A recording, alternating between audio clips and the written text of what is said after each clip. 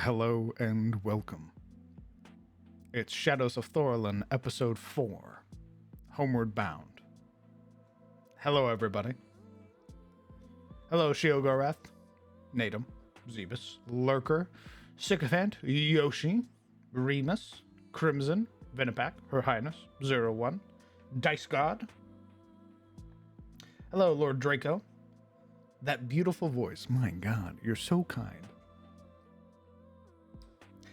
Dice God, thank you very much for 13 months. Incredibly kind of you, brother. Thanks for sticking around for well over a year now. I appreciate it. Hydrate very well.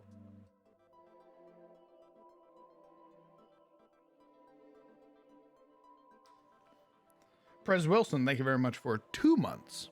Thank you for sticking around, my man. I appreciate you. Sir Poi, thank you very much for 16 months. My God. Close to 2 years, my friend. SOT night. Hell yeah. Sparks has the plague. Jesus. That sucks. Like right after your birthday, too. Jesus. I hope everything is well. I hope you are well rested. I hope my beautiful husband's taking care of you.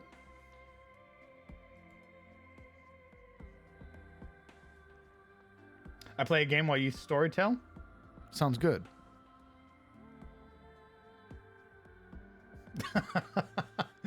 Very good, very good.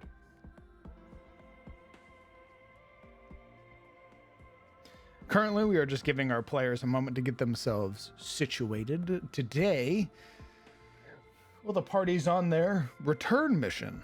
They've rescued Mr. Carwell, the supplies. They found a long-lost friend in the form of Grayson. And now the party, all they have to do is get back to Eliond. And upon doing so, they'll get level 2 and max hit points +1 for defeating the Renkir Blacktongue.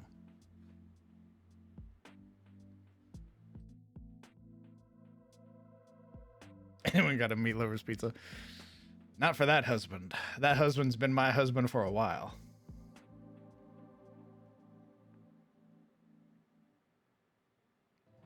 What's going on, 018?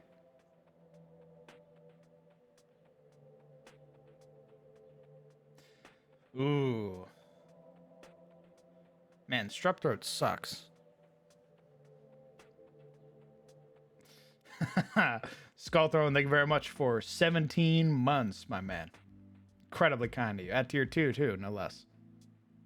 I appreciate you, brother. Anubis, thank you very much for 27 months. Here since goddamn near the beginning. I appreciate you, brother. For all of you who are resubscribing, thank you very much. Your generosity, your kindness allows me to keep doing the things that I love, which is this. It's Dungeons and Dragons, baby.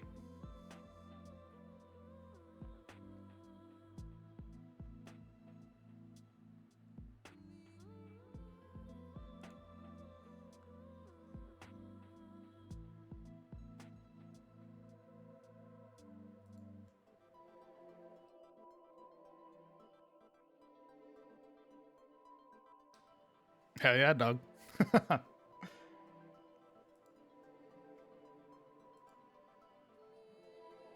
had a moment today, which definitely helped, because I I think all those outward streams sort of burnt me out a little bit.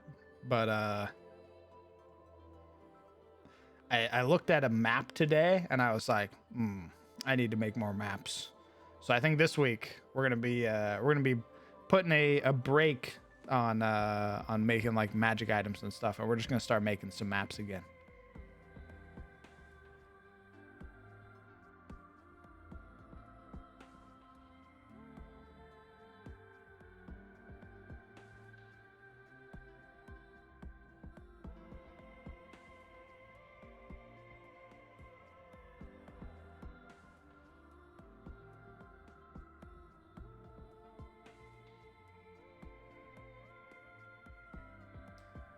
You should, Sparks.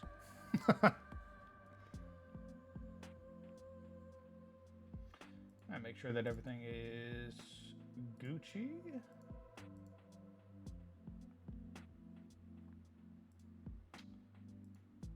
Transition over.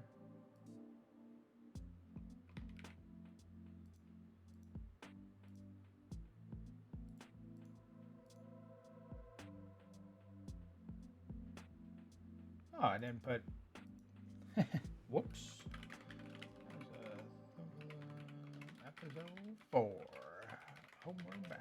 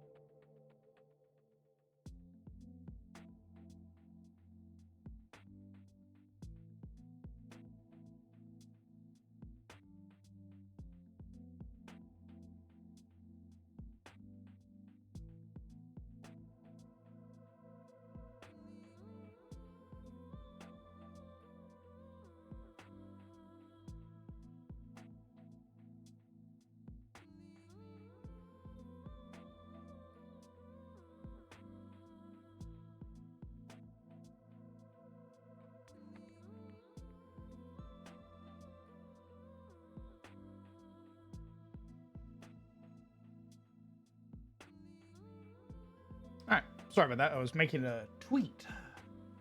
I forgot to do it. So, we'll post our tweet real quick. There we go.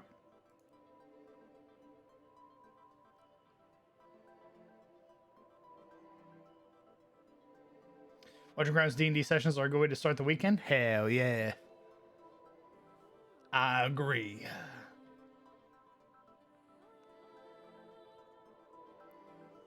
More teaching lessons. Skull, your maps are amazing already, brother.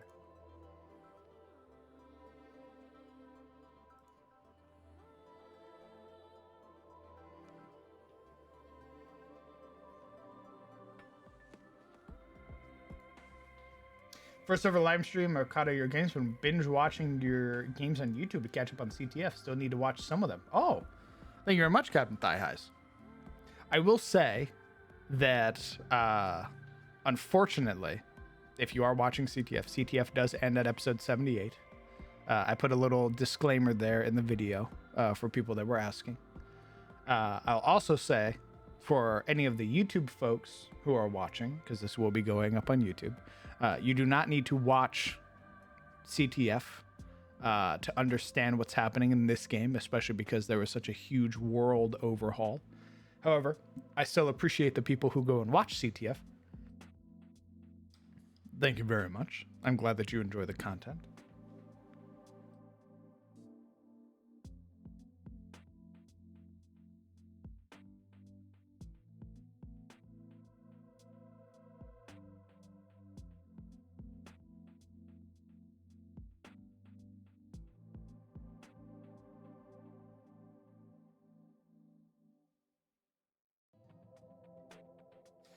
I understand.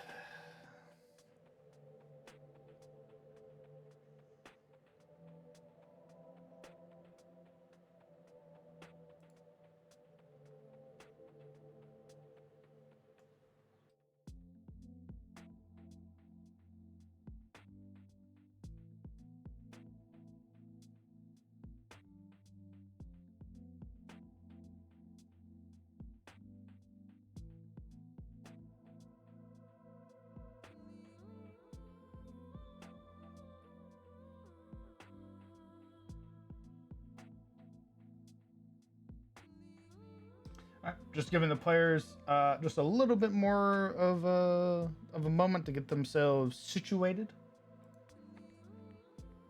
And then we'll hop on over, get introduced to them, get introduced to the game, and then start playing.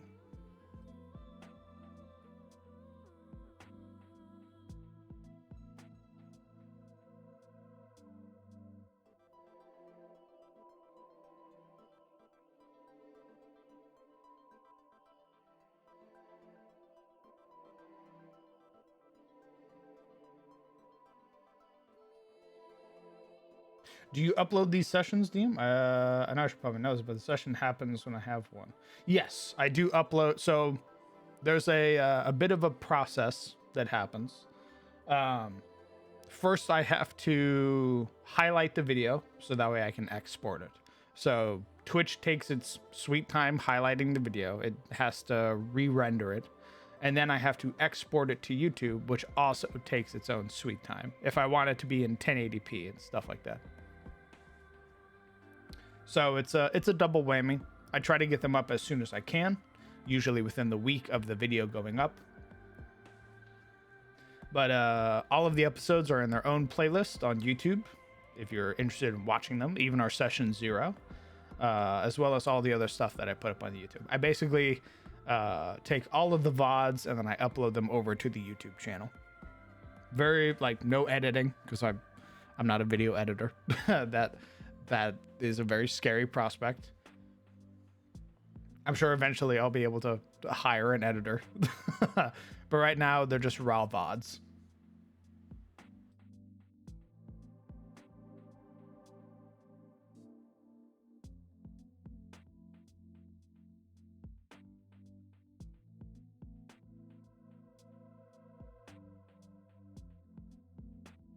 I hear Dream making a transport system.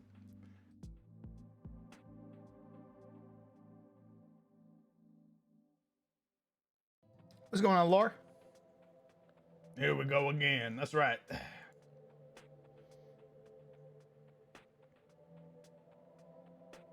It works for D&D, so I think it's fine. I agree. Love this soap opera? Same. I like the raw VODs. The break time talks are fun too. Agreed. All right. We're going to go ahead. We're going to transition over. Okay. So, you will notice behind me the void. Currently bereft of life, as you all chat, as you all talk, your words will be recorded behind me in perpetuity for all future VOD watchers and all future YouTube watchers. If you have anything you would like to say to your future self, now is the time to say it. Words of wisdom or words of warning. You will also notice beneath me our friends, our companions, our players for tonight. We'll be introduced to them in just a moment.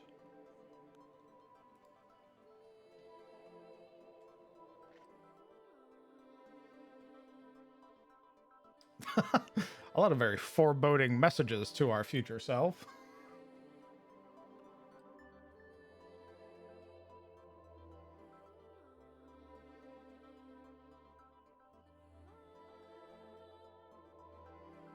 Into the pit. Looks like we are waiting on one more player. They probably have their hands full of dog. So we'll give them a little bit. We are just going to go hang out with the other players for a little bit, though.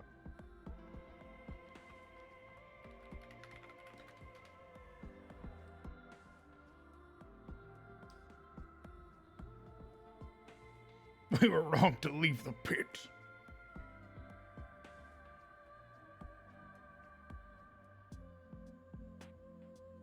Be hitting them with a warhammer or something, just like for I imagine you could just unmuting. Just launch their ass into the fucking sunset. Who are we Run killing? that. Oh, we're just devising evil strategies. Don't worry about it. I see. Don't worry about it. How do What you does feel? what How does do you that feel? mean? How do you Don't feel worry about about it. doing an anti-gravity spell on a mob and then I hit it really hard with a hammer like a golf club and then it goes into the stratosphere? What? Sure. Sounds good to me. dot. I don't know about it. You'd have I to push assume it. I this think. is in relation to the Oliver's gravitas ability or whatever. Maybe. Well, the idea was casting that and then having Isolde thunderclap them into the sky. Oh, Send them Yeah. off like Team Rocket. Just Yeah. Only if the thunderclap is cast by twerking, though. What? Clap! Okay. All right. I see.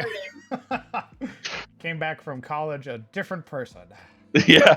It's like, listen, there's a time and a place for everything, and it's called college. But only if you do it like upside down against the wall.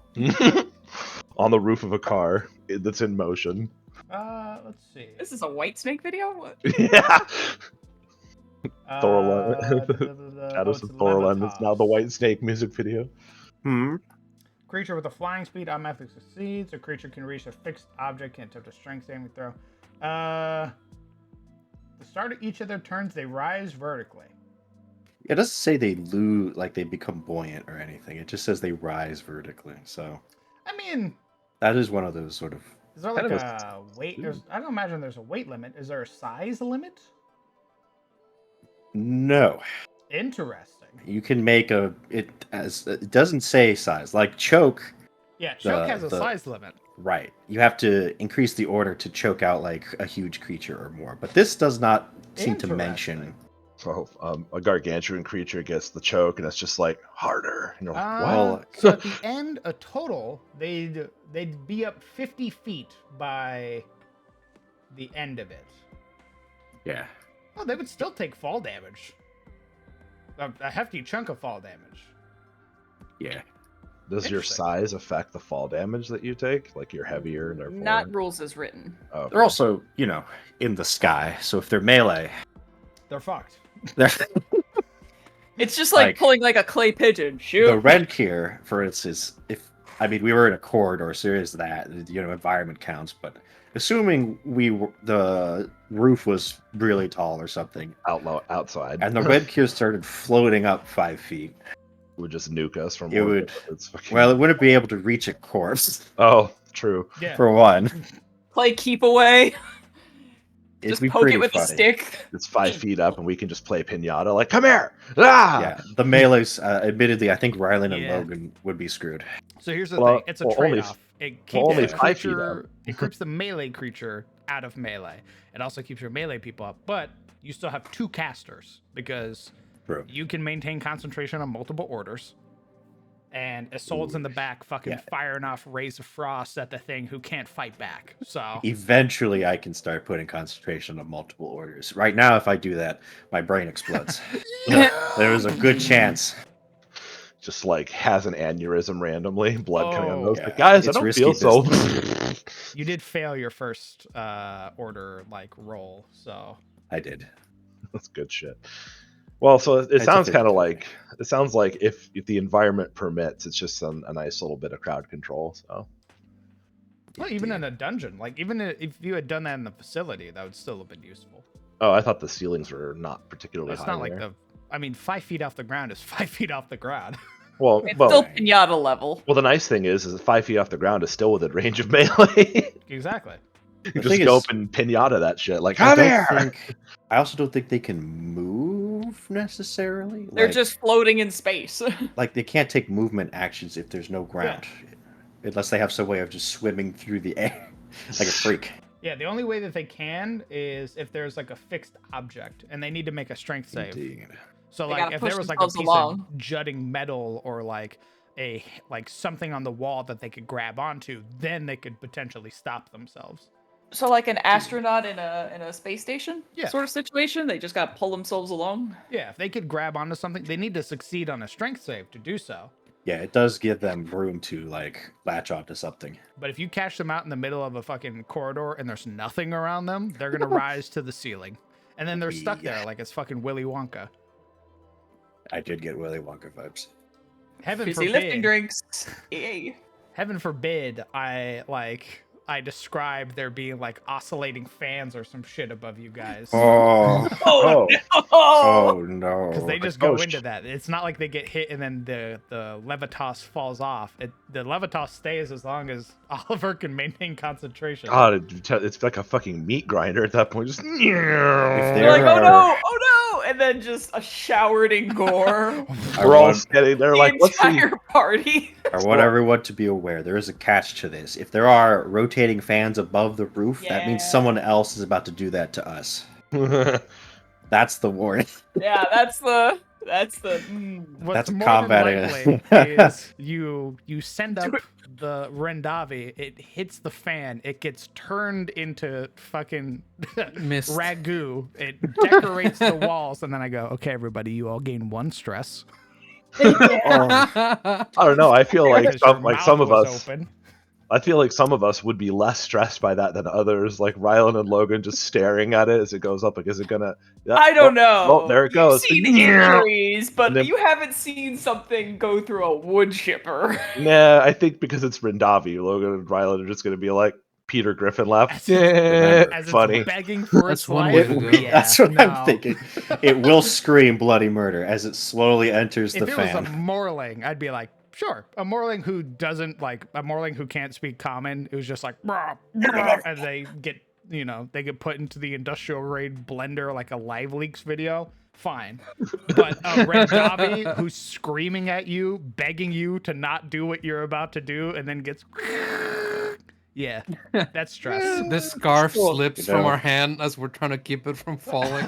I thought Wait. choke would be a little brutal for Oliver, but maybe that's the humane option. Nah. Maybe force choke is the human. Maybe that's the easier way to go. Oliver validating his turn to the dark side. I understand.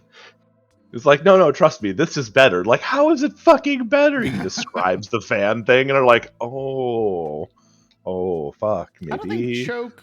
I mean, you're not like you don't damage them, right? Oh, you Choke? damage them. 1d6 per round, Oh, and they're restrained. You are crushing You are. their windpipe. You are. Yes, it is the force choke, Darth Vader mode.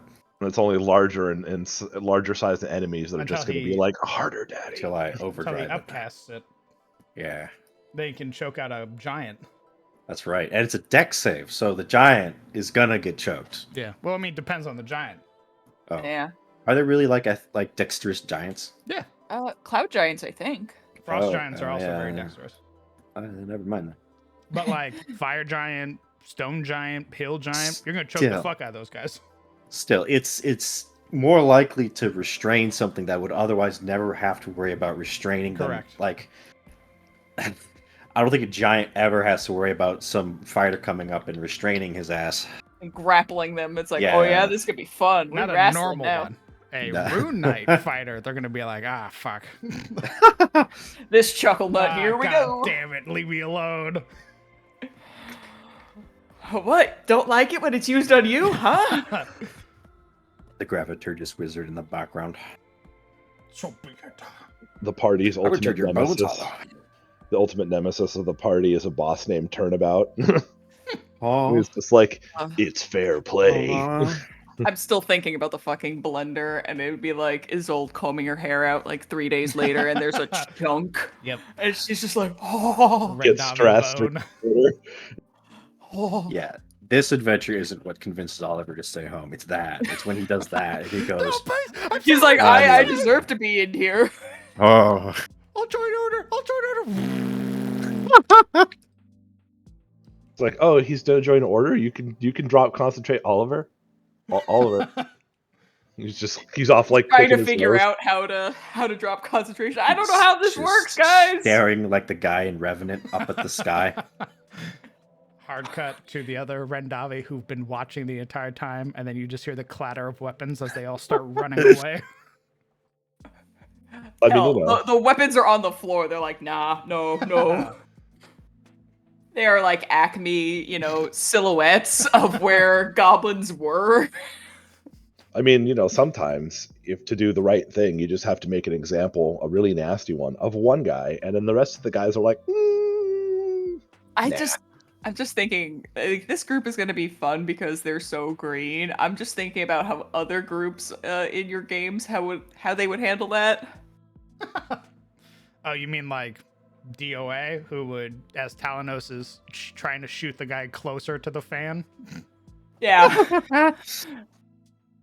can I use my gun to move them away using my... Baron goes ape mode to throw him into the sun.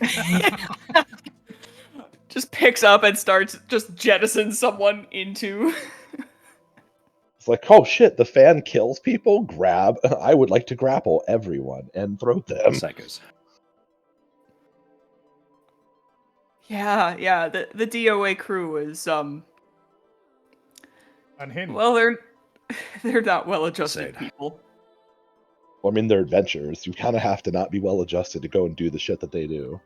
Oh, I understand that, but like, there's levels. There's levels. I feel like you're trying to assign a threshold for something that doesn't need a threshold. There is and there isn't well adjusted. I mean, there's like he's just a little fucked up, and then there's like, you do Just a war little crimes. trouble.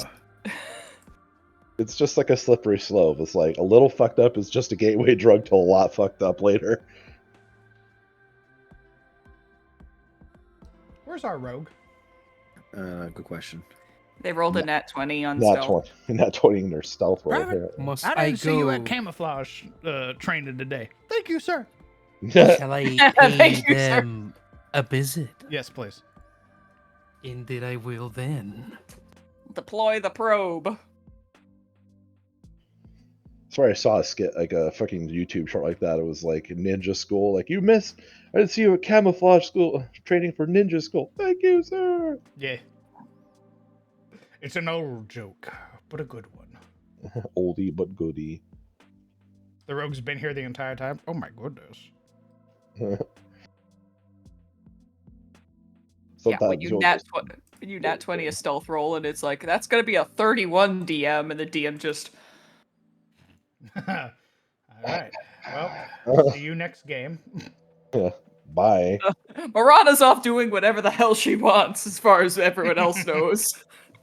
Might show up, might not. You could be in the next county by the time this fight's over. Yeah, like a jump cut. She's at like, getting her hair done. Like, huh? What? Oh yeah, there was a fight. I'll be right back. Comes back with cucumbers and a mask on her face. Like, what? I don't know. I've been here the whole time, I swear. Eats cucumber.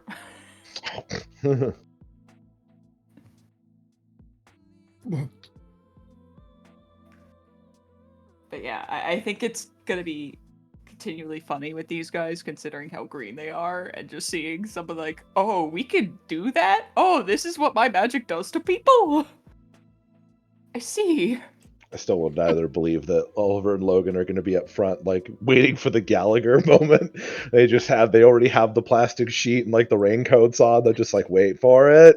Yep. Ah! Yeah, all of their gear is waterproofed. So blood resistant or whatever, blood phobic. Yeah, stain resistant. Just waiting happily, like, there it is. Yeah, Who wants some watermelon? Like, that's not watermelon. Meanwhile, the DOA crew is certified psychopaths. It's like, I think Evelyn's like eating that guy now. Meh. Like, oh, cool, it's already ground down. Perfect. I can drink it through a straw. God. Yeah. Get help. I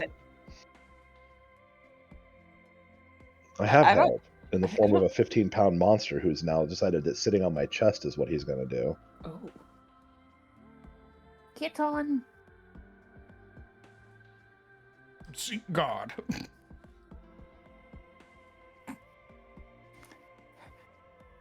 Yeah, that's the problem with that crew.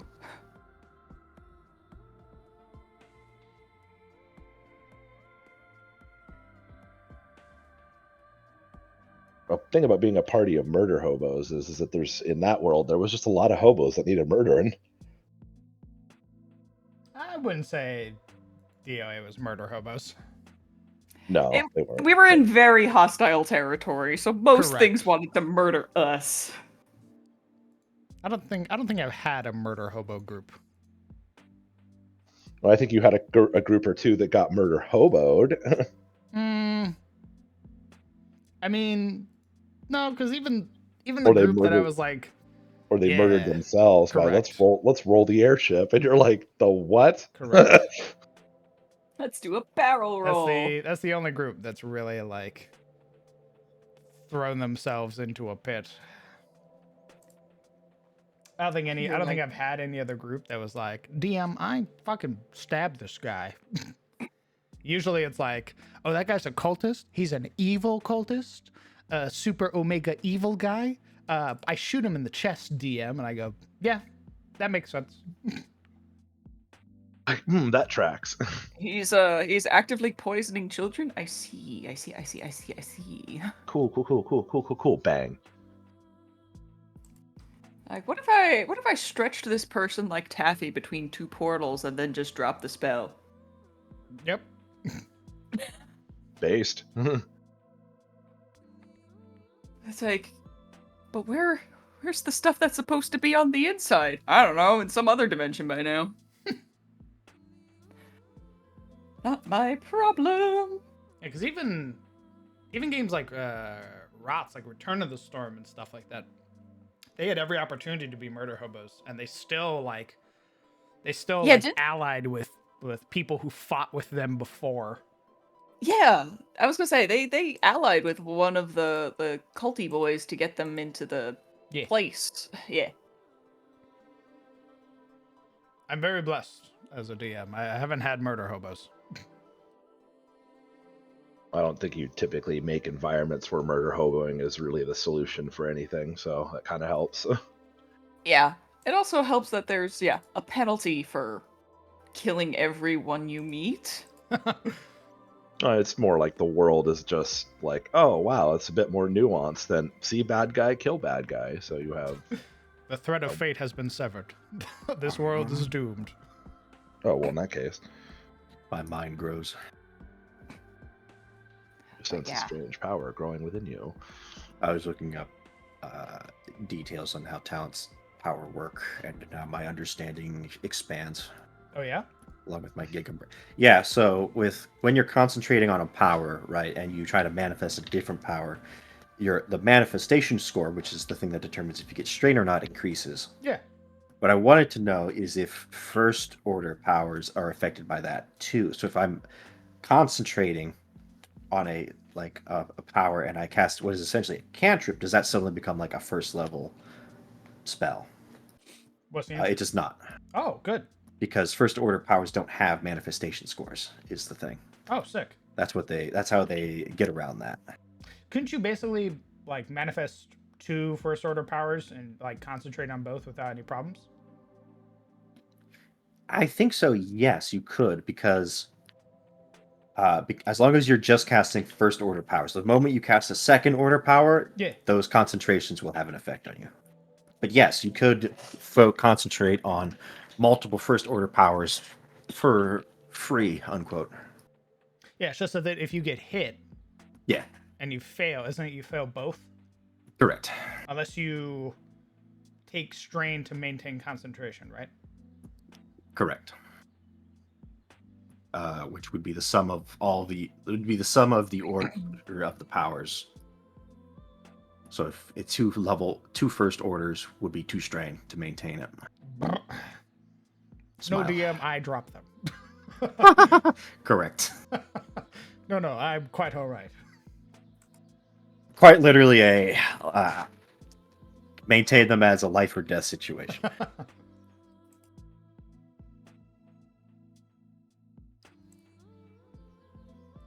So the talent's a little complicated.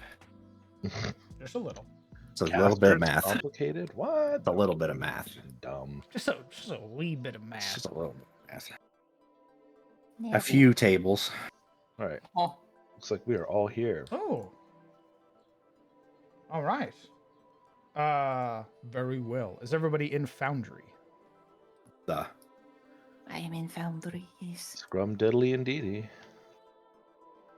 What the hell you just say to me? I don't know. Get flandered. oh, What the hell? All right. Very well. Then how about we go down the line? Introduce yourselves, your character. Once we reach the end, we will figure out who is going to recap for this week. Let's start with our rogue. Yeah. Maybe just a second.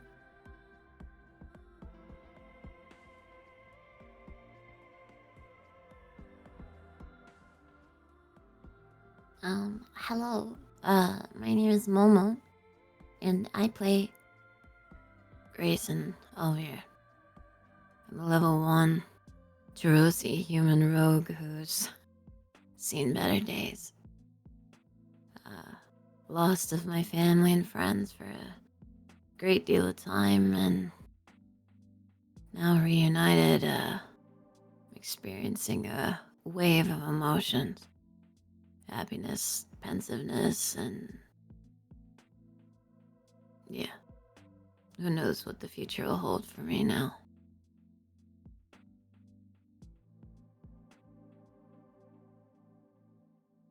Hello, everyone. I'm Necro, and I play Isolde Alvain, half-fire giant and draconic sorcerer, level 1, of course. Isolde is the daughter of Gerald and Guinevere Alvain, and a recent graduate of Illendor Academy in Vinheim. After completing her studies in Illendor and coming home successful from them, she's been restless over the last year, until recently when her father gave her a task, along with her friends, to become wayfarers. After our first real mission, Isolde has seen how dangerous the world outside the walls of Eliond and Vinheim can be, but so far remains undaunted as we press forward.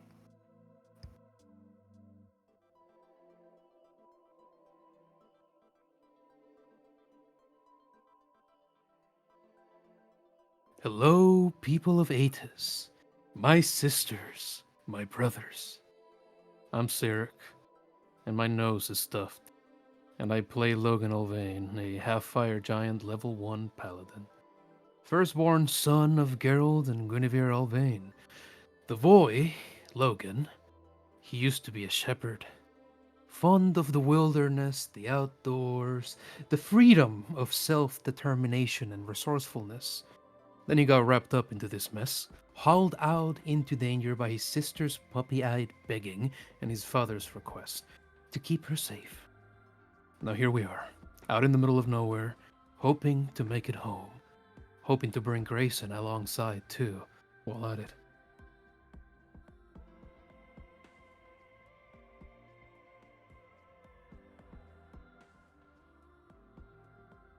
Hello, I am Sizzle Bacon, and I play Oliver Duskbrand, a new adventurer and wayfarer to the town of Eliond, having freshly come from that town where I have lived most of my life. A adopted son of Alexander Duskbrand and his daughter Amelia. I have lived here for as far as I can remember, really, having made friends and close companions during my many years there. I have finally been given the opportunity to leave the eyes of Alexander and my mother, to adventure once more out into, well, the unknown. My first experience so far has been a mixed bag. Violent, scary, painful, and yet overall rewarding. We have not only saved who we set out to save, but found a long-lost friend in the process. So it leaves me with much to think on our trip home.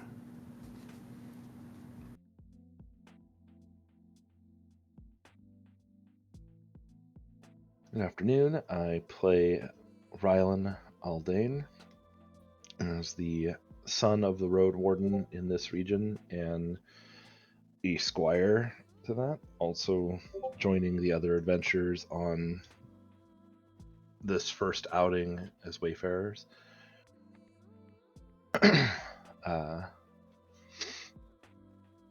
Basically, having been brought up to do this kind of thing for a while, he is a bit more seasoned at the sort of adventuring lifestyle, But now that he's on his own with just his friends and no adult supervision,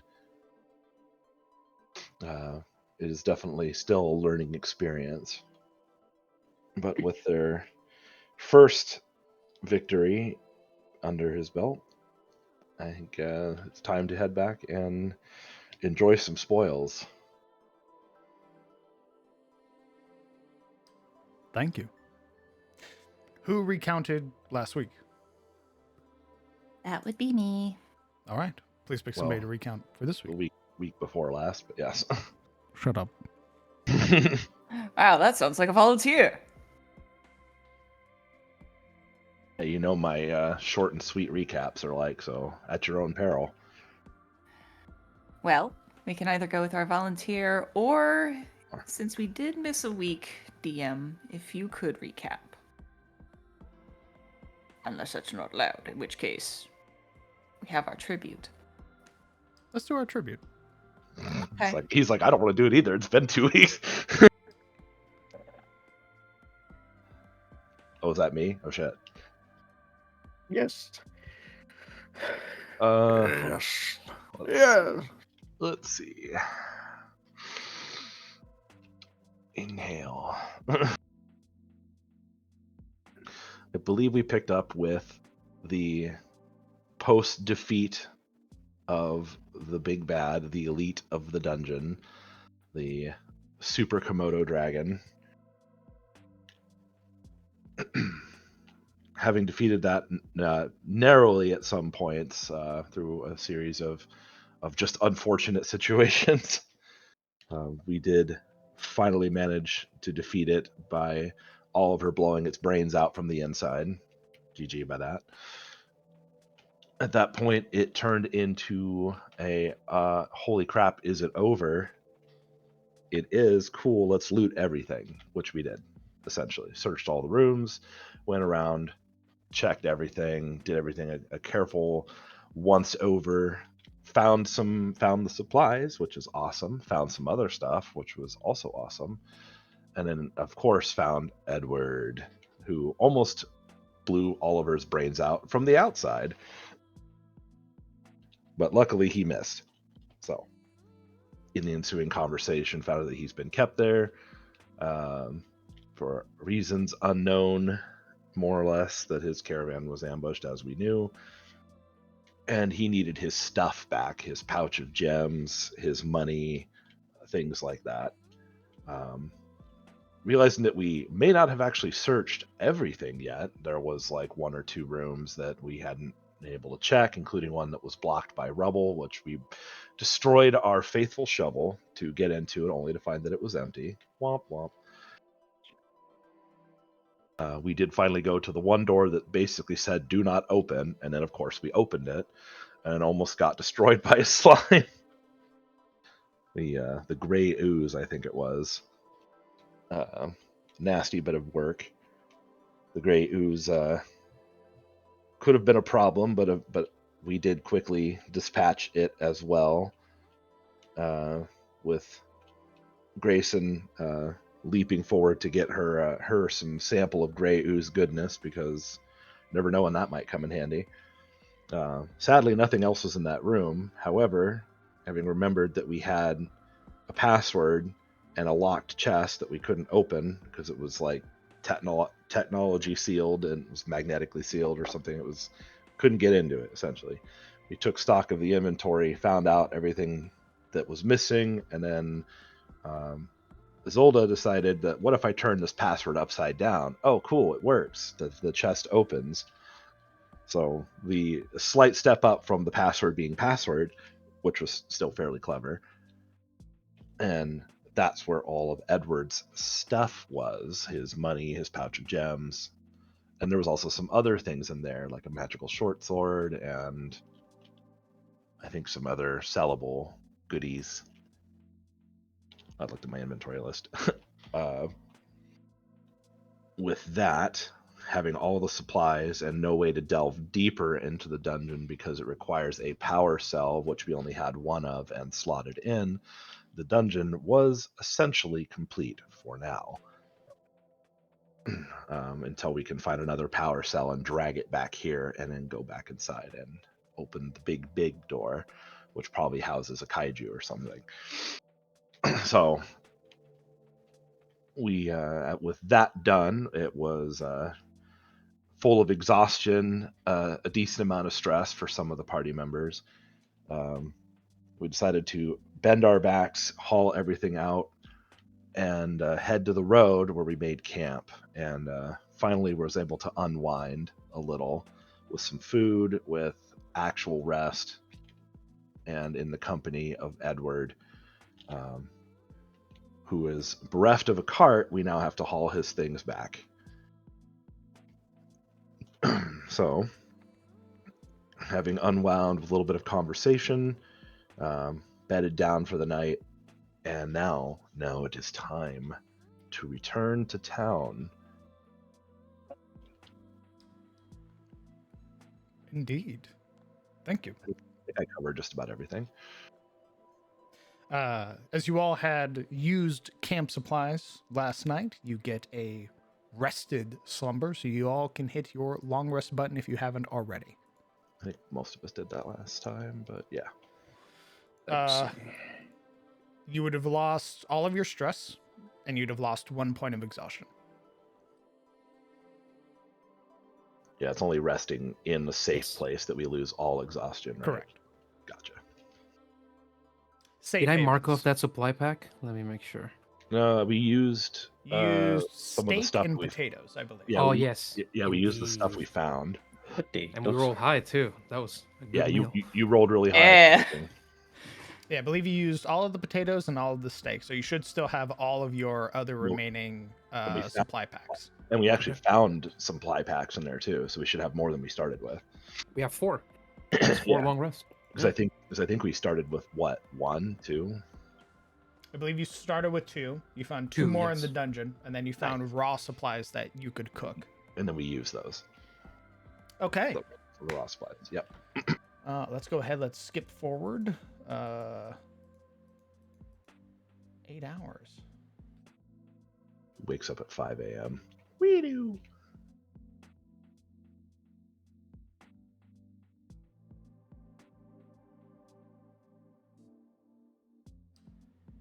Bright and early. Though it is still autumn, still fall. So it would only be about now that you begin to see the sun creeping over the horizon.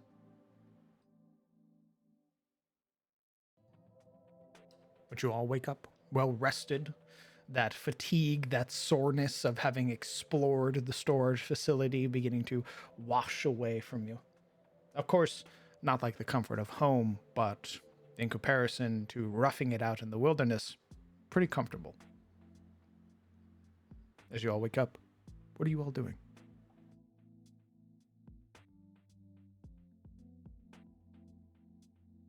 I believe we had a plan to keep watch through the night. Yeah, and we had agreed in character that Izzy would be the last one to hold watch. We don't know, however, we never got the chance to roleplay it if she'd even accept that. Would she hold the last 2 hours as vigil? Because if so, she'd be awake, I think, by now. I think her brother could convince her, like, hey, in the wake of all of that, it might be helpful to have someone awake. In which case, she'd agree, if Yeah. a bit reluctantly, because that means waking up a bit early. He would have pulled everything, as in he would have begged, he would have, guilt-tripped her into it, brought up childhood stuff, whatever to get her to keep watch. Steal her hairbrush and hide it. Oh, I don't know where it is. Yeah, yeah. Your hairbrush. I don't must even be need on to do one. that anymore, guys! You're Make wasting all of ill-founded it now. threats. What are you doing? No, he's got an endless supply, don't worry. In So true yeah. brotherly fashion. Yeah, she would have eventually accepted, so she would have probably been up. And just probably have done her hair and probably entertaining Eden. Okay. Yeah, I think it would be. It would probably be Eden who would sort of seeing the first sunlight would probably be the one harassing people awake if not stopped. I imagine it's kind of once it sees like the beginnings of sunlight, it like Eden flaps up to one of the trees, kind of climbs and looks, and has like this kind of like almost bark-like noise. Dragon bark. Yeah, like a little dragon bark. Like it's a pseudo dragon. It's not quite a dragon, Mm-hmm. but it's almost like a roar slash bark. It's very pathetic at both. Amazing. And it just kind of hangs up there and does that, and his soul's like, get down here. It, of course, doesn't listen. Probably doing it several more times before eventually relenting if anybody wakes up to the weird. Actually, I think Logan would be familiar with the noise. Indeed, and he wouldn't wake up. Yeah. He's developing immunity.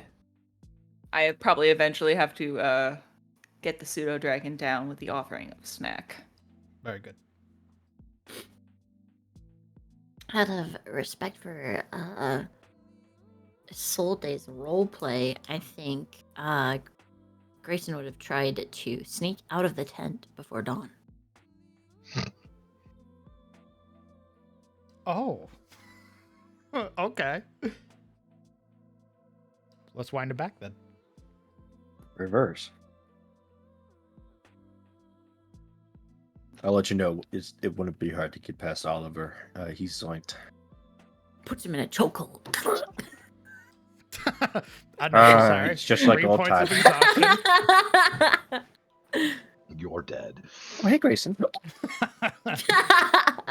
Oh my god, It's just good like to my have you dreams. back. Pillow over the face. Shh.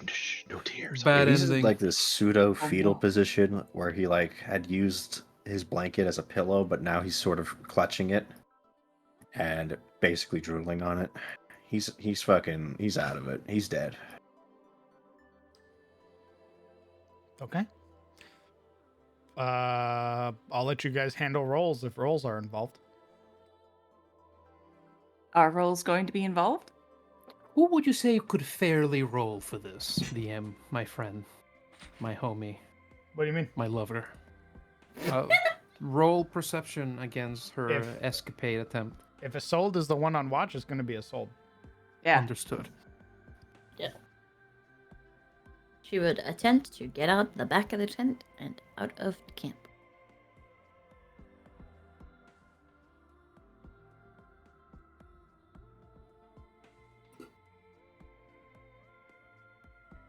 Guess we have to roll stealth versus perception. Sure. I didn't know if you wanted to roll. Do you want to roll?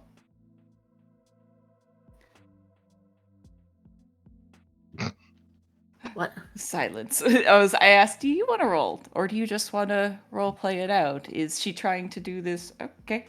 That's still a 16. Yeah. Nice. All right. Role play amongst yourselves.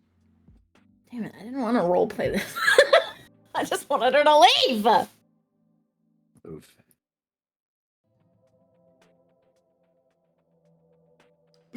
As you are on So- watch, Izzy, you would begin to Mhm. hear the rustling behind one of the tents. So being where we are and what we've been through and just what her brother warned her about.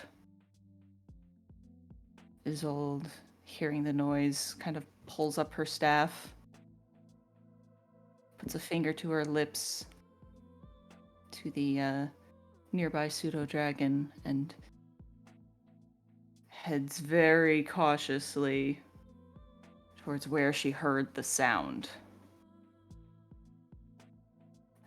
Thinking that there's something here. Grayson, what would she find? She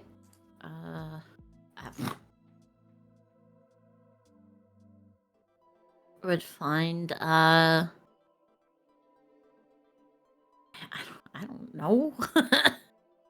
the the back like flap of the tent is standing like open, and Grayson has no gear, but maybe the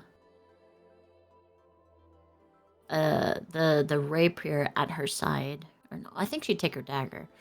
A dagger at her side, and she is making her way into like the brush of the outside of the camp.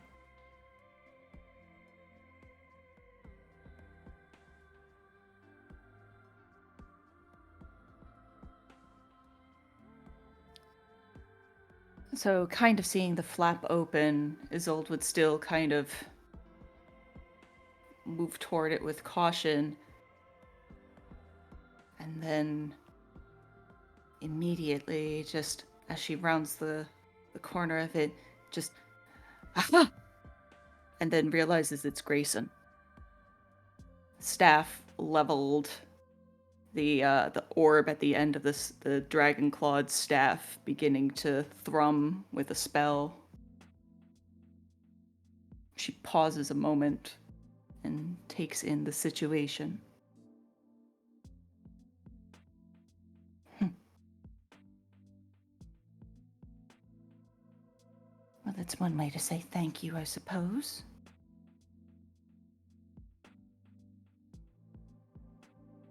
Grayson like turns around and looks at her. What do you mean?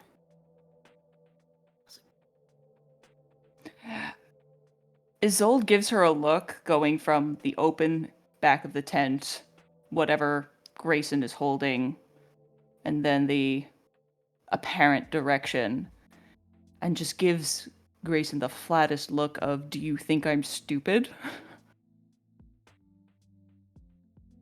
As she turns around, Grayson is holding a dagger in her right hand and a pouch in her left hand.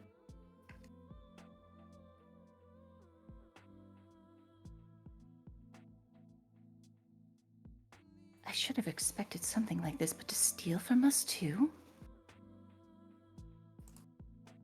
What are you on about? I didn't steal from anybody.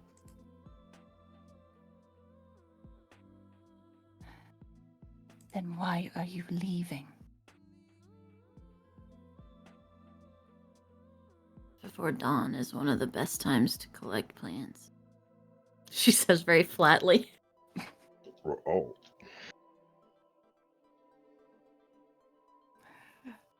I don't think I've ever known Grayson to be a flower picker. Oh, you're picking flowers now, are you? Oh, Uh, straight to jail. I should ask, Grayson, are you lying? I am not lying. Oh. Wow, even God's surprised. You take that, God, you little bitch! She's smited. I'm sorry. Continue. Giant My thumb apologies. sends.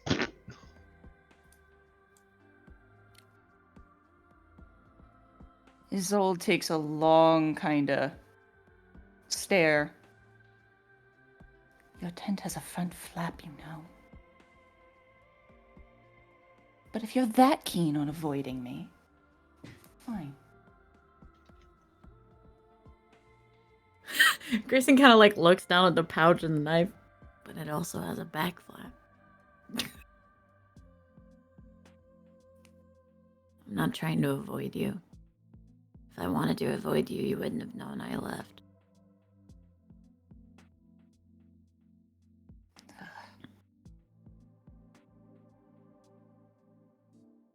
I can show you what I'm looking for if you want.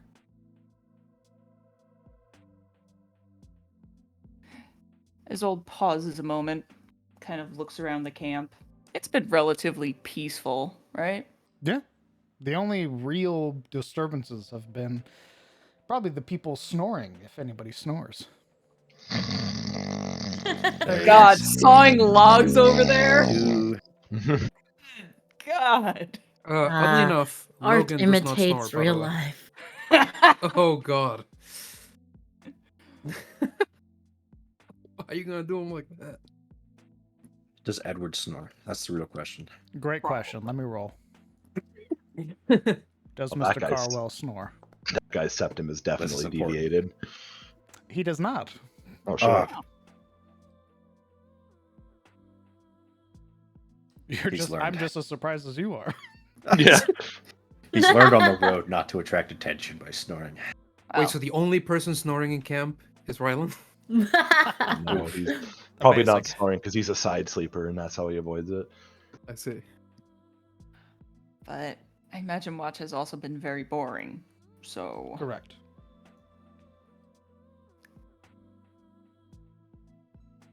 Fine. Let's go. All right. Okay, Grayson. What are you looking for? She is looking for the like fresh herb combinations that go into the medicinal herbs. So any kind of like morning like flower buds that would only come in at like they bloom at night kind of situation, or anything that could be found further away from the water but not into like deep brush like forest area.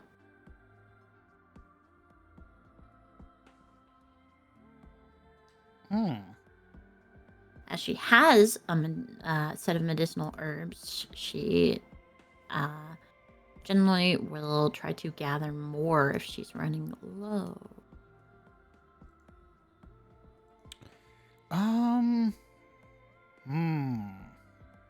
Considering that she doesn't often get to be on land, she tries to take any advantage she can when her feet are on land. And I mean, if we can't prepare them, potentially wisdom could. That's what I'm thinking. I'm proficient in survival. Yes, but to make them, you would need knowledge and herbalism. Oh, I'm not trying to make them. I'm just trying to find the ones that go into making it. Okay. Yeah. Then sure. You can go ahead and roll me a survival check.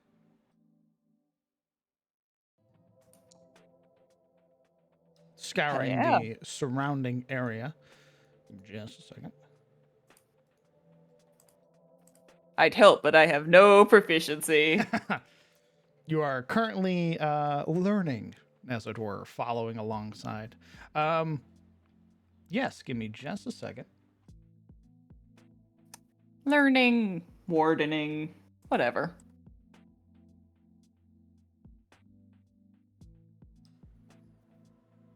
All right. Yeah, sort of traveling through and beginning to explore the surrounding terrain here in this sort of hilled area. You would begin to find small little patches of lavender, sort of snuck in between the brush. Lavender being one of the key components within the medicinal herbs.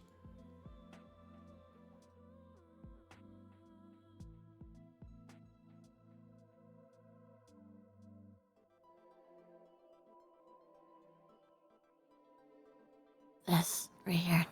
She'd point her knife as they walk along at a bit of lavender.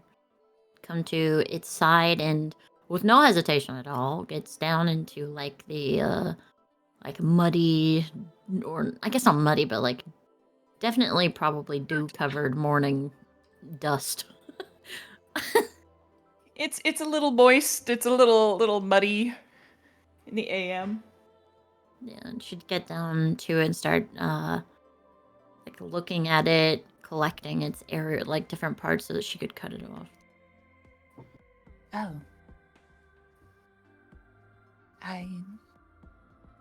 And Isolde kind of, Isolde being as tall as she is, squatting down next to this plant. I didn't realize you had known things about herbs. That's new. Mostly dried herbs. It's a lot of the stuff I would encounter. It would be a rare ability. Find them not dried. Just kind of collect it up like a asparagus bundle and kind of cut at the bottom, trying to collect some of it. Certainly. I'll say no roll necessary because the roll was to find it, so you harvest it without issue.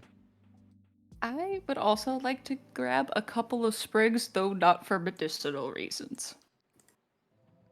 Lavender smells nice. Okay. And a Does lot it of things don't smell nice here. Why does it always sound ominous with you? Shut up. Yeah. You're too used to my other characters being like, DM. Does this Yeah. murder people? If Grayson is willing to cut you off a few sprigs, otherwise I'll need a roll from you. Yeah, Isolde would like to do it herself. Oh, okay. Go ahead and Do roll passive me. aggressively harvest lavender at you. Yeah, go ahead and roll me a survival check. Yeah. Okay. Oh. Your initial Yeah, we wariness picking flowers. pays off, and you sort of miming after what Grayson does, cut yourself a few sprigs of lavender.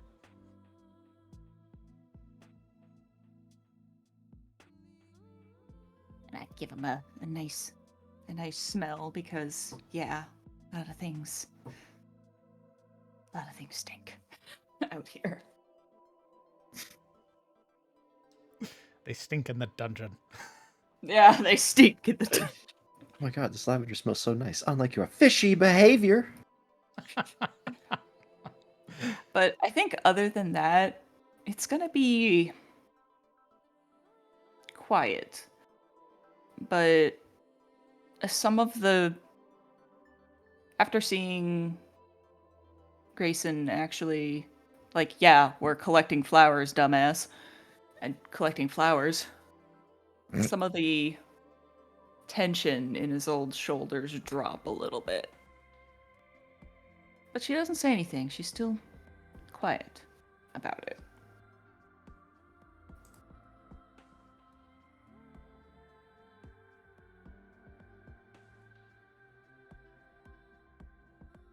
Is that enough?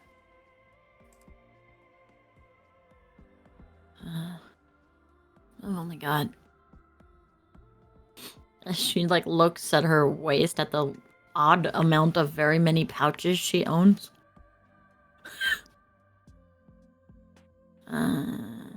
This should be enough to fill them. It's yeah.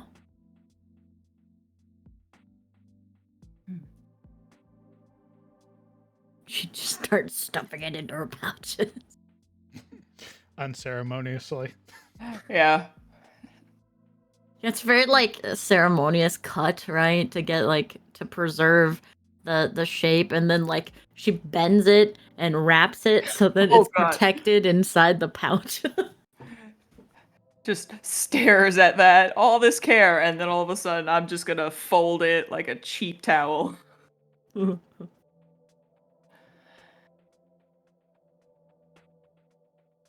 you ready to go back to camp?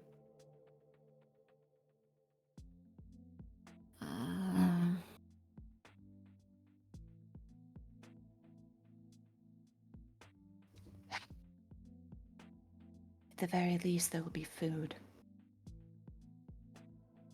Yeah. I think this is probably the only thing I'm gonna find out here. It's lucky to be next to fresh water, so. We'll be making our way across the river again. If you need to take some time gather things. And I'm sure my brother and Rylan would understand. Sure. Yeah. And I imagine during this conversation there is like no direct eye contact. not if Isolde doesn't command it. No, Grayson has her hood up and she is looking at plants. Like there is no commands from the dragon sorcerer as of yet. Just kind of quietly eating some of her words and not admitting it at the moment. Adult. Adult.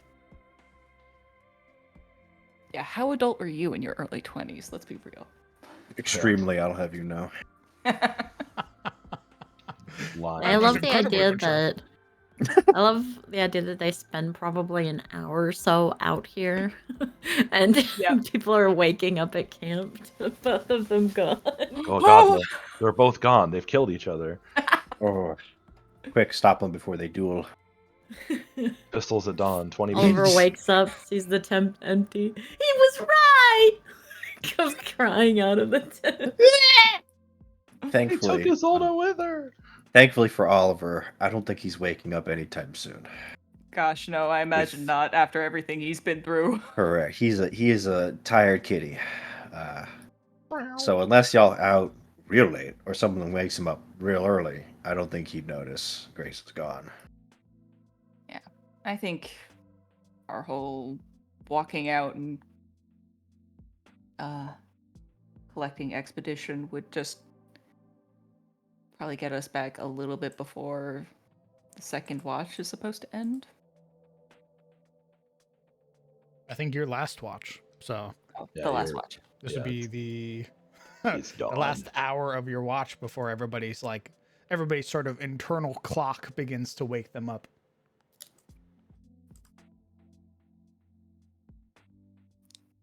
I imagine kind of as they're heading back into camp, Isolde's just like, you should get some more sleep.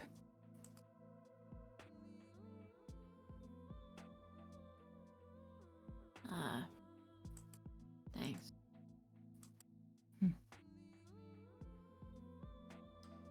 I've added sprig of lavender to your character sheets. Oh, it's even got a little picture. How nice. That's how they're going to track us down. They're going to follow us into lavender and then kill us. Yep. We're done, The bro. lavender monster's going to come for you. But yeah. I think it's very tense, but otherwise civil for the time being.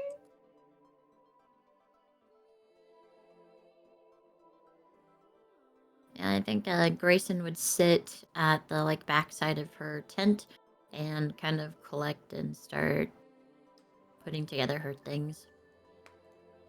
Maybe scribbling in her journal. Okay. And then the weird dragon barking Correct. happens. Now everybody begins to wake up.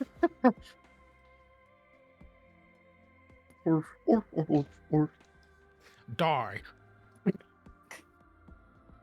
It's kind of like that, like the noise the whelplings make in WoW. Yeah. Yeah. The what? Oh, the dragon whelplings from Dragon fucking. Yeah. Yeah. I don't remember what that noise is. But... That's okay. Amongst the people to wake up is, of course, Mr. Carwell, who is sort of up bright and early. He looks very thankful for a well rest, a full stomach, as it were. And he would begin perhaps falling into his previous sort of early morning routine, of which he'd wake up sort of get himself cleaned up and or as cleaned up as he can be out here without the rest of his equipment, and begin counting over the supplies, making sure that all of the crates are still sealed, making sure that everything is still secure in its place, and then beginning ready to divvy it up so that way it can be carried back to Eliand.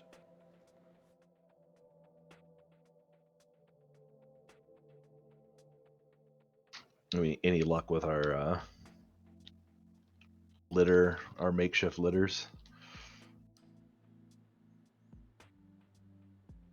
One more time?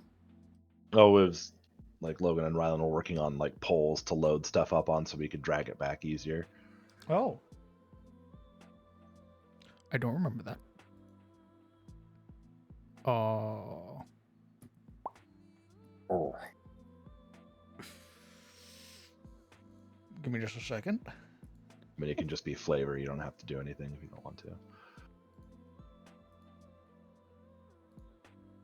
Ooh.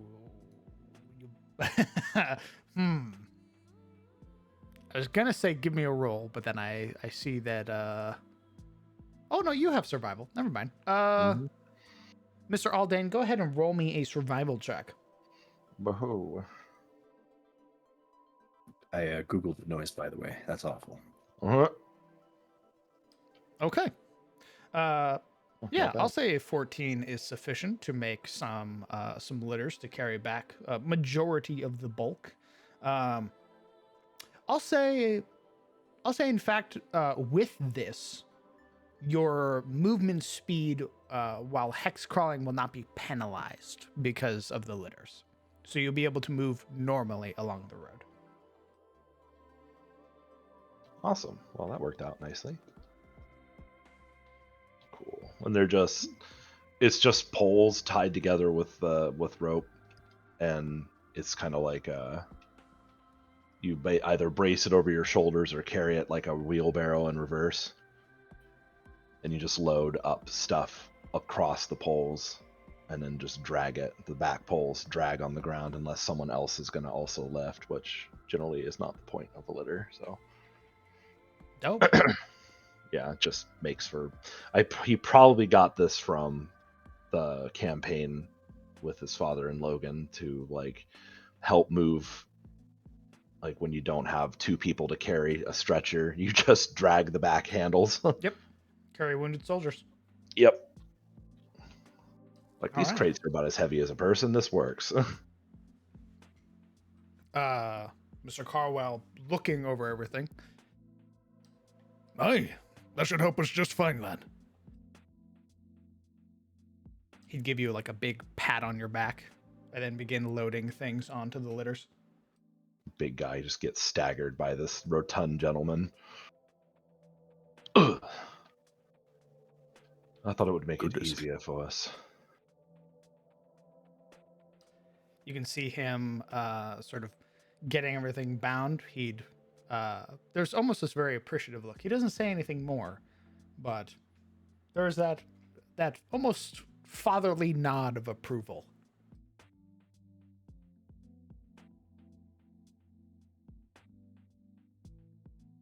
What is the rest of camp doing? Logan, Oliver? I'd say that by now, Logan wakes up. He often sleeps in, but his friends would know. Sleep takes well to him. As he steps out of the tent, unarmored and wearing nothing but that loose shirt, he seems rather fresh. Perhaps he'd been awake for perhaps an hour by now, but he has pants on. He said nothing but a shirt. Yeah, because his armor is off. He has pants when he wears his armor as well, you know? Messing with you. Continue. So anyway, fresh-faced, he moves over to some basin to wash and clean the grain from his eyes. And he'd take in the camp, watch people wake up, probably whip up some food as well. Fucking oatmeal. Ayo. Go ahead and roll me, if you would like to, roll me a culinarian supplies. I believe I will.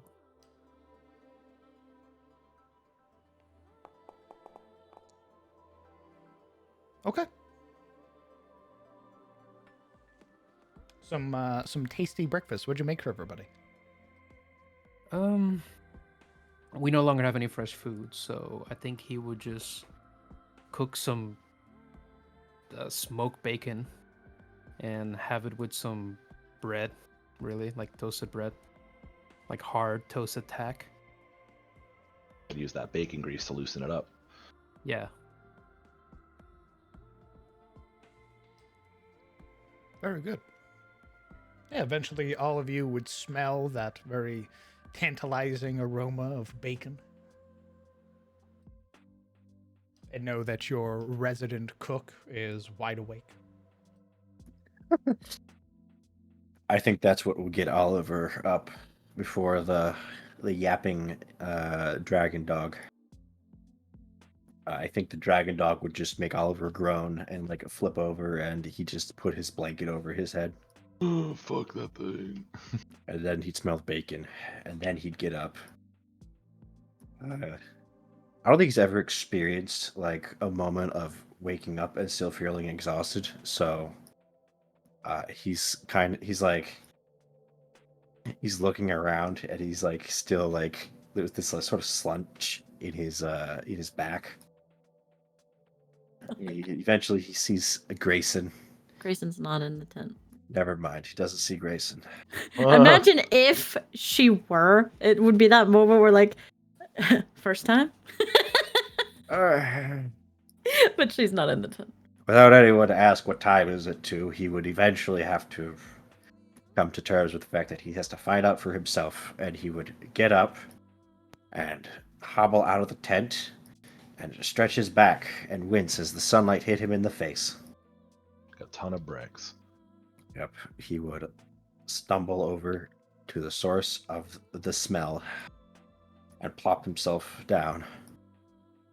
And upon spying Logan, he would then ask, "What time is it?"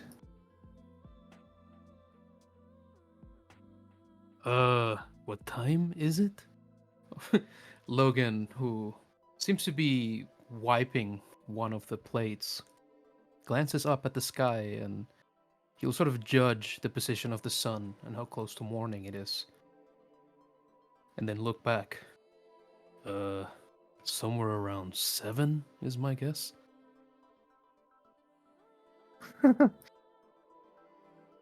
Yeah. Hmm. I imagine that's actually like pretty late for a farming community to wake up. Yeah. So to us, we're all like, "Oh, that's super early." But I feel like to Oliver, he'd be like, "Wow, the day's over." Oh, rubbing one eye. Is breakfast done? Yeah. Here, actually. Logan sets the bowl down and the rag on top of it, and he reaches across the stump where he'd made the makeshift fire to bring up a bowl. It's already crammed with the bread, and he stuffed it together with the bacon, and it's all greasy and really delightful. And he'd bring it up to Oliver, sort of setting it within his reach. Oliver would take the bowl with a weary but a weary smile, and gives a sort of a nod of appreciation to Logan before he starts chowing down. It's not much, but it's filling, right?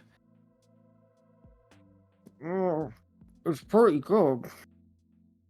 Wish we had better cheese. Something fresh, you know? Oliver kind of sighs the idea of cheese through bites of loaf. If we're going to head out like this, I should buy chocolate, maybe.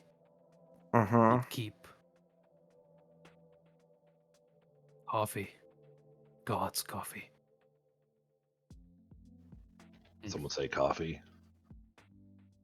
There's this sort of lazy nod of his head. We were just lamenting, Rylan.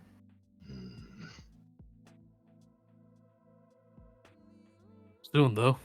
And he'd give Rylan a very languid thumbs up before he goes back to cleaning dishes.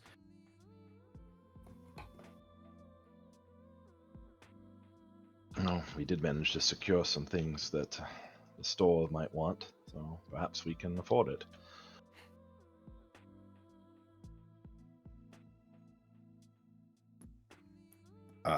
Between munching, Oliver rubs wakefulness into his eyes before his ears kind of perk up at supplies and this talk of stuff. Oh, he swallows. Has anyone decided if they want the blade?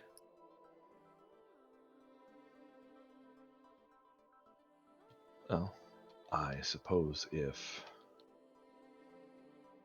as it is a short and stabbing type of weapon, if Grayson's sticking around, Grayson. maybe she would appreciate its use. But if not, I can always go with something that stabs well. Is Grayson within view? I would guess not. Yeah, once Grayson's name is mentioned, Logan sort of snaps up and jerks around looking. Have any of you seen her?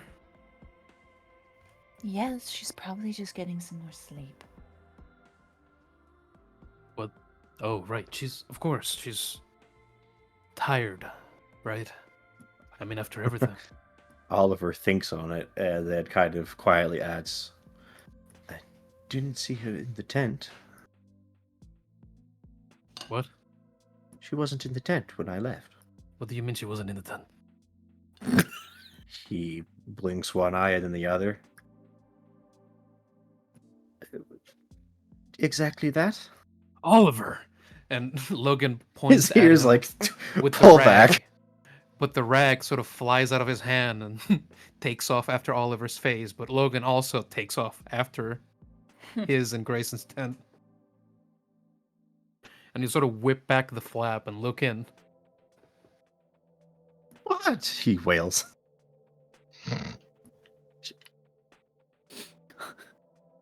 She probably went to the bathroom or something. There's no bathrooms out here, Oliver. You mean I've been holding it this whole time? There's some. You know, he gestures wildly. A bush or something. Get out of view. Maybe she went for a walk. Why are you yelling at me? So she's not in the tent, yeah? She's not in a tent. Yeah, Logan, his half-giant self sort of ducks and gets into the tent, and you hear him rummage through the bedding. I think there would be kind of like a fold of her book. She'd peek into the tent. Hello.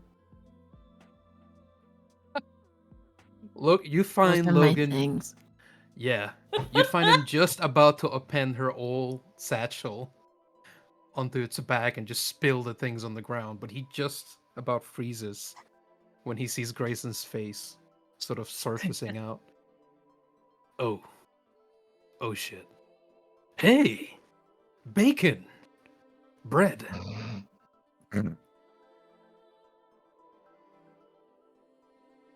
Yeah. He very Is it gingerly time for sets it everyone else down. to eat, or what? Yes. You just woke up. How did you sleep, even?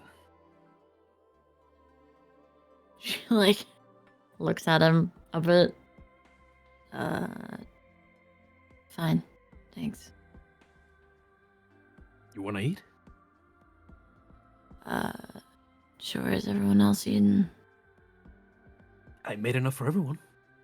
Your portion's right there, and he points behind himself without looking, so he sort of hits the edge of the tent, sends it flopping. Her brows furrow for a minute. My portion. Oh. Like you saved some for me. Okay. Everyone eats. That's what Dad says, right? She like pauses. Yeah. She'd start coming around to go sit down and eat. Logan crawls like a toddler out of their tent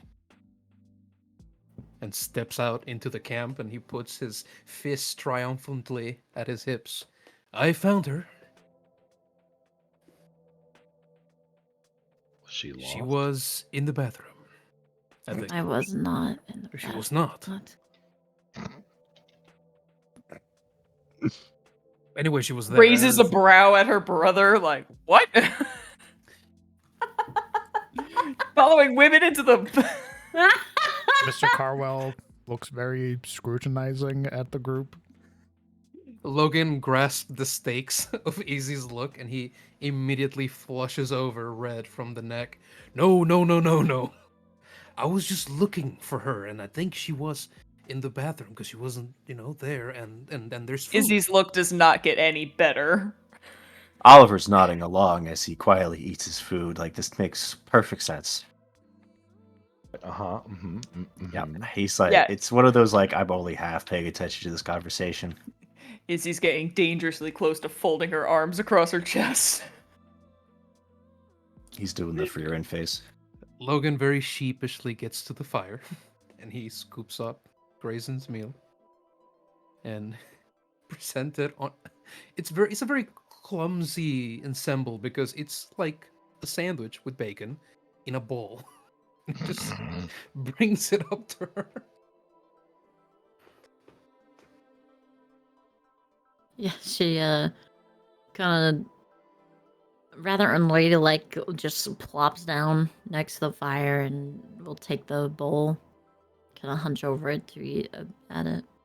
So it's a little bit greasy. Maybe you want something like a rag? Oliver, do you have my rag?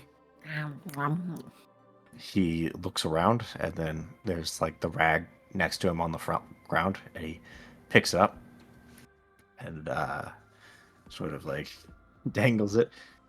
Mm-hmm. He motions to Grayson. Huh. Oh, thanks. She takes it and like puts it away. With this expression of like she's been asked to hold other people's things before. Oh, why? You're not supposed to keep it. I know. Just holding it for you. Not what you No, wanted. it's so. Well, the food is greasy, right? So you clean yourself. She's like mid, like hand up near her mouth as she's like about to wipe it with her sleeve. Yeah. Thanks. Slowly lowers her arm. Was this part of her mannerisms before she joined her band? No. No, wiping her mouth with her sleeve. No. All right. Yes, Logan looks on appalled.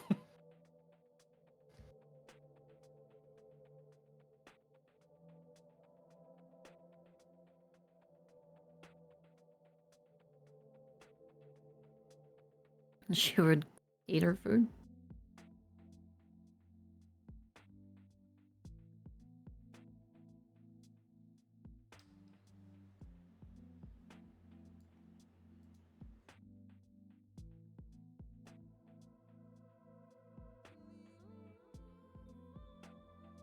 Okay. Is there anything else you would like to do, party?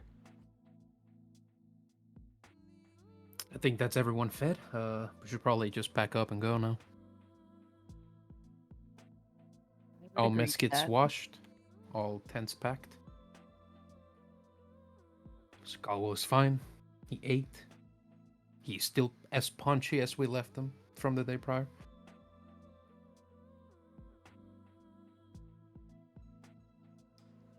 Okay. Gathering your supplies. Gathering the litters.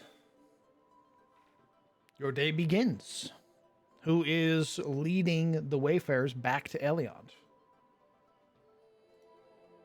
I guess I can, unless somebody else wants to, of course.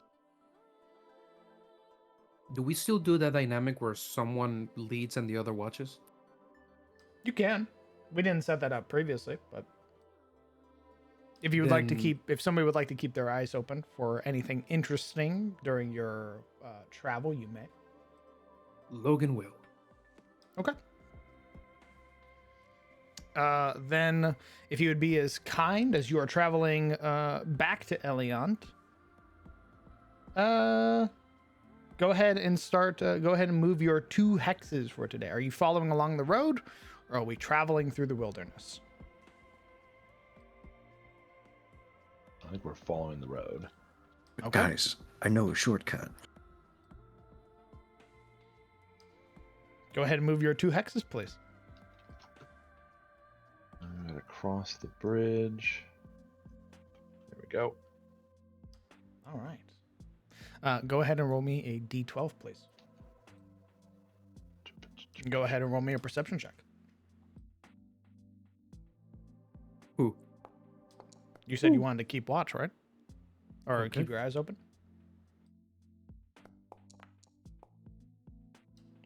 Okay. Give me just a moment.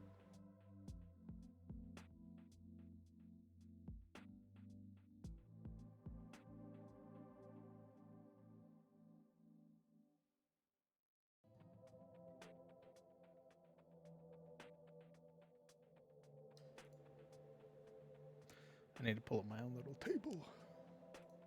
There we go. All the tables. Okay.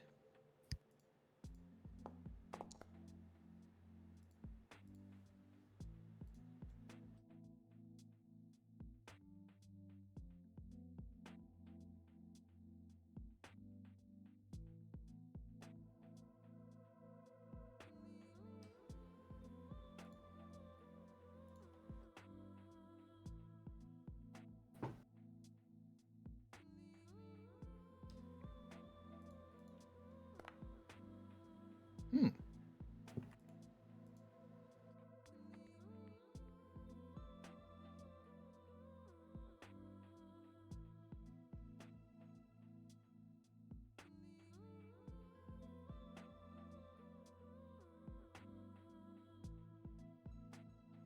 Okay.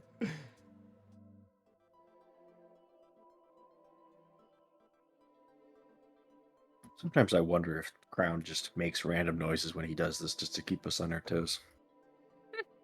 Maybe. It works.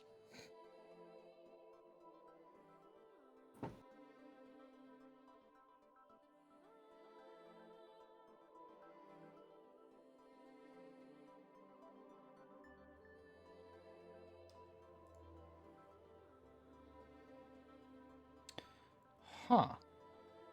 All right. There it is. I had to double read what 21 meant on this table. Okay. As you are traveling and having crossed the river now back towards the main road here, this sort of intersection that splits between Durant's Spear, Elion's Tier, and Aram's Ferry. As you come to this intersection, a particular thing of note sticks out to you. You would see it before the others do, Logan, or at least that you would catch something sort of moving just out of view within the wilds, within the deep wood. And you would eventually come across its site. It appears to be what looks to be like a cart or a wagon, nothing so elaborate like Mr. Carwell's, more than likely a farmer's. And you would see that it is upended, one of its wheels completely torn off and scattered somewhere else deep into the woods. You would see it resting on its side on the side of the road with a set of deep grooves carved through its side, and a fairly dark splotch that has stained both the white cobblestone and the grass nearby. Oh my god. Yeah, as they walk along, as they walk along the road, Logan at the front, you'd all see him kind of perk up and snap to attention as he sees this strange silhouette through the tree line. And even though he spots it at first, he doesn't outright call everyone's attention. He just sort of keeps walking along everyone, getting different angles of it, sort of making sure that what he sees is what he sees. Until finally he goes, "Hey, I think there's a cart over there. Just off the road here, everyone." And he motions towards it, sort of leaning forward as he sort of gestures its outline through the trees with his finger to get people to see it. How far off is this? Currently, it's oh god, just out of view until you eventually round the corner. Logan, perhaps having seen it through a small clearing in the woods, now it is visible to everybody.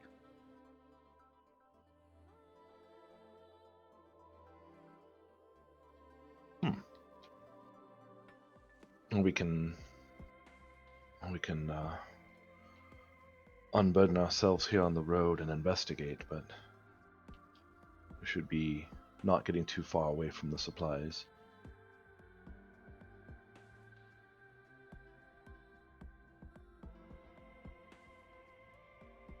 So we're checking or what? Just in case if there's another attack or somebody is in trouble. Well, let's keep our wits about us. So I suppose we shall investigate. Okay. Approaching the upturned wagon, as you all get closer, you would see it's in some form of disrepair. And this is most assuredly something you didn't see before, as you have been here along this road. You've used this road to travel to the facility. So this is recent. I think Grayson would be particularly apprehensive and not wanting to like keep her eye off of any like surrounding tree line or anything like that. Okay. Go ahead and roll She's me a quite perception. she looks quite paranoid.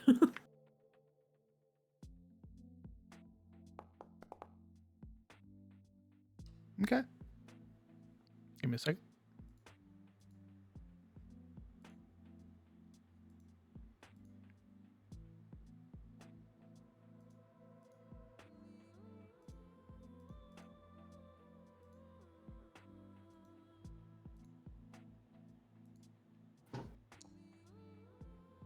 Okay.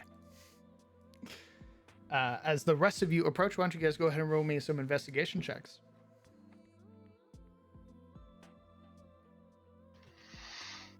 Investigation.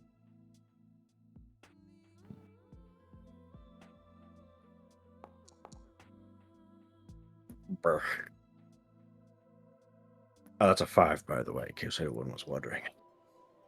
Very good.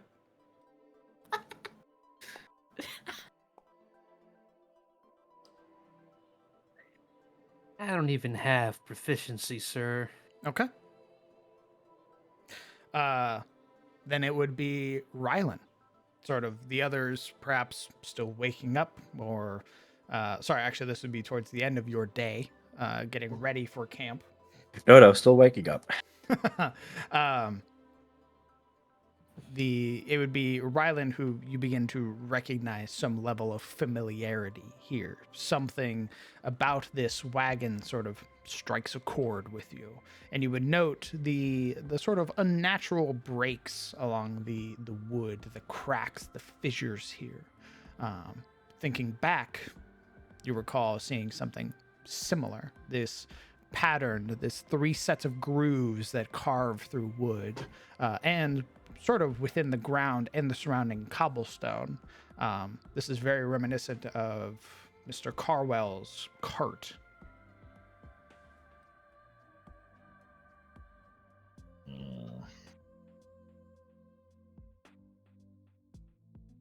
He was attacked by what was that thing called?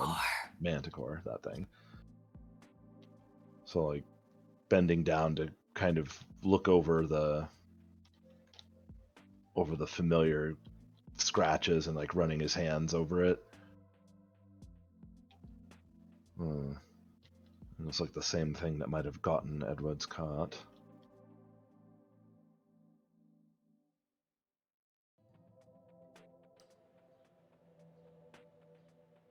Do you think anyone survived? Well, if they did, they're not here. As you say that, you would all sort of draw your attention to the large blood stain that adorns the ground.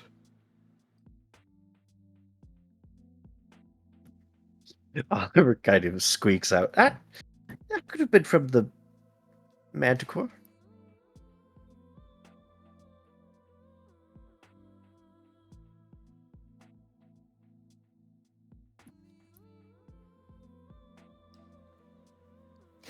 Grayson,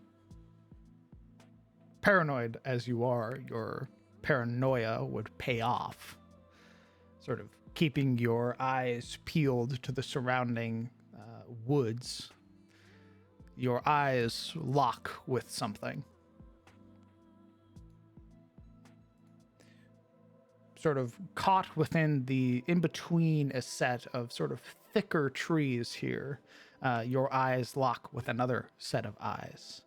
This almost twisted humanoid expression, if it can be described as that, sort of peering from between the trees, its eyes narrowed at you, this reflective, almost predator-like stare from the woods. But as you make eye contact with it, you would watch as the eyes narrow considerably. And the figure begins to rise much larger than the trees, until eventually you hear the beating of wings.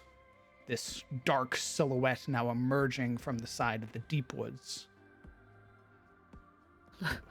Look alive. Oh, good. You would hear this throaty noise, this reverberating sound that filters through the air, along with the beating of leathery wings. The entity, this mass of black fur, both leather and sort of thick mane, begins to emerge from the top of the trees. It is massive. But as it stares at you, you recognize this odd combination of parts, this strange, almost lion-like body with dragon wings, yet the face of a malformed human almost. Its strange, spindly tail behind it sort of flexing with these large sort of spikes that seem to retract and grow from it. And yet as it looks at you, all it does is bellow, this loud sound that shakes the nearby woods, causing them to sort of twist and groan before eventually it turns, beating its wings, and begins to fly off.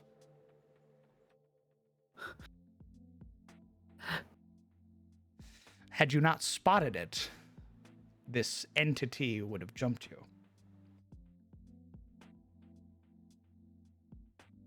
She blinks a few times.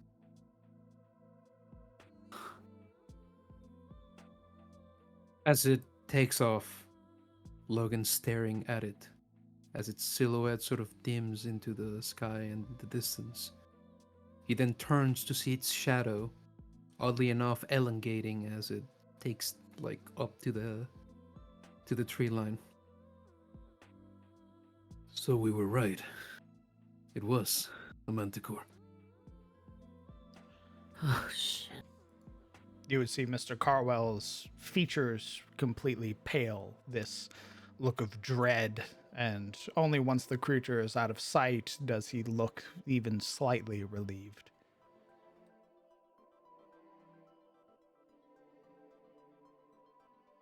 Is that what came for your cart, Edward? There's this very small, apprehensive nod. That's it.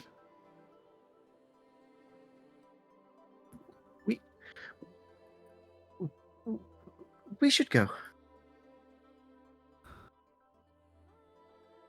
That was an incredibly lucky situation. I was really hoping the mornings got rid of it.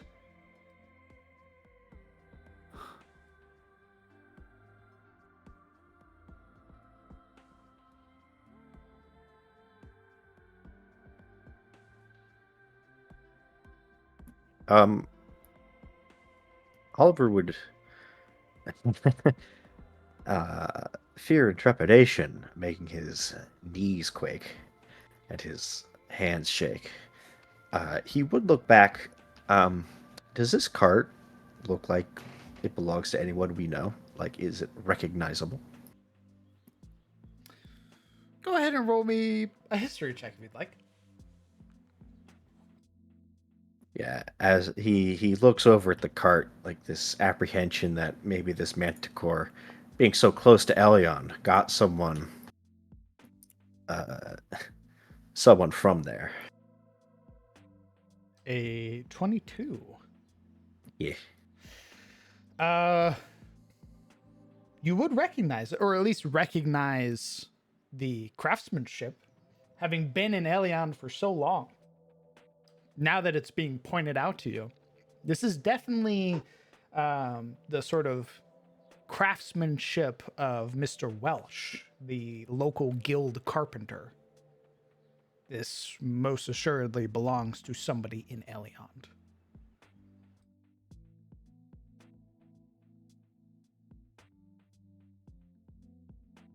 Oliver would squeak out, This is Welsh's work. Oh, this isn't good." Kind of bites at one of his nails. Looks to the others to see their reaction.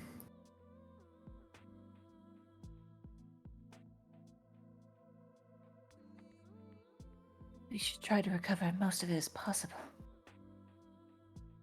Oh, we're overflowing already.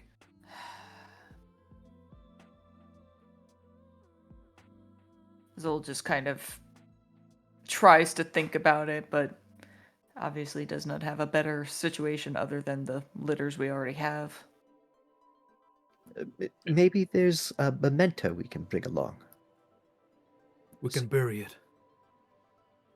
Let's... Don't bury the cart. No, whatever supply we find. Well, if there's anything left, let's check first. We'll keep your 16 upon sort of probing what remains of this wagon. Upon closer inspection now, as the sun begins to set, you would find that aside from that large sort of stain that decorates the white cobblestone, there doesn't appear to be anything else really that remains. There is a set of sort of torn leather reins, but nothing so much like a corpse or anything. In fact, the large sort of stain that's there sort of perhaps assuages any fear that if there was a person, they didn't get caught. Perhaps their beast of burden did. You said it was what color stain? Now a sort of ruddy brown, but Gotcha. it's very obvious to tell that this is blood. Okay.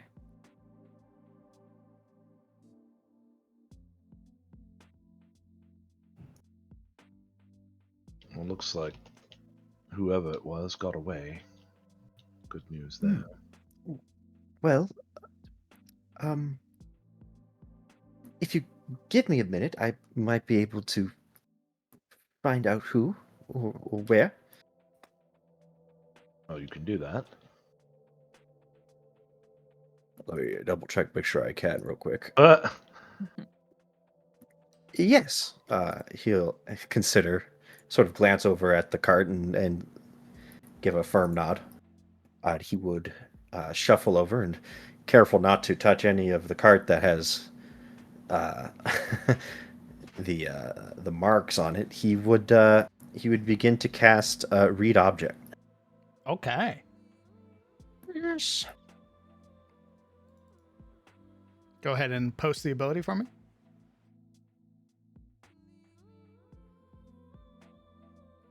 Let me see. Can I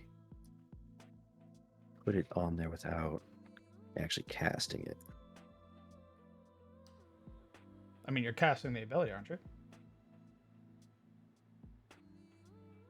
I'll just cast it. Yes, no strain, baby. Your head explodes. Fuck! Ask her to hold the object. You can see and hear the events that occurred within the last 8 hours. Okay. So, as you reach out and touch the wagon, your vision narrows to a pinpoint. Eventually, the corners begin to darken until you see nothing. And then, as if drawn back 8 hours in time,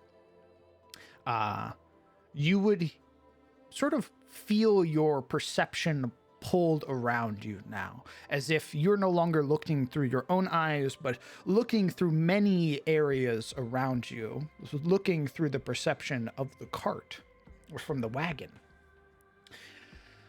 You would hear this sickening crunch, this almost ripping and tearing of sinew and flesh as your vision broadens again.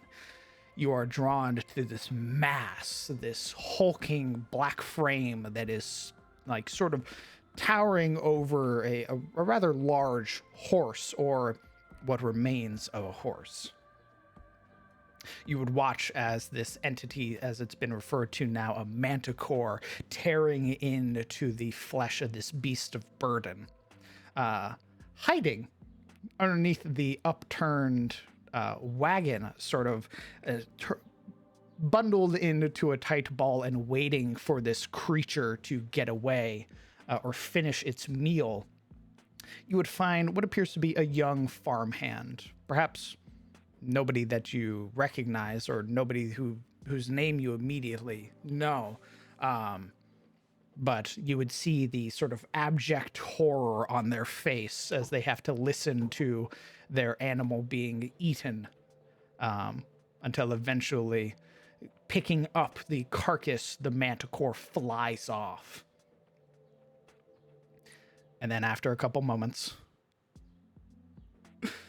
you would watch as they'd peek out from underneath the rubble and then begin running. Based.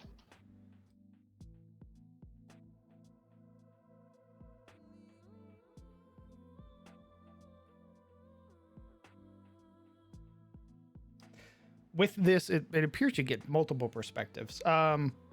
With this, you would also watch as the manticore returns after some time. And you would watch as it begins to sort of push and nudge the wagon towards a sort of clearing on the road. You would watch as it sort of deepens grooves on the ground and sort of rakes its claws over the wagon again. You would watch as its attention sort of drifts between 2 points on the road, as if purposefully making this visible. And then it absconds again, vanishing into the deep woods.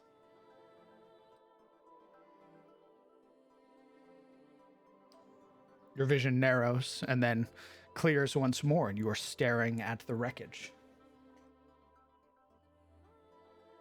After a minute of casting, whereupon his eyes sort of glaze over and he's caught in this vision beyond his own senses, he would suddenly snap back, blinking consciousness into his eyes and his ears folding back as his face twists into this confused consternation.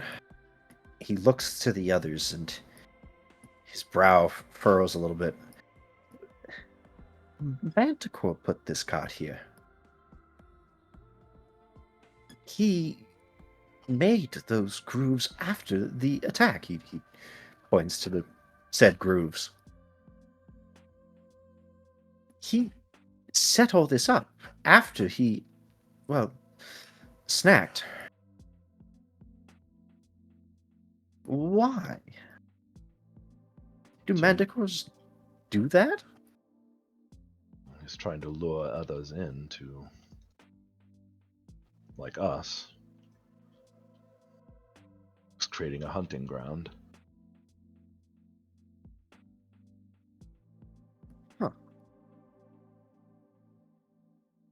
Couldn't tell you. I don't know shit about manticores.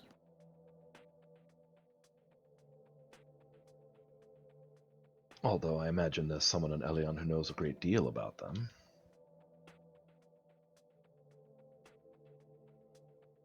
It'd probably be wise to consult with them, but in the meantime, we should deal with this. I don't want anyone else to come looking and get stagged. Right. Oh, the farmhand did survive. No one that I recognize, but he was alive, at least 8 hours ago. He did run off into the woods, though. Do you... Not into the woods. He sprinted along the road. Oh, I thought... Okay, gotcha. So wait, the manticore attacked him on the road and then pushed it off the road? So basically, when it attacked, they were Yeah. knocked off the road. Gotcha. It ate the horse. The guy hid until it was gone. And then it came back later and pushed the cart back onto the road. And then sort of did this elaborate setup. Like made it look Really like bad. more appetizing. I see. Okay. Okay. Oh, shit. Well.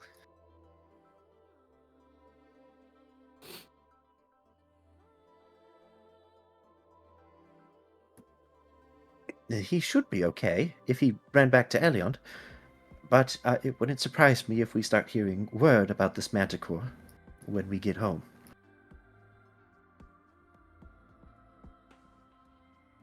All the more reason to hurry up and get home. Maybe there's some tracks. Just in case he got lost. Well, you said he ran along the road. It's hard to get lost that way. What I'm more worried about is leaving this here for other travelers to come and investigate. And much- potentially find a manticore waiting. Exactly. Maybe You we could just leave up a right on the sign. ground. Manticore, stay away. How much of this card is left? Is it like completely just this is a ruin? There's no It's in ruin. salvaging. Okay. Let's burn it for now.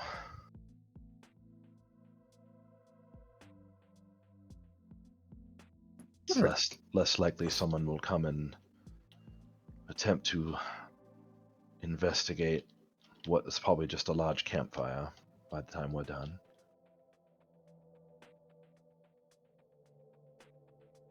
Plus, it ruins the trap the manticore sets. He'll have to move on. Make victims out of other people. He's No, I already think Grayson is right. We should leave something behind. do it anyway. What? She like holds up her hands. Hey, don't take my word. I don't know what to do with this. Are you alright?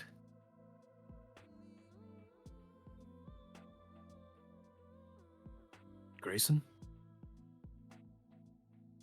What? You seem slightly out of it. What do you mean? Loopy. Tired, I guess. Yeah, my bad. I'll wake up. I was just saying, don't take my word for it. I don't know how to deal with this shit. Well, I think you had a good idea. We should write on the ground or something. Anything.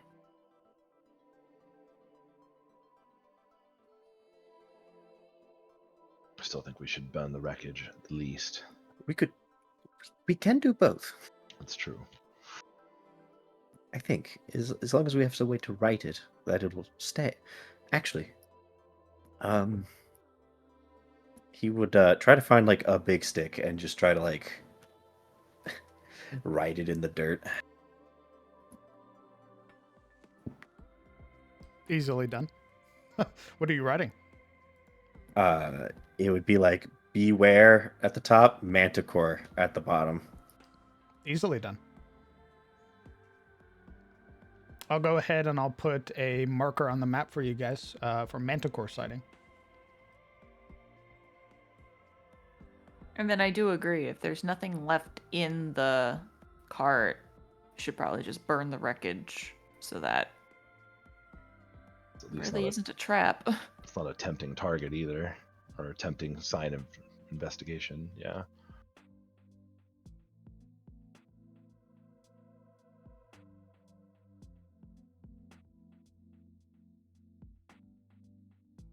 Well, if there's no objections, then I think we should do that. And we've got the marker. We can also like carve a mark into like a tree near the road too.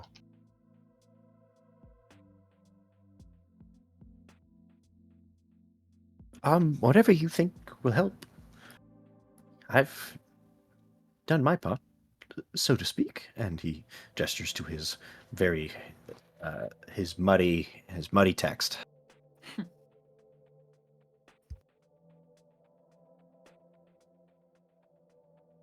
But let's light that thing on the road and get moving. I don't want to be here if it comes back. Exactly.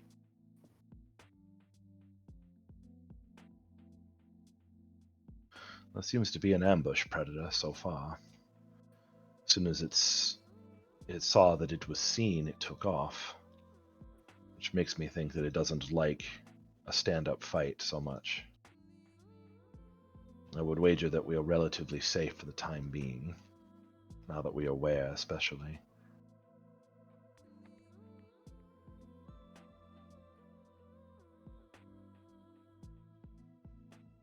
But let's pile up the wreckage and get the fire started. He will start doing that. Okay. Mhm. Easily done. Just use our handy dandy tinderbox and make some kindling and light a fire and make sure that it's burning completely. Doesn't then take very leave. long either. Yeah, I wouldn't imagine. What's up, Oliver? I said, and then we leave when it's really hot and leave it completely unattended. Oh, I'm sure part of it is clearing around stuff around it. And the forest fire rages on.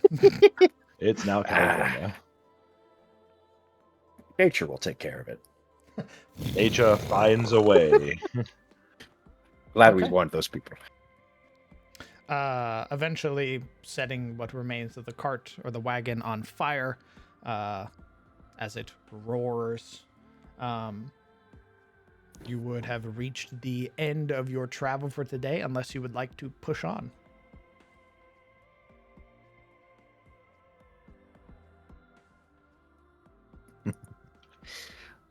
I think we can camp nearby, and if there's other travelers, we can always warn them off and alert them too.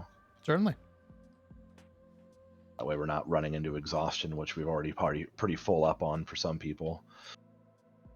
Not full on. I mean, there's room. We could add a few numbers in there. Yeah, we could cram It's a only couple a more day. ones. Yeah. It's fine. Do these rests, these basic rests that we're not doing, like consuming supplies and stuff, do they Yes, actually every remove rest exhaustion? every rest aside from an hour short rest removes a point of exhaustion. Okay. So even if you're getting a restless slumber, which is 8 hours and you only gain the benefits of a short rest, you still lose 1 point of exhaustion. Oh, cool. All right, so we can tick off those of us who have exhaustion, can start removing them slowly.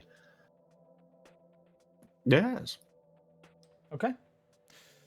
If we are camping, then, is there anything anybody would like to do during your hour of setup before we begin our rests?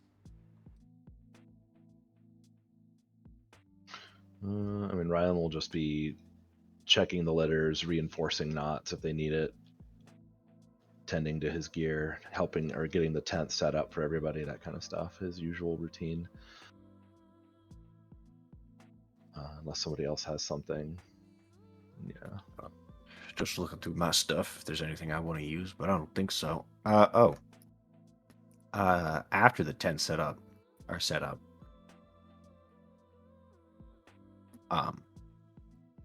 Oliver will approach Grayson.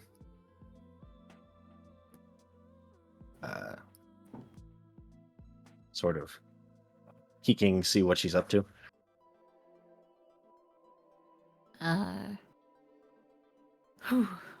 Grayson is probably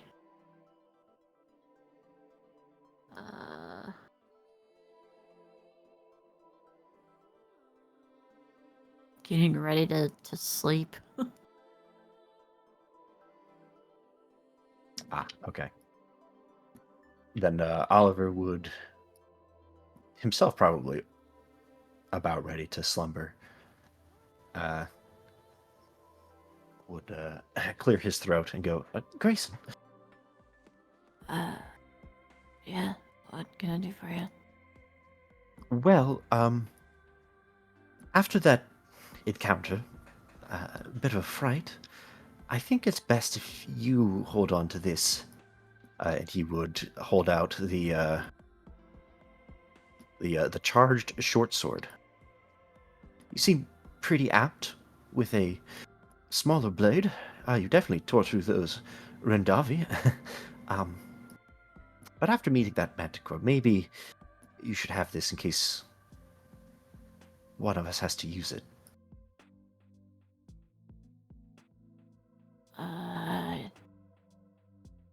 You sure no one else wants it?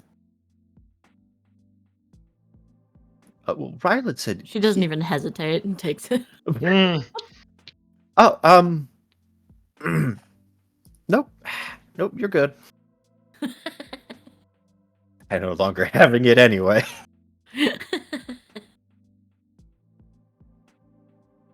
All right, well,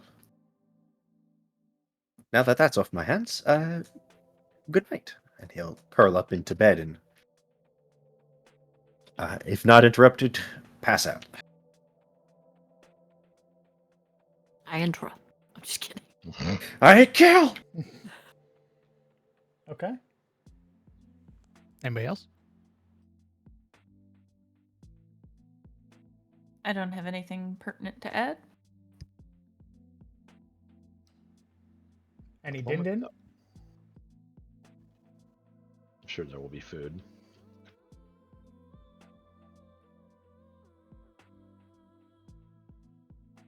No din din. No, Din. Starve.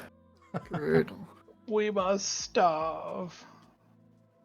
A night with no food. Doc! That's your cue! Was he dropping a grumpy or something? What the hell? Derek! God, Yes. Where's our dinner? Everyone circling Logan around with knives and forks. Where's our food, asshole? I imagine everybody's looking expectantly at Logan as he's been spending the last 30 minutes struggling to put up his tent. Say the thing, Bart. Well, Ryan would have helped him with that. You're fine. Oh, yeah, he would have seen him struggling with like the whole structure, and just as he's about to finish it, it all crumbles and falls apart and turns into like this heap of cloth. Anyway, that out of the way. Yes, Logan Nice. will cook. I think because you've been so nice to you've been so nice to Mr. Carwell, he would be like, don't worry about it. I'll set up the tent. Tend to the others. But I need him in the kitchen. Ryland's been doing the tents this whole time, so I imagine he can handle that. Okay. All right. Do you want Mr. Carwell to work on the tents or help you with cooking? Definitely with cooking. And not just cooking. Logan would have made like a space for him. Teach Logan. me, master. Yeah, Okay. so just like before, he'd find Logan like sat there expectantly looking at him, waiting for him as the water or whatever begins to boil and heat up. He's sort of setting aside the litters, double checking everything, making sure nothing was lost in transit, and of course giving a wary look to the sky. He'd eventually look and see you staring at him, and he'd go, all right, all right. Bright-eyed, Oh. puppy-eyed, He'd eager to learn. he'd pop a squat beside you in the spot that's reserved for him. Go ahead and roll your cooked utensils at advantage, as Mr. Carwell would come in and help. Nice. Like, yes. He did nothing. He got in the Oh. way. He elbowed Don't worry, Logan son. out of the I've way. got this. He His immediately knees got spills the tired. salt.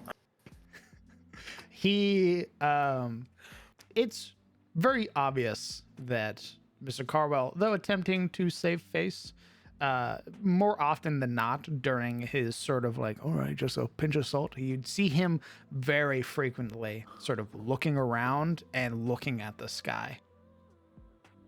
So he's distracted. He is incredibly nervous still. Of course.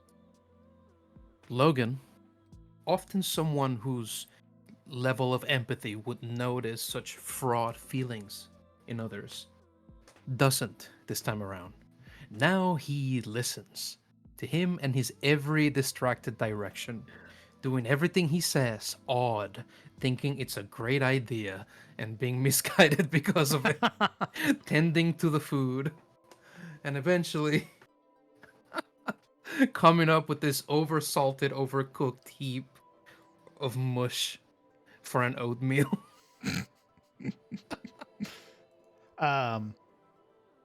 Despite it, you would see even as the servings are sort of handed out to everybody, even as he's eating, there's no complaints from Mr. Carwell.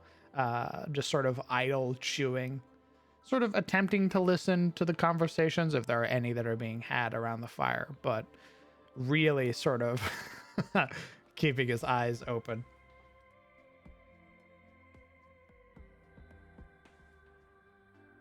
Right.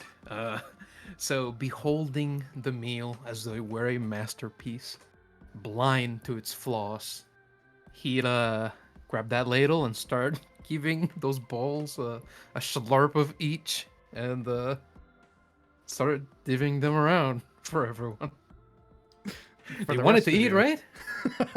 For the rest of you, it's exactly as you said, oversalted and overcooked. It's edible. It's fine.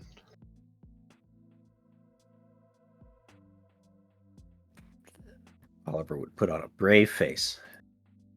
Yeah, thanks. Looks good. Eden probably eats most of Isolde's portion.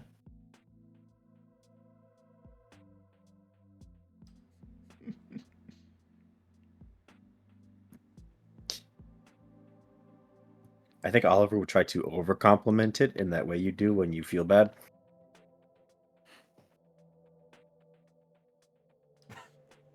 Like, no, with it's what? delicious. It's great. wow, it's love it. fantastic. The way the salt mixes in with everything else, delicious. Never had better. Just like my mother used to make. Like as he eats it. Yeah, she teach you to lie too. Grayson like perks her spoon up at him. You know, I'm gonna roll inside on Oliver, the little shit.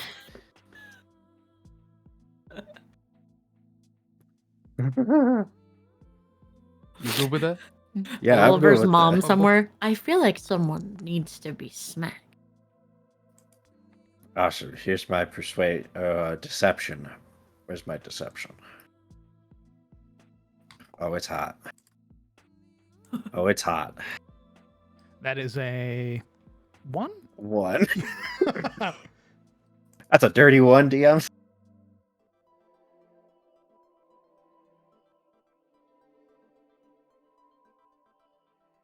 At one point, he's like in the middle of trying to compliment, and then he like chokes and has to like clear his throat as he starts coughing. Grim to shout.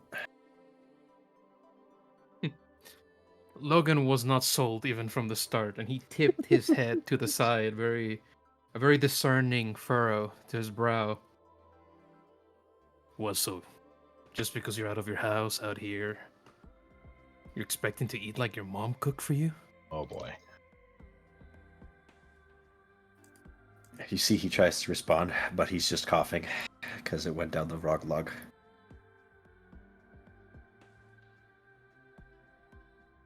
He eventually clears his throat. No, that's not what I'm saying at all. I just, I'm saying it's very good. You He hate said- it. It's. He opens his mouth, and his ears go back, and he goes.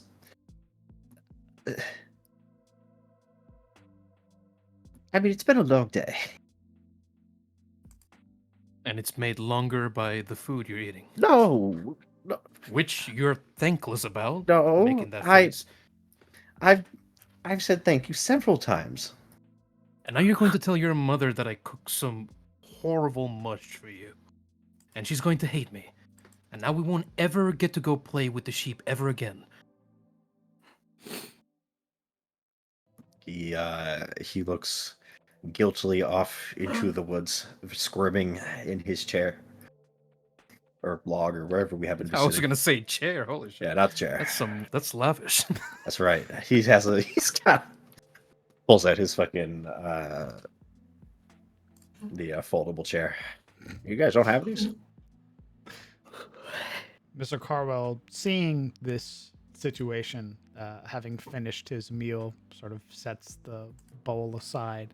Reaching up, he'd pat Logan on the shoulder.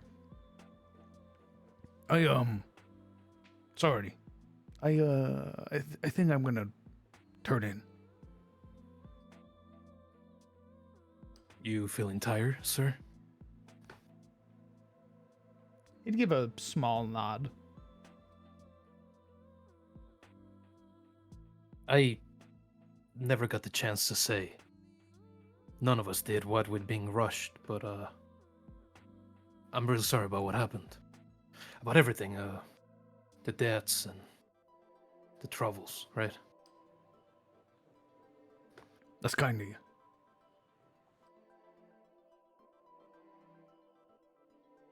Right, so we'll keep an eye out as you settle in for sleep, and once we're done eating here, we'll go to bed as well. And, just to be safe, we'll keep watch. There's a very appreciative nod. Thank you, and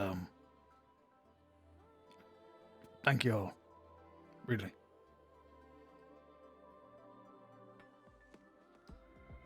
Eventually, he'd stand fully upright, give a nod to everybody, and then make his way to one of the tents. As he leaves, walking off, his back turned to Oliver and Logan. The latter looks to Oliver. He ate his oatmeal and didn't say a peep.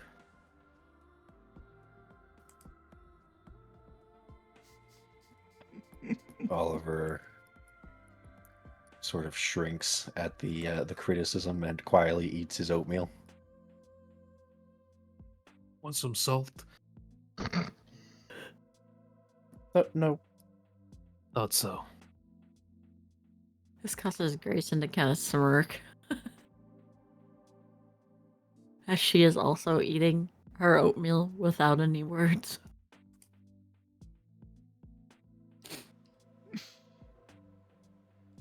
All right, party.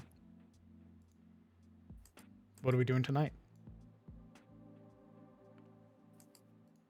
Eepin. Partying. Organizing watches for our new best friend. And other than that, probably doing the rest thing unless somebody has something they need to discuss. I'm good.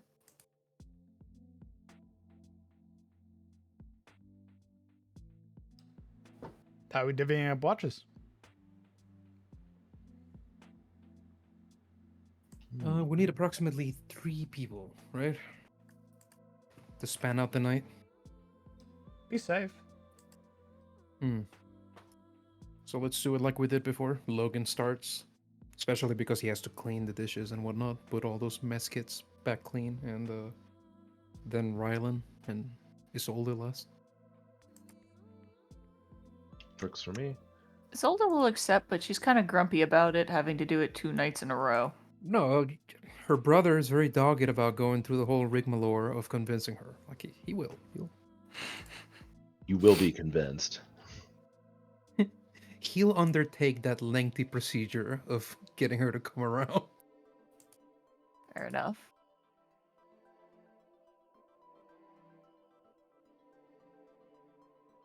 Okay. So we have Logan, Rylan, and then Isolde. Mm-hmm. Very well. Logan, as everybody else begins to rest, why don't you go ahead and roll for me the first watch for perception, please?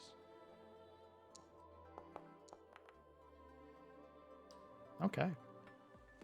Not a good day today. Give me a moment. Uh-oh, the monster won, everybody. Da-na. Nope. Your watch is uneventful.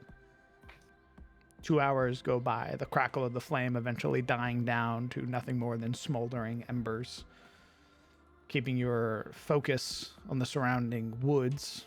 Thankfully, a majority of the road is still well lit. You have the sort of lamp posts that decorate the sides of the road, keeping the general area around you with that sort of yellow light ambience.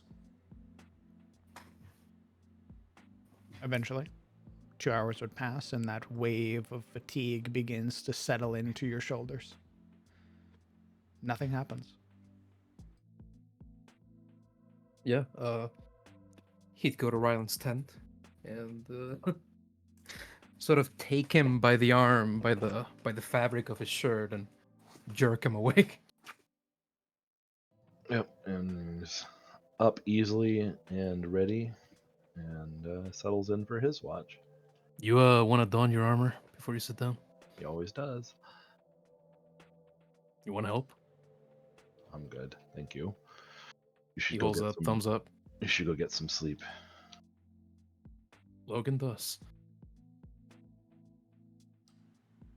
Okay. Mr. Aldane, perception check, please, as your 2 hours of watch.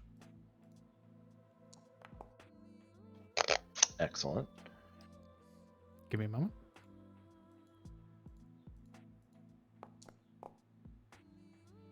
Okay. Your 2 hours of watch are uneventful.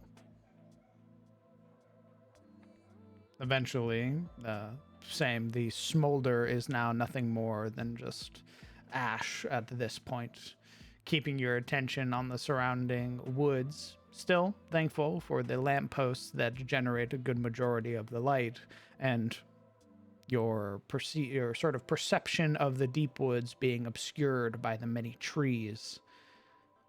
Your 2 hours pass with no conflict, and eventually the fatigue begins to hit you as well. Sounds good. Time for bed. All right.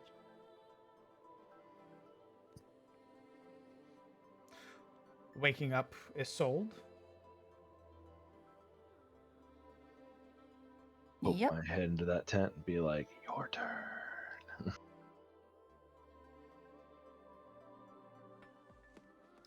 Yep. Okay. Miss Alvain, go ahead and roll me a perception check, please. I will endeavor to do so. Dirty 20 for you. Okay. You are perhaps more acutely aware of your surroundings, paying close attention, looking around, studying where everything's at. As well, the lamps providing sufficient light. Nothing happens. Your watch goes by uneventful.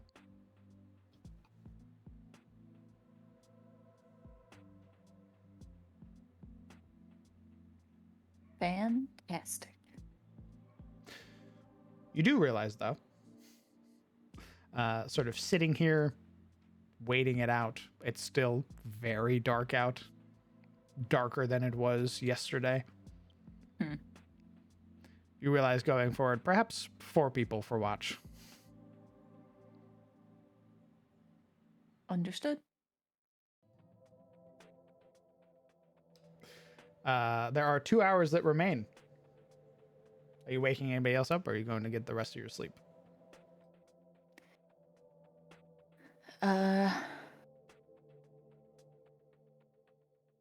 Wait, 2, 4, 6, a 2-hour watch. Why wouldn't that be enough? 8 hours, baby. Well, I thought. Well, a long rest is like including 2 hours for like food and stuff. I thought, because like the long rest period is 8 hours. I give you guys an hour to set up your camp and do your food RP and everything like that, and then we do the 2-hour brackets. Same thing we did in CTF. Well, if an hour, then like an hour when you wake up, breakfast setup and stuff like that is kind of what I thought. No, we're not baking that in, apparently. Okie dokie.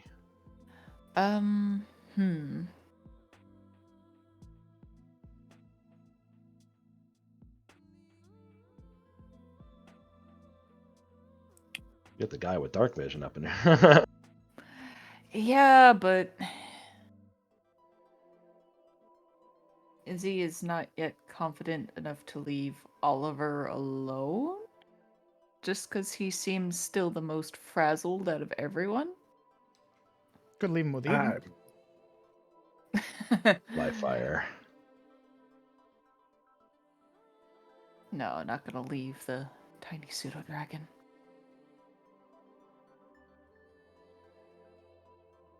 Honestly, actually, can a familiar actually stand watch? Is that a thing they can do? I mean, they are a creature that can act independently. It's kind of neat. I didn't think about that before. Why do you think Rook was always messing with you? Lol. Because he was a prick. Yes. But Would you like Eden to do the last watch? no. No. Not alone anyway. It takes Isolde a long moment standing outside. Grayson and is it Oliver? Are they sharing a tent? I assume so after previous deliberations on who sleeps where. Understood. And she'll kind of peek her head inside. Grayson. Grayson. You will see a like bundled up ball, like little ball shape of Grayson, taking up as little room as possible. Psst. Wake up.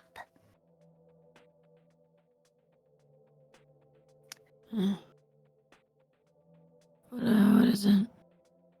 Someone needs to stand watch. You're someone. You won't. Ostensibly. It's almost daylight. But Yeah. to sleep. Yeah. She starts just kind of like unfolding herself. Probably goes back to bed. And Isolde will wait until she'll back out and wait until Grayson is kind of up and about. She'd come out, very unwell put together. Her hair's like stuck to the side of her face. It's like scrunched up. Her hood's halfway on. She like takes the like cloak and just kind of scoots over to the old fireplace and will sit next to it with these like blinking eyes as she takes her position. Eden regards you for a moment, and realizes you are a new warm spot, and just kind of creeps closer, plops its butt down next to you, and then curls up back to sleep.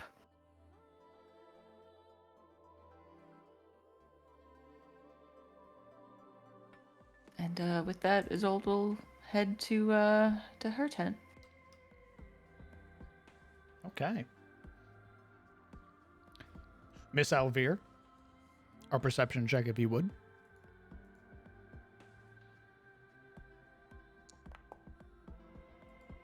Oh my goodness. Okay. You can see everything. As the last 2 hours begin to pass, the vestiges of night now beginning to fade, your watch goes by uneventful.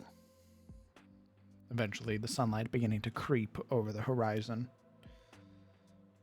Those of you who had exhaustion, you lose 1 point of exhaustion as you all complete a restless slumber.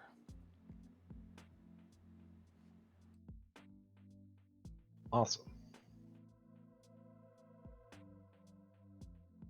I believe that should put Oliver down to 2 points.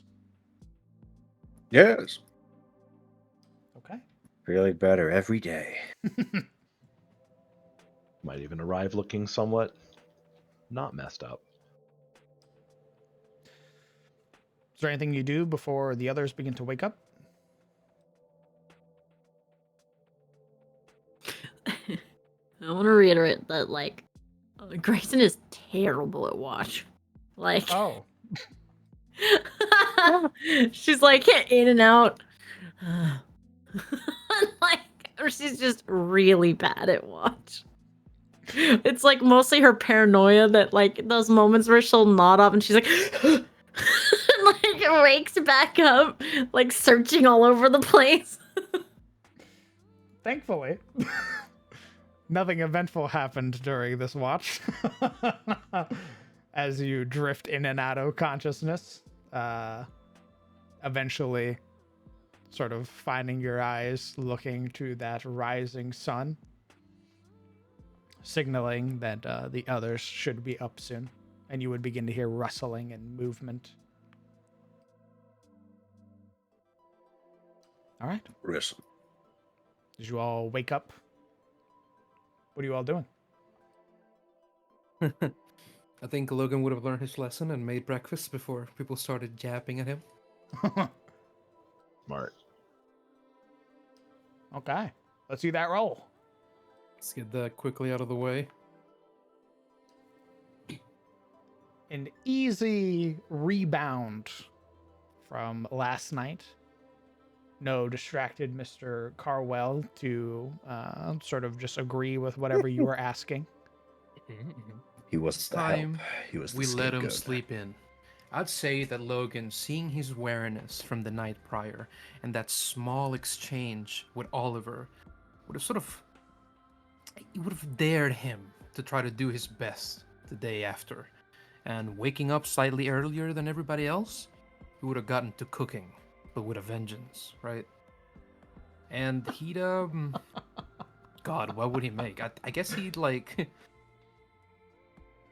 he sauteed some mushrooms with wild greens and herbs and some crusty bread.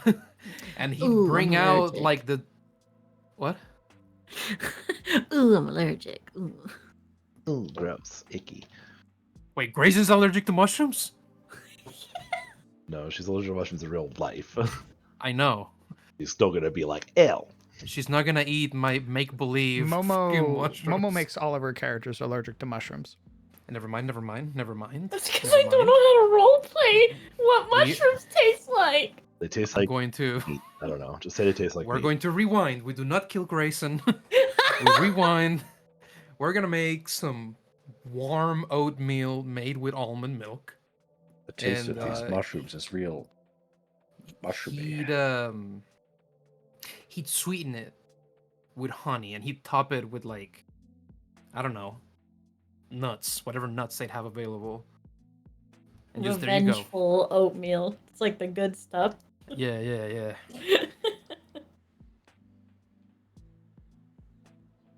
All right. It is true. All my characters are allergic to mushrooms. So yeah, all of you would wake to that rich and flavorful tang in the air, welcoming you into a new morning. Why? Because we resented Oliver overnight. It's real funny, guys. In his fucking tent. Crying the whole night. You all get to enjoy some delicious, hearty oatmeal that sets you on a proper path today. Even Mr. Carwell is very happy for the meal. I paid Complimented attention. it thoroughly. It's all you. I didn't make this. No, but I listened. No, but I saw what you did, Mr. Cowell.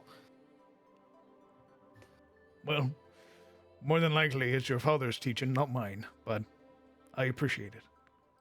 We all have something to teach, right? I imagine as Isolde sees this conversation, she wanders up to Logan, like with a scrutinizing look at his face. Hold on. And she licks her thumb and she rubs it on his nose. You got something there. Whoa. He crunches up his face. Sorry, it was looking a little brown. Correct. Huh? She just smirks and walks away. Mr. Carwell stifles a small laugh. I'll help bring everything down. We're almost there, right?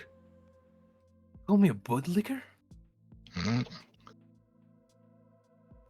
There's just a laugh from the other side of the camp as she's packing up her stuff.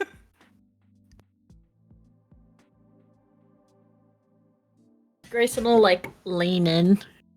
If you didn't catch that, yeah, that's what she's calling you. You magical arsehole. No respect for the culinary arts. He squats down to start picking up everything. Mr. Carwell, finishing his meal, sort of setting it aside, would begin helping break down camp. All right. I think Oliver would try to help, or at least start taking notes on how to take down camp.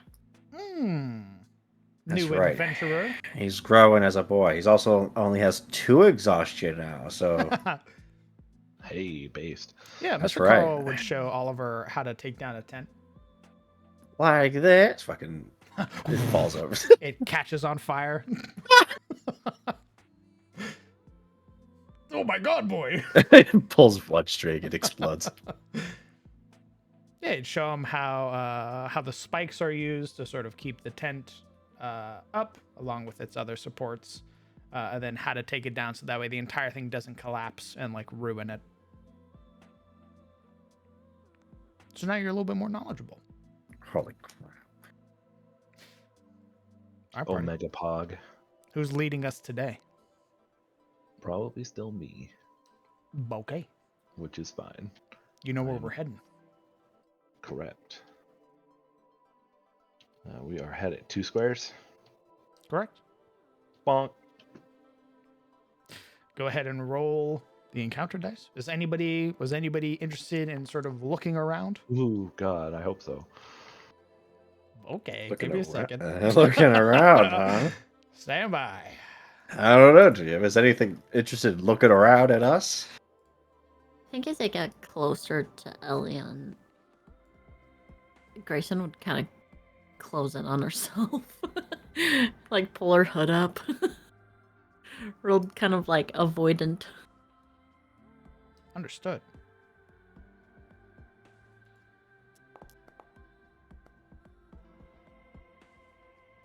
Okay.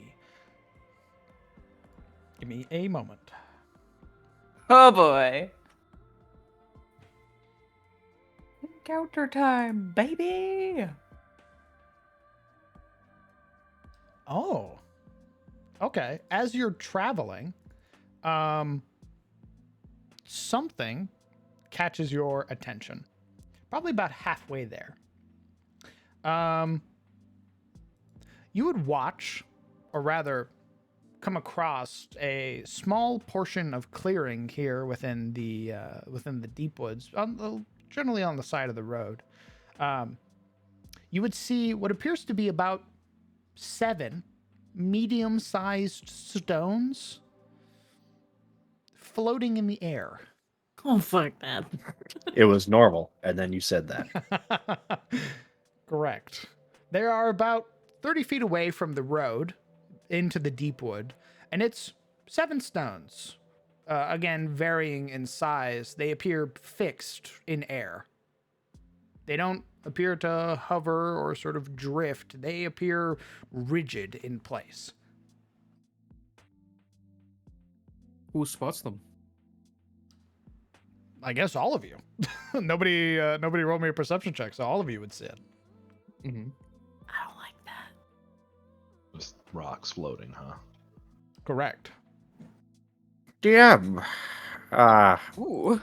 How common of a sighting are floating rocks around here in Tyros? So here's the thing.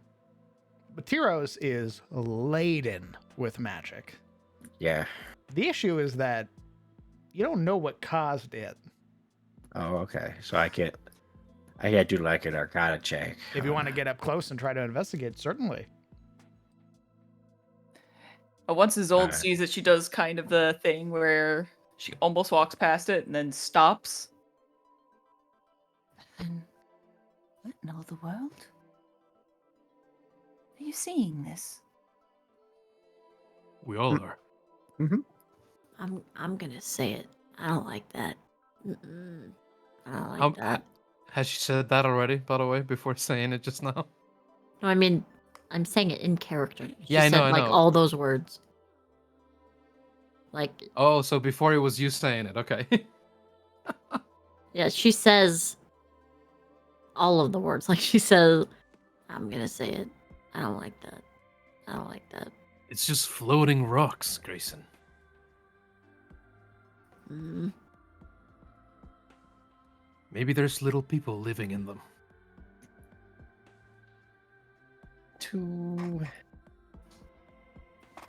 He kind of squints as he looks to the others.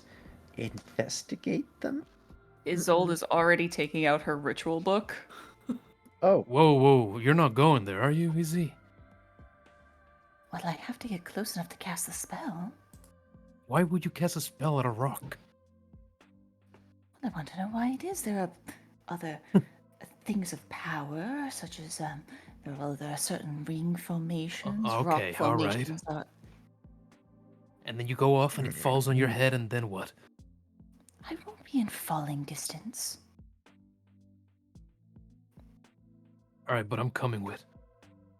All right then. oh, me too. I'll be over here. She does, like, a deuces as she steps further away. Peace. Yeah, I guess we all three start walking. towards the rock. And yeah, with her little yeah. ritual booklet in hand. Yeah, so Logan said he'd be coming with, but he would give you guys like a nervous space. Right? So you two lead, but Logan is like Oh, he this is begins great. like 2 steps behind, but then he's 4 steps behind, and then he's like 6 steps behind. The squishiest 2 people in the party, closest to Fantastic. the thing. I'm sure we're all going Oh, yeah. in various positions, but yeah, Rylan will be watching, keeping an eye out. Okay. As you approach, you would feel like as you get probably within 15 feet of it, you would feel the air around it go completely still. Have you studied anything like this? Well, I need to know more about what this, and she gestures, is. Well, let me just. I'm gonna pick up one of the like pebbles from like the ground Okay. and just on a lark, just kind of like hold it out and like try to just position it in the air in front of me. All right. As you hold out the rock and sort of hold it out, waiting, do you drop it or anything like that? Yep, she just kind of lets go of it. It clatters to the ground. Okay. So it's only affecting these stones. How big are these rocks that are floating in the air? Medium sized. They are like larger, perhaps larger than what somebody could comfortably throw aside from like Logan. Oh, okay. But not massive. We're not talking like Stonehenge No. bucket rocks. Gotcha.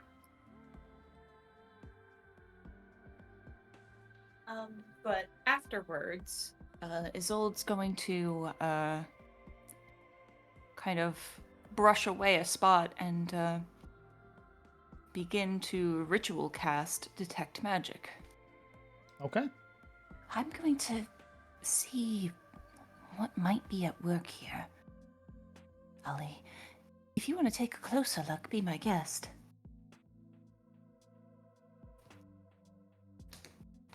Yeah, you're gonna give him that power? Yeah. Okay. I crack my 8 wisdom knuckles. All right. What are you doing, Oliver, while Isolde casts Detect Magic? Well, DM, being... It's what my character would do. Being tempted by Isolde to get closer, Oliver gets a little closer at Okay. about 10 feet. No detect magic, obviously, but I guess I didn't. No, I didn't. If I want to just I'd like to do just like an Arcana check to see if this is a sort of try to discern if this is a phenomenon that perhaps Duskbrand spoke of. Certainly. Go ahead and roll me an Arcana check.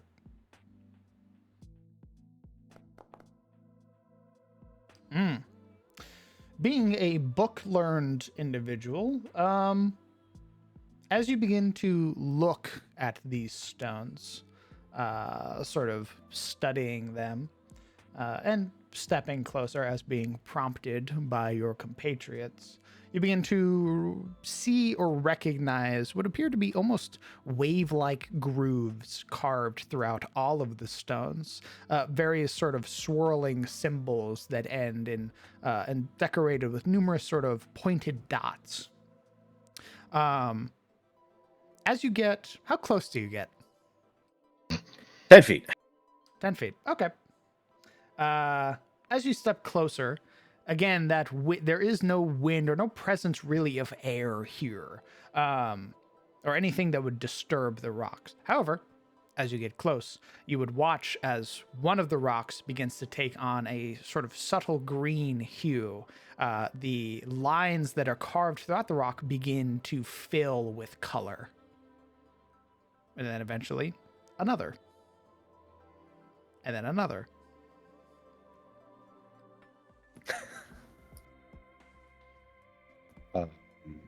What color?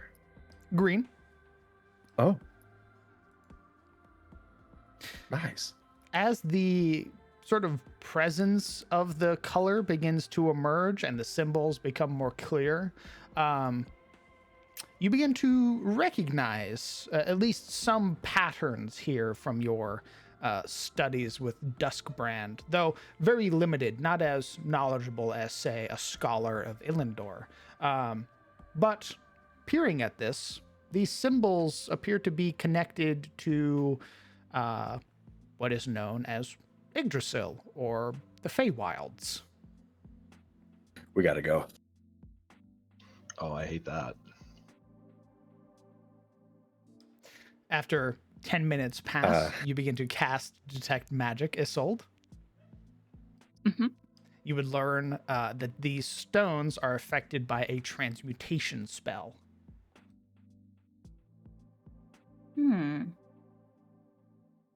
So turning one thing into another thing. Well, you would know as a Illendor graduate that things like levitate are also a transmutation spell. Yeah, nerd. However, as the final rock glows green, you would hear a bark. Bark. Several barks. What sound like dogs. Oh, fuck. The dogs, I think, would encourage Oliver to back up. Like, he would start backpedaling until he gets kind of like behind Isolde. Where from, DM? All around you. Oh, like a disembodied barking? Mm-hmm. Oh, that's awful. Oh, God. It's a pit bull. It's coming for your kids. You would watch as the rocks begin to shift and pull apart now. You would watch as two of them sort of firmly plant themselves in the earth. Oh, they're moving. About 8 or 9 feet apart. And then you would watch as the other rocks begin to shift and move until they eventually resemble something vaguely like a doorway. Nope. You would hear the barking because the barking emerges from the doorway.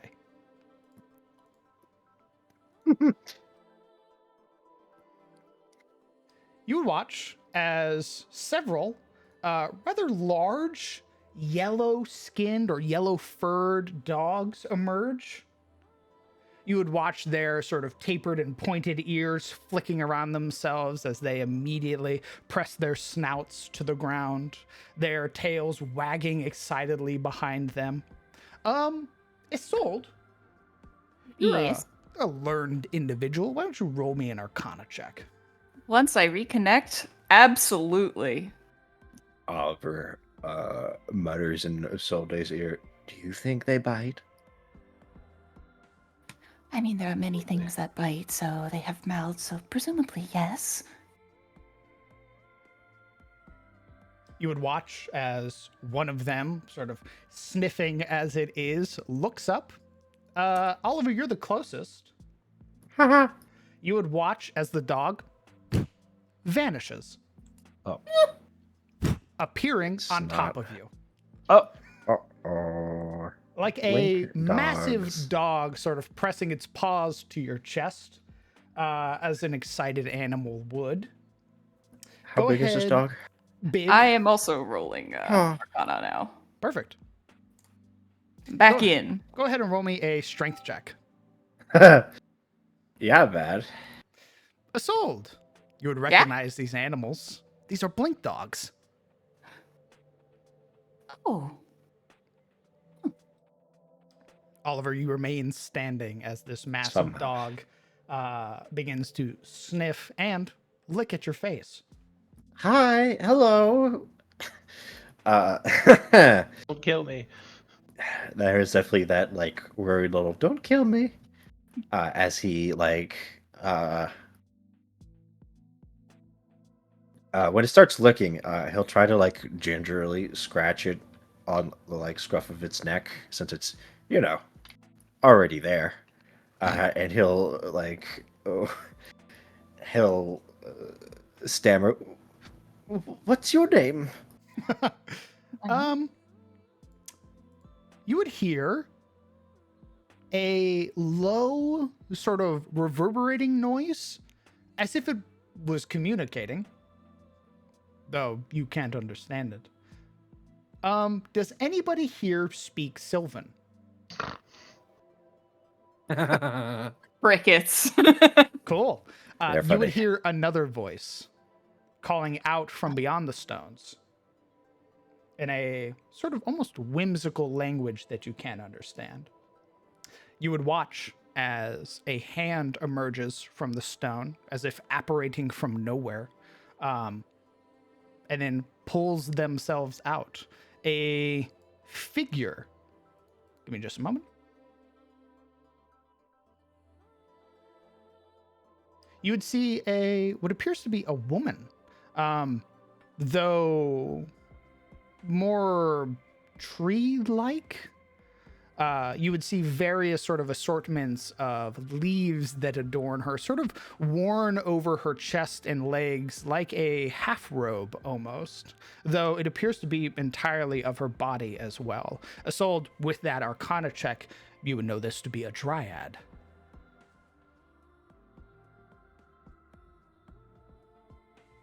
You Oh. would hear again that whimsical language that she speaks in that none of you can understand, and giving a small sound, the blink dog currently on Oliver vanishes and reappears at her side. All three of the hounds now sort of waiting eagerly, sort of sat down. She would turn her attention up from it and look to the rest of you. Attempt to speak, and none of you understand her. Sounds about right. Oliver like taps his lip and he stammers, "Your dogs are very nice." I'm not sure she'd understand being a dryad. You watch her head cant to the side, a brow raised in confusion. He would Out try. of character, quick thing. Do I know that Logan speaks Elvish? Logan does not speak Elvish. Okay, I thought he did. Okay. I'll let you know as well. They only speak Sylvan in my setting. Ah, okay. Well, I don't think Oliver knows that, so he would try primordial. Be like, "Hi, your dogs are very nice." She almost sort of recoils at this strange language. Would I know that she wouldn't understand us? You would. She. Isolde shakes her head at Oliver. She would only speak the language of fairies. His eyes are still on, but you can tell he's listening because his ear is pointed at you. Ooh, I could achieve own cats. What about cats? He mutters, mostly to himself, "Why couldn't she have owned cats?" There's a moment where she sort of shifts on her weight. And she is going to, you're going to watch as she opens up her palm, sort of showing it to you. And she is going to manifest a spear. Oh! Fuck. Oliver's tail starts to flexively bristle.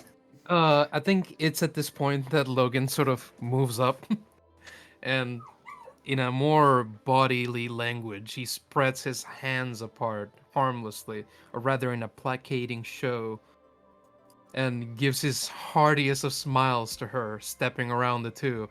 No, friend. Friend.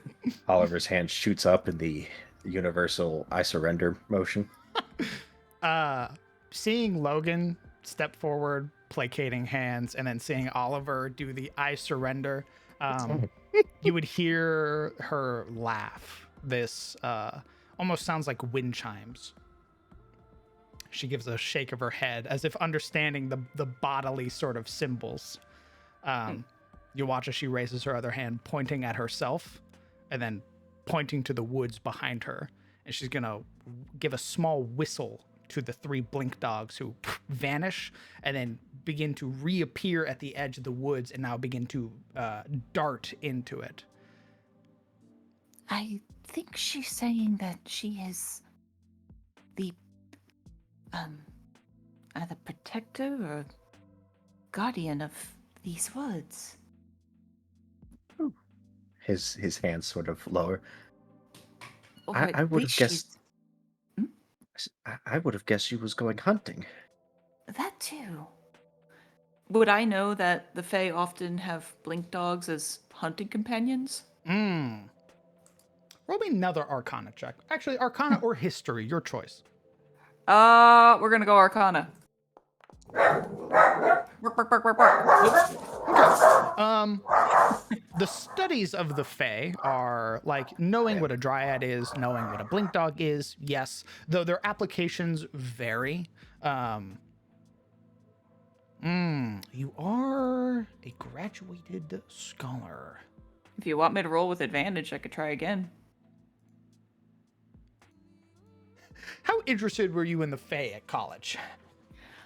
Honestly, my attentions were probably more towards dragons. I really only minored in it. My major is towards draconic fields.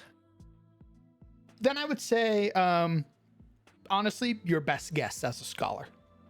I mean, dogs hunting, that makes sense. Kind of agreeing more or less with Oliver. Ooh, do you think she was hunting the manticore? Hmm. You would watch as she places her hand to the upright stones, sort of almost this like passive touch that she gets it as she begins to walk around it, now heading towards the dogs are away from you.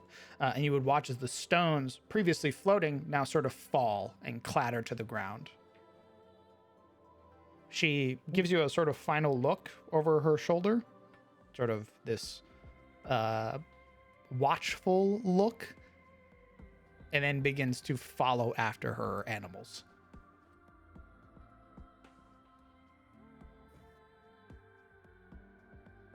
Uh, wait a minute.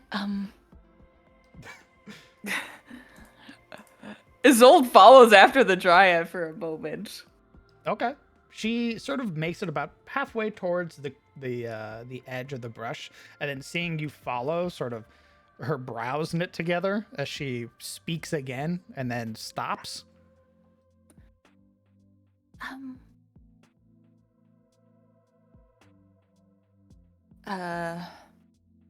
And I think Isolde is going to do her best sort of miming impression or kind of like charades like impression of like you hunting, yes? Just stab, Like stab. trying like you yeah. Okay. And then kind of raise like a question. Go ahead and Performance check. yeah, go ahead and roll Sorry. me a performance check, I guess. Minor edit. It wasn't primordial. It was celestial. I got those confused. My bad. Oh man. Yeah, I'll. Okay, give me a second. We're gonna roll to see if she understands your performance. Oh, She you want a looks duel? Very confused. She sort of looks at you for a moment, her brows knitted together. She sort of taking a step back, you would watch as her other hand reaches up. She'll manifest a second spear and then sort of hold it out for you. Ooh.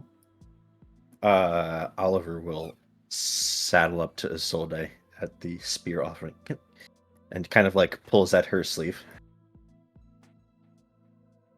Pauses for a moment, looking to Oliver. Do you think I could? I mean, you could say no. It's not like it's really relevant to what we're doing, but do you think I could touch that spear for a minute? I don't know if that would count as accepting some sort of gift. What does that mean? Oh, there's just some rules and. Hold on. Another idea. Gonna kind of give the dryad a pause one moment, kind of look, one moment. And I'm going to take my water skin. I'm gonna open it. And I'm actually gonna use shape water to try and animate some of the water to kind of change it into shapes. Because I can do that. Okay. And kind of make it like a shape that sort of looks like her and her dogs. And I'll try to animate it like hunting a crude like deer or something, and then kind of look to her for confirmation. Okay. I'll say roll a performance again, this time at advantage. I can certainly try.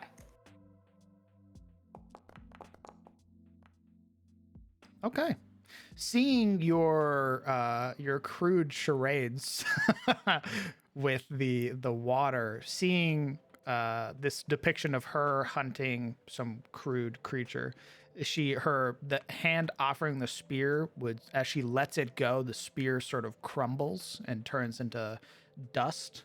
And she would give a nod. Okay, you're right, Ollie. She is here to hunt.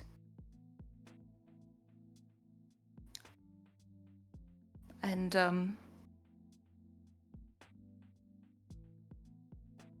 I think Oliver looks pretty smug with himself.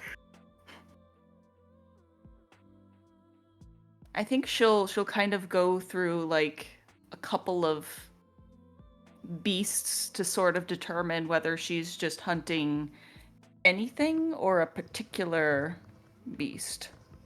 You get the idea that she's hunting anything. Oh, okay. Just a fae out for a hunt. Indeed. Oh, okay.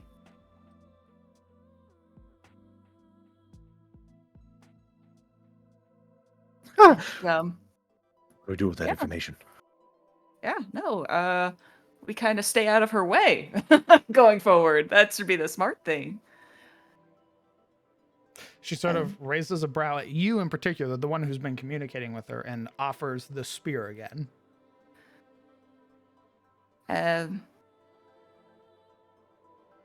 Isolde sort of shakes her head and makes a crude puppet of herself casting spells. Like, that's not what I do. Oh, no, not me.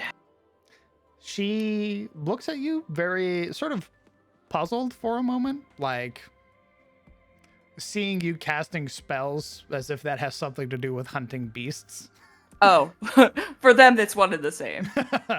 She sort of like looks at that for a moment, looks at the rest of your companions who have sort of been gawking behind you.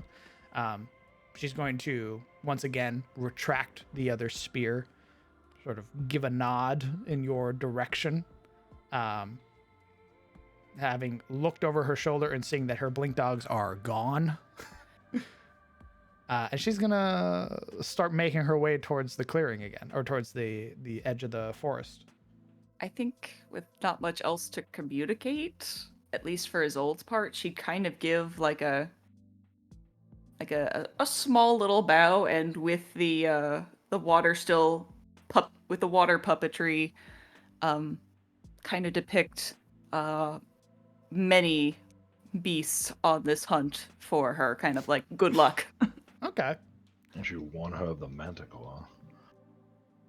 She, seeing you bow, she would reply in kind with this very low sort of bow, spear out to the side. And as she stands upright, there's this small laugh that comes from her, sort of offering this wink in everybody's direction, mostly towards Isolde, and then begins to make her way towards the forest. Ha ha ha ha. Shut up. But yeah, I think a fae can handle a manticore just fine. Now that she's leaving, Logan very cautiously approaches, ever watching the direction she took, until she plunges into the woods out of sight. That's a strange lady, huh? Just- Something. I'm gonna like have the water go back into the water skin, and then I immediately put hands on Ollie and begin shaking him. We got this. What did you whisper? We got to talk to it. Wow. He seems ecstatic. Like, this is like why he came out here. I got licked by a blink dog. You did. You did. Wow, it was really something. He looks over back at the rocks. Do you think... How do you think those work? Maybe... Do you think she just uses whatever? I don't know. Whatever. It's just rocks. Oh, it's carved rocks. Oh goodness. I'm pretty sure I have a book on this from Illendor at home. We should make a note of it and definitely come back. Oliver Here? seems completely down with that as his eyes, not the usual feline slits, are wide, and there's a bright grin on his face, almost the same expression that he had when he was first told he could become a wayfinder. Sort of innocent awe.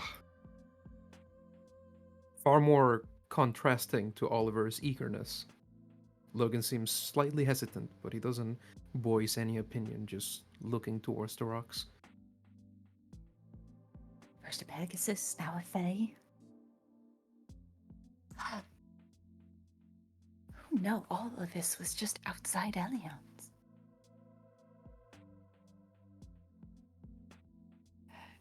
Isolde just seems kind of like a little over the moon at this unique encounter. And I imagine eventually when we do get back on the road, it's just going to be her and Oliver yapping about it.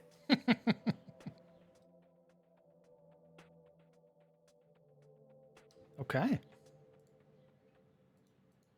Having met a hunting dryad and her trio of blink dogs, you would eventually continue down along the road, unless there's anything else the party would like to add. I think so. Nope. Okay. And by the time you arrive in Eliond, it is late.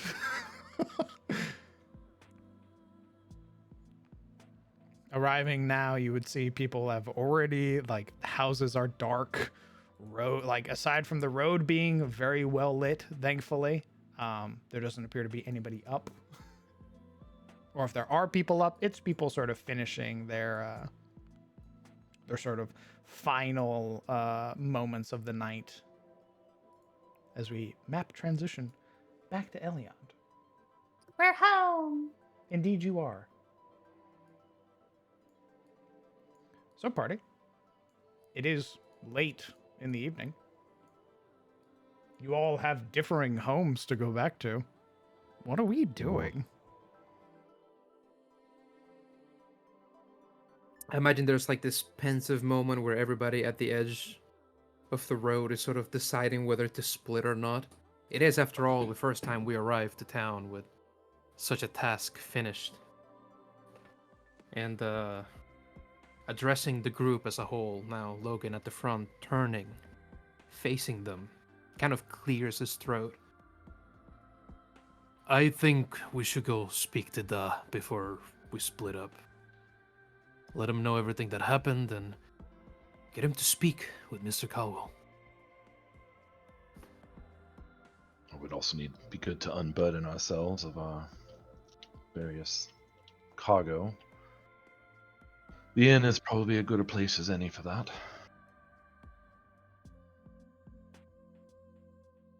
Until Edward gets his bearings and what he needs to do next. Making a report is probably the best move.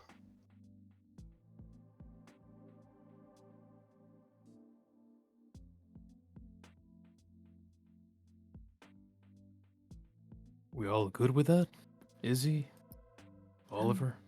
I'd Grayson? like my bed back, yes. That sounds reasonable.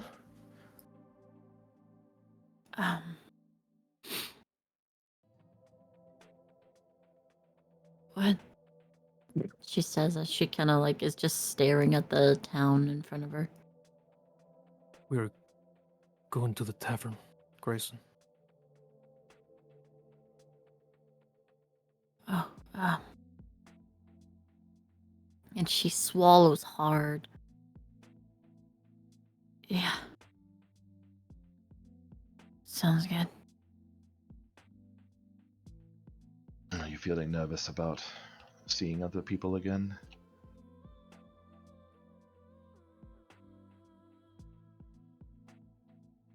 Yeah, nervous. It's a decent word for it. Perhaps just focus on the fact that they're going to be glad to see you no matter what else they say. There's like a shooting glance over to Isolde, as if she's like, will everybody be there? Oliver kind of tries to pat Grayson on the shoulder. They all have missed you. I've missed you. Everyone has missed you. It's good to have you back. Like an agreement. He claps his hand on Grayson's shoulder. Well, there's two shoulders, hands on the shoulder. Yeah. Everyone puts their hand on Grayson's shoulder. Yeah, it just kind of gives her that little shake. You know it 5'2" is. malnourished Grayson. You know it is entirely possible to exist in two emotional states at the same time. Someone may be upset with you for leaving, but also happy to see you again. I mean, Oliver kind of like rolls his shoulders. She's already explained she didn't intend to stay gone. No one's upset. Logan says more cuttingly from the side there, just watching them.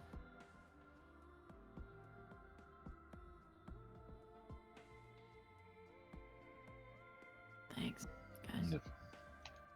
Besides, upset gives way to relief. Oliver's smile kind of falters a little bit. Not entirely convinced he was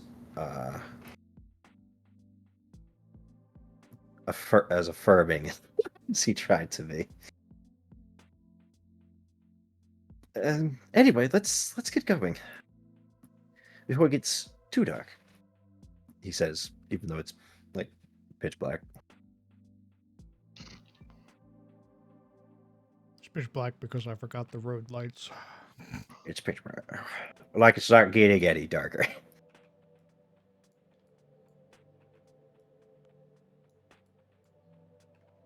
Logan sort I of think- lifts his very grave expression from turning from the ground and gives a wan smile to the group and nods. Aye, let's go. Let's go speak to the and see what comes next.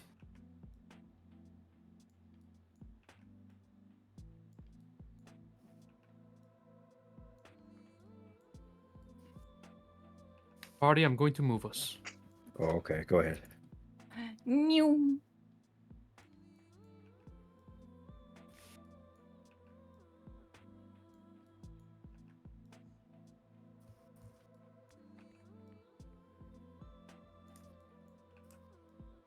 Should be able to move. Yeah, we move it. Alright. Oh, we fast walking as hell.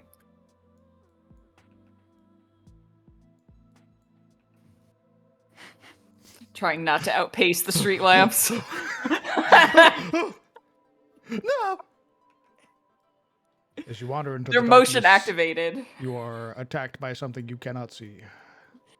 An angry map maker. An angry map maker, absolutely. It's him, cartographer. John Maps. Okay. You arrive back at the Singing Tier. It's quiet, of course. It's well into the evening now. Whatever guests are staying here are probably already asleep.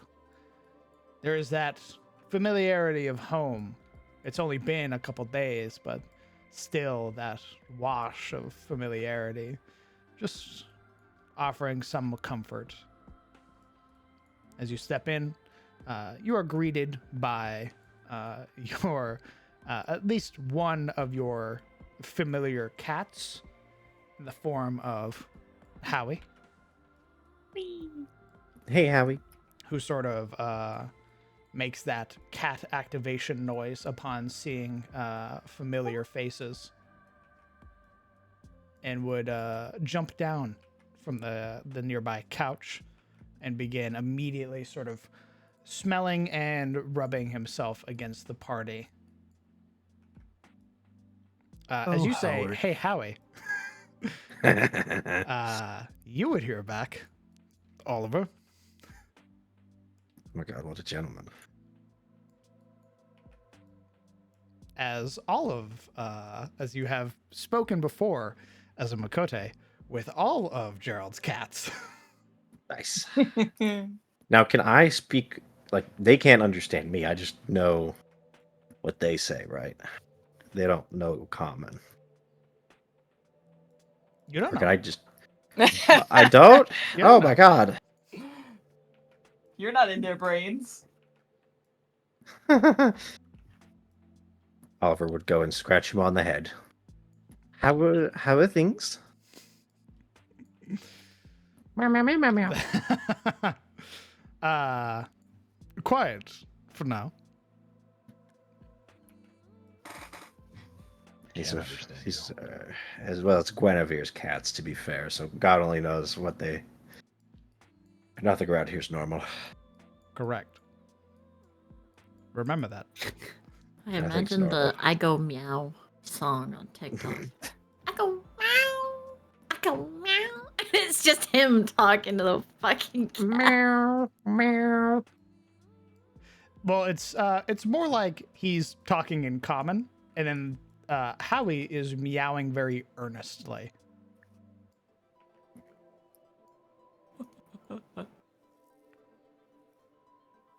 Still a trip. Is Geralt inside? Oliver, can you stop talking to my cat? What? He's already asleep. Ooh. Guinevere? Asleep Ignore as well. Logan. Who's inside then? What do you Anyone? mean?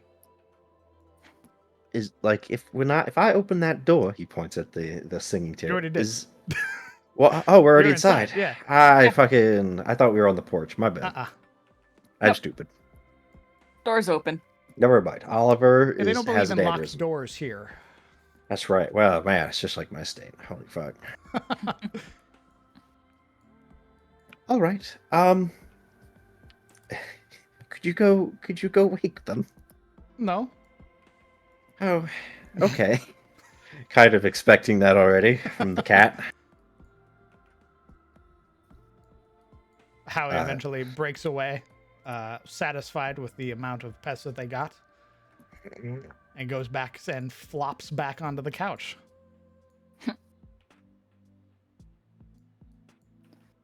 Probably work on getting some lights on in here, some candles going, or lamps, whatever we have. Easily done. You would know, just like the road, Elion does possess lamps very similar, in which going over to the bar and sort of flipping the small handle on the wall, you would watch as the lights on the inside, or at least on the ceiling, begin to glow. All right. Make yourselves comfortable for now. We'll go ahead and get in order.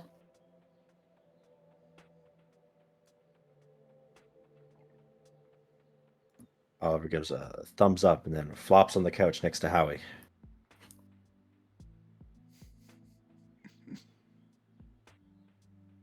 Okay. It was Assault who's going upstairs? She did say we, so she kind of sends a look over to Logan as well. I was thinking maybe I put up some coffee or something. It's fine. We can get coffee going as soon as everyone's awake. Okay, let's go. Logan sort of brings up his whole torso hunched under the weight of his pack, and he'd make the straps slide down his arms to set it down. Very weighty, he'd press it to the couch. And follow after.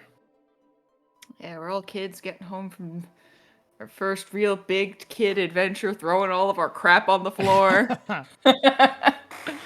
Did not take off our shoes at all. All right.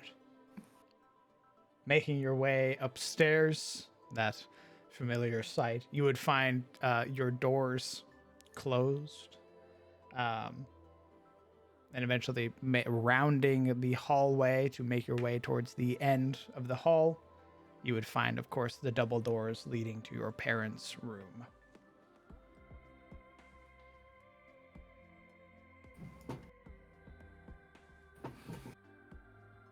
Uh, Logan, I think, perhaps potentially being the more respectful of the two, lags behind a bit, minding his weight and the way his footsteps sort of make the wood beneath creak and list. What if...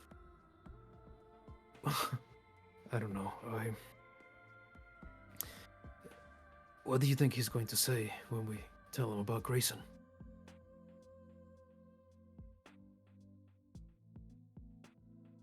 I don't know. And maybe he'll say something. Maybe he won't say anything at all. He's going to say something, is he? So what? That's not on me. Sort of squints at her there in the low light. I know. Why are you making this about you? Because you're apparently making it about us. Are you not excited that she's back? See, now more than ever, we need to be careful how we handle this. This is too much for her. It matters. Thinking about this, other people matter, you know? You begin hearing stirring on the other side of the door. Shit. He sort of grimaces. It's And the in-laws. Logan steps forth, knocking very gently on the door. Age before beauty. There's more shuffling, some whispers happening on the other side of the door. And then you would hear, I'm coming, hold on.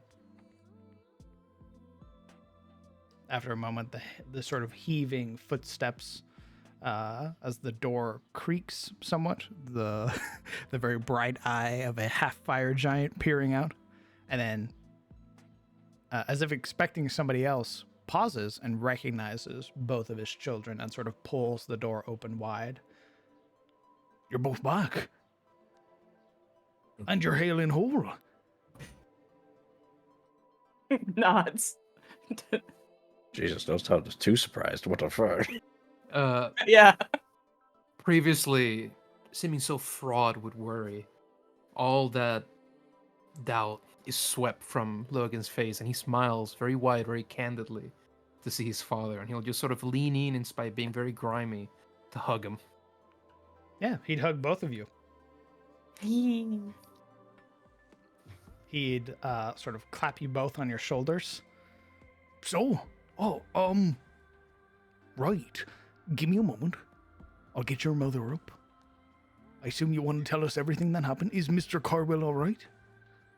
Yes, he's downstairs, and so is Ollie and Thorolun. Right. He'd bring his hand up.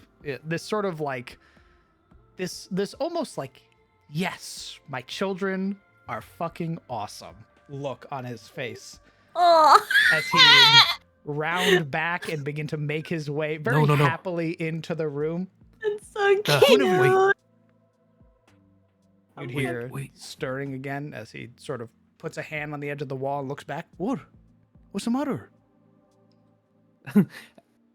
Logan stares like startedly at his father. All at once, he has this frightened look, this look of doubt and hesitation. You see his We- brows begin to knit together. Everyone's all right, right? Yes, but we we also found we found Grayson, Dad. You can see he was about to sort of like tell you that, you know, just wait. Well, if everything's okay, then everything's okay. And then you say you found Grayson, and his sort of expression tightens. What? What do you mean you She- found Grayson? Logan swallows very thickly. I still can scarcely believe it. She oh, I'll explain. You We'll all eventually explain. hear the sort of soft creak of floorboards as your mother rounds the corner, sort of pulling a robe over herself. What's this? What about Grayson? Mom, she was there. She was there in the hole where we found Mr. Caldwell. He'd been taken, and so was she. She was a prisoner. And we brought her back, and I think someone should send after her father. They share a look for a moment. Oh, all right. Why don't we go downstairs?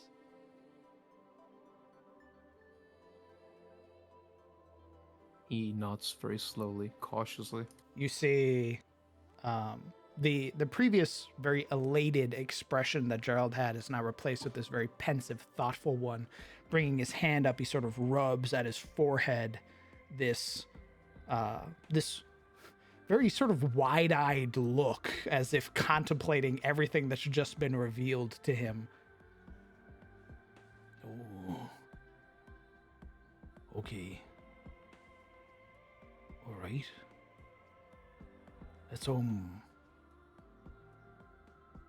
Let's go downstairs. She's with you still, right? She is. And she's all withdrawn. I don't blame her if you found her in a hole. Who knows where she's been? Oh God, her father. Okay.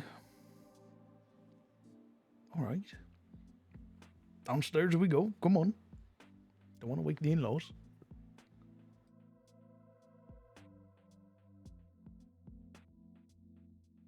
With wide gesturing palms, he begins to usher everybody downstairs. We go. Successfully ushered. Eventually, Isolde and Logan return, followed by Gerald and Guinevere, who look to all of you with very warm smiles, very familiar expressions, though that air of pride, having returned as successful wayfarers. You would watch as Gerald, sort of giving everybody an approving nod, would make his way to Mr. Carwell first. I know you must be tired, and of course, you're a friend here. Not going to charge you for tonight or nothing like that. Go ahead and make your way upstairs. It's an extra room. If you have any of your things, don't worry about it. I'll have me and the boys go ahead and bring it in the side for you. Get everything ready. And you would see this incredibly thankful look on Mr. Carwell as he turns back. Thank you for sending them out. I wouldn't be alive without them. And Gerald has this contained smile, but a knowing smile. So he gives a nod, pats him on the chest, and then Mr. Carwell leaves. And once Mr. Carwell leaves, it's as if both of the entities here now turn their gaze to Grayson. Though for a moment, they sort of, it's like the odd one out. It's sort of, they obviously recognize Rylan and Oliver. There's no questions about who they are, though Oliver looking a little haggard. It's their attention being drawn to the hooded individual amongst their group who stands out despite trying to hide like a sore thumb. She's like in the back near the door. Oh. Like arms wrapped around her torso. Gerald sort of gives a small cant of his head. You don't got to stand so far. We have chairs for you to sit in. I imagine you're tired. You want anything to drink, eat? You look a little thin. There's like a tip of the hood where it like looks as if she's looking down at herself, and the cloak like spreads out, and she goes. She turns towards them, and It's almost like halfway avoiding eye contact. Yeah, we should probably sit down. We've been traveling all day. I'll go ahead. I'll get something whipped up for you. It's good to see you again. It's good to see you again. We I never thought I'd see the day. So Yeah, here's it's the two thing. of us. I need you to hold still. Huh? And as you sort of talk or move, a set of hands rest on your shoulder. They suddenly feel much heavier than perhaps you'd expect as Guinevere stands behind you. Uh-oh. Oh fuck now. This, I think Oliver has had his eyes closed, and he kind of peeks an eye open to like look over what's happening. Give me just a moment. As she casts Hellish Rebuke at level No, 10. but I do Okay. need a wisdom save, please. It's time for a zone of truth. The spell save DC that you need to beat. Yes. Oh, never mind. Go on, tell us what this DC was. The DC was 21. Yeah. It is hold person. Yeah, she like turns around he says, "I need to stay still," and she goes, "Huh?" And like her mouth is left like partially like parted. The lips are like as the spell goes into effect. Oh,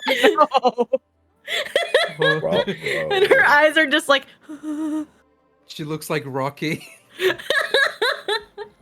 You would hear behind you, "I'm terribly sorry to do this to you, but we just need to make sure." there's like a terror in her eyes. Gerald sort of brings a hand up, sort of rubbing this very anxious sort of rub at his forehead as he would step away and go into the kitchen. Or then he would return, and you would watch as he holds what appears to be a very thin sort of strip of metal in his hand. And you would watch as he walks up. I'm really sorry, but for your Paul's safety and for our own, I just need to make sure. I hope you can forgive me for being cautious. And he's going to place a piece of cold iron against the back of your hand. Her like eyes are wide and like almost terror filled. Like, what did I do? You would recognize the metal, having lived with your father, as a means of detection for entities who like to hide in the skin of others. And, She explodes. oh, well, there you go. I knew she Oh, was. shit. The Men in Black changeling scene. explodes out Damn. of... All right, Momo. So, what was your real character? Oh yeah. Shit, I didn't expect to be found out. Fuck. Obviously. That'd be fucking wild. His daughter's a changeling? Yikes, Why the big dog. secret, Kay? Sort of for a moment when there's no effect, there's this sort of deep heaving sigh of relief and a nod as Guinevere again very gently grips your shoulders and then relaxes and the whole person falls off of you. They both, again, I am incredibly sorry, but after what happened with your brother, we just had to make sure. There's like this like like stuttered breathing that comes from her. A terrible way to greet you after so long. I really am sorry. Whatever you want, I'll make it for you. There is an expression for Grayson that may seem as if she has been under this spell before.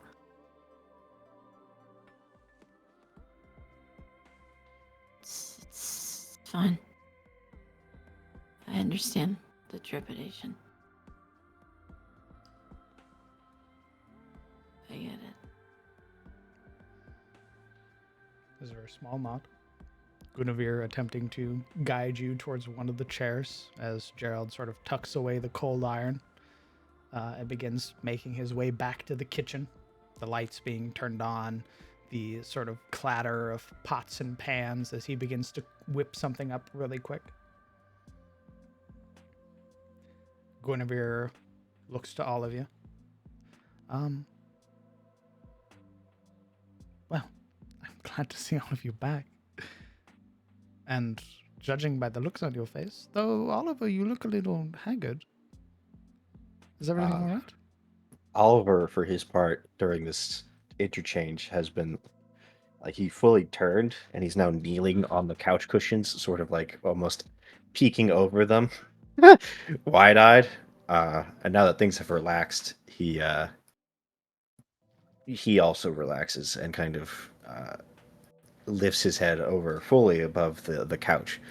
I'm all right. It's just it's been an adventure. She gives you a very I'm a thoughtful little- look. I am a little tired, but otherwise I'm totally a-okay. Totally okay? What? Mm-hmm. Okay. I believe you do. You don't need to lie to me. His ears kind of droop when being accused of lying. She offers that warm smile. I am glad that the rest of you are back as well, and you're all in one piece. I was told there was a pit or a hole or something. What happened?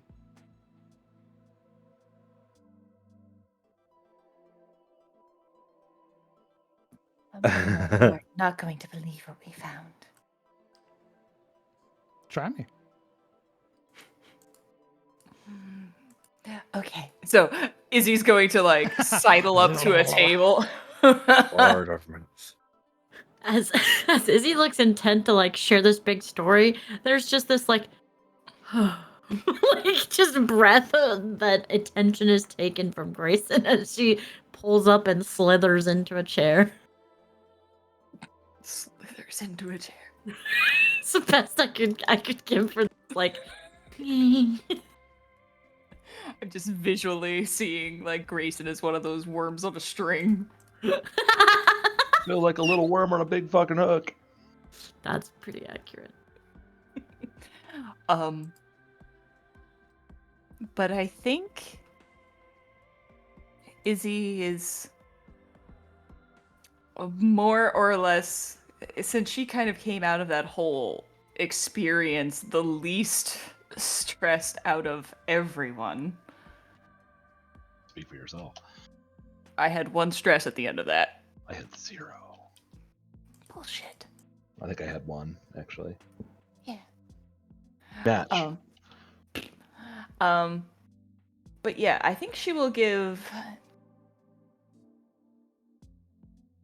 not quite as a doom and gloom report as someone who was more in the thick of it would have been given. But definitely more so the general sort of overview of where they found the cart, what it had looked like it had attacked, and having followed the prints to this this hole in the ground where there was a lift that took them very far under the earth into this burrow made of steel, and sort of explain to them the essentially the mill that they found, more or less. Mm-hmm. and the goblinoids that were inside of it.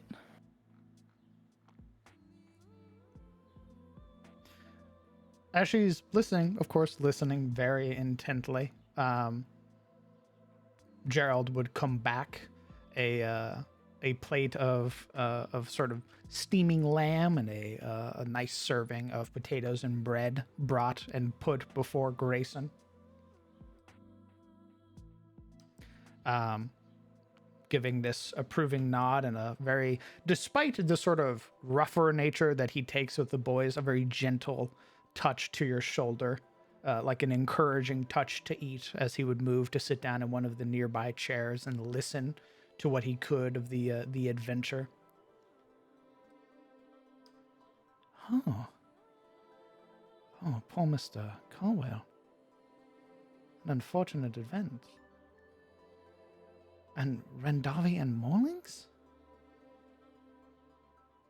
Apparently they had converged upon each other and were fighting one another, and that's not to say the least of the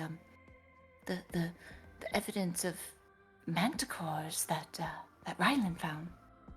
Manticores? That's right. She would sort of, as if this realization had hit her, and Gerald sort of sits up. Oh, are ye? One of Bolton's boys had came back saying he was attacked by some big old beast on the road. You're saying it's a manticore? Well, we actually saw it. It took flight when we noticed it. Took flight? It didn't attack you? The evidence that I saw seems to point to it being an ambush predator. When it was not able to ambush us because we spotted it, it fled. So either it's not confident in taking on large armed groups, or it just prefers to take its opponents unaware. You see him sort of purse his lips together. Different from the manticores I used to fight. Maybe it's a young one. Or maybe it's injured. Oh, they be bold as rain, attacking entire retinues without a care for their life. That's worrying. But no, you made it out, so not too worrying. Either way, it'll have to be dealt with. Aye. But we've got strong, competent wayfarers now. Oh, not by us, I hope. I am ready to retire, gods. Retired? That's funny. Son, you just yes, I'm began your worn out. adventure. But the sheep. But those sheep, he says. The sheep are already being looked after, son. They've moved on, have they? Of course they have. Any hand with feed is enough to bribe them. No doubt. Anyway, did you make me any food, Pa? No, I didn't make you any food. Just go in the kitchen. Look at her. She's rail thin. Only You cook can for have her? mine. No. No. I mean, unless you don't want it. Even if she don't want it, no. He sort of falls into himself. You can go make yourself something. You can go into the kitchen. Oh, if you're going into the kitchen, how about some tea or coffee? Thank you, Logan. It's a bit late Oh, so for now you coffee. own the... What did Carol say? It's a bit late for coffee. Well, I suspected we were going to be up for a while, but tea would be Oh. better. We're gonna get her a room, get the rest of you situated, send you back to your families. I'm gonna write up a letter and have it sent to Reynold in the morning. That way he's aware. Before he heads over here.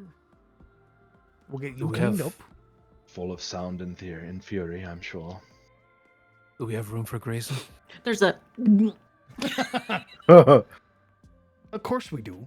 I'll make room. Suddenly, Logan gets a very serious look and he kind of leans towards his father. Are they here yet? They are. They are? Oh, fuck. You'll be sharing a room. Wait, where am I sleeping? You'll be sharing a room. I don't want to share. You already let them in? Of course I did. Where's my You know stuff? how they are, complaining, bickering. I had to do Of something. course. Your stuff's safe. All right? Away from her prying hands. Same thing with the souls. Your mother made sure of it. Good luck getting it from your mom. You see relief wash through Logan. There's a very Okay. knowing smile from your mother. I think I'll just share the couch with Oliver. Unless he's Oliver's going home. going I think. home. He has a home. Oliver, despite saying he's okie dokie, he has passed out on the couch again. Maybe not. I could take him. He weights nothing. Probably Just good drop- for his mom and his pa to see him. Are you just going to drop him off like a sack of potatoes? I'm sure that'll go over really well. I will not be joining you on that one. Going to knock on the door, Rylan. No, that's fine. I have my own mother to deal with.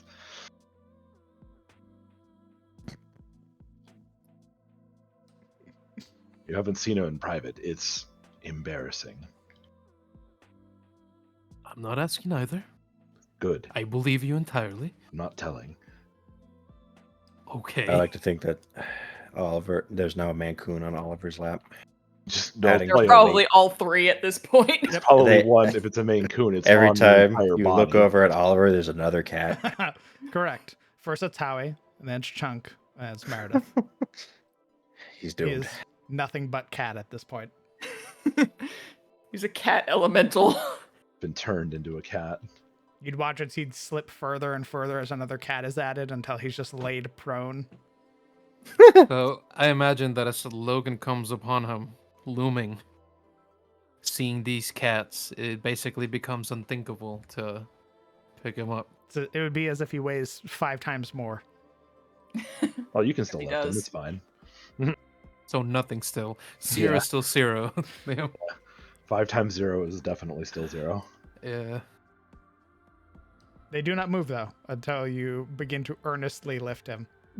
He doesn't begin to earnestly lift them. He instead sort of like murmurs for the kittens, like doing that like sound at them, you know, trying to get Immediately missing. slip you off. You're trying to. They're not moving.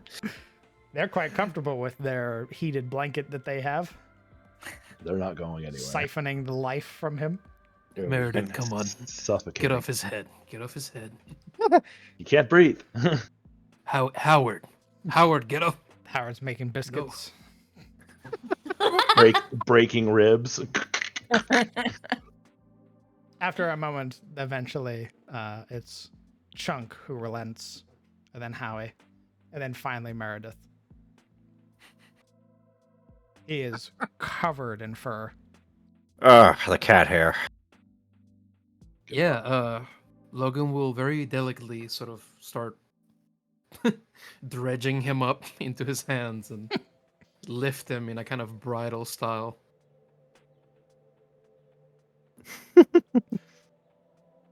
I'll go ahead and I'll get the others here situated in a room. Rylan, you're more than welcome to stay.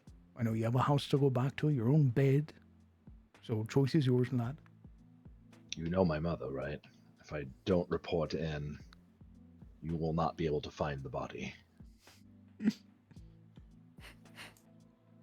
There's a look. He's like, all right. He knows her. He should know better. I know she knows you're back. She's probably asleep right now. She's probably waiting on the roof with a bow. She's in the bushes. She's probably already aware. She already knows I'm here. Well, Terrifying. thank you for keeping them safe. I don't imagine it was just you, but Definitely not, but everyone did really well. There's some rough edges to sand out, but I think we have the makings of a very good group with this. Assuming Grayson wants to stick around, of course.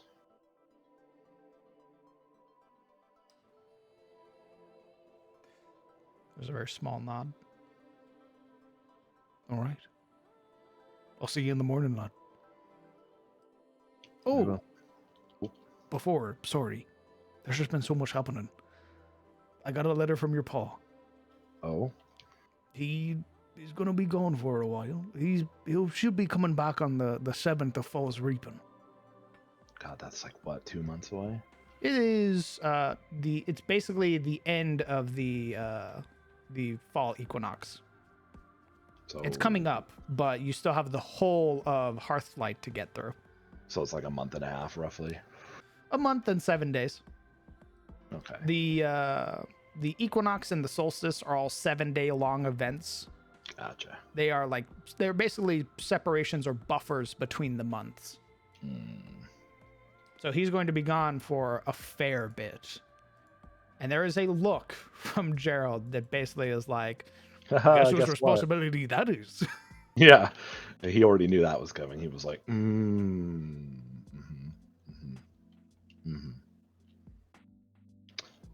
All right. Well, I suppose we should all definitely get some rest then. Because it sounds like our job is not over.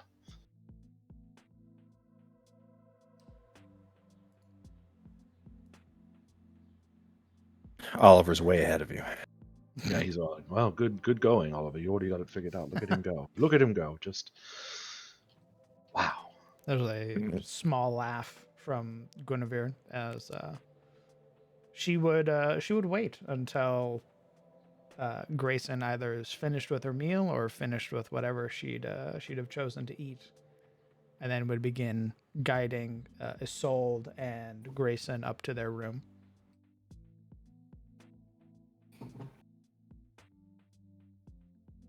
Room singular? Yeah, you're all sharing a room. Understood. Would there be any like significant changes to the inside of the tier?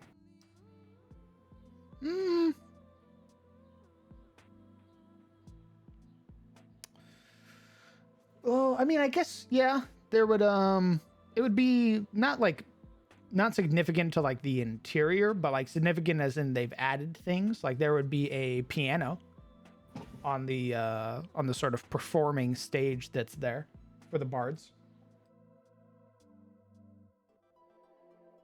Any like triumphant trophies or anything to show like change in the happenings that have happened or anything like that?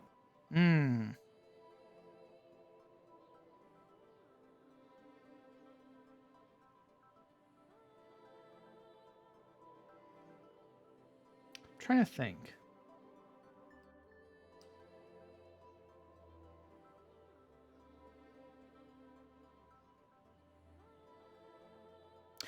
You know what? Yeah, there would be a rather impressive sort of stag head mounted on the wall. Fairly large, sort of taking up its own wall entirely. Okay. Yeah, I think Grayson would have eaten like she's not gonna be like eating all of it, but it's very like a almost like, you know, how in Hollywood they like depict prisoners of like cupping their food. It's very much reminiscent of that when she's eating, and she only is able to eat like a portion of it before she just can't stomach anymore, and she seems ready to go wherever they want her to go. Guinevere gives a very soft nod as she moves to stand, Gerald taking the plate and taking it back into the kitchen. Guinevere would guide you and Isolde upstairs, saying her goodbyes to the to the rest of the compatriots, to Rylan, and then a very gentle sort of touch to Oliver's forehead as he's honk-showing away.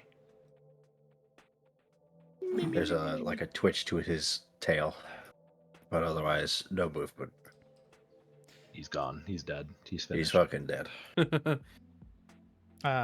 Bring both of you up. You would recognize this room. This is the sort of one of the larger rooms, but it's the larger room because it shares the most beds.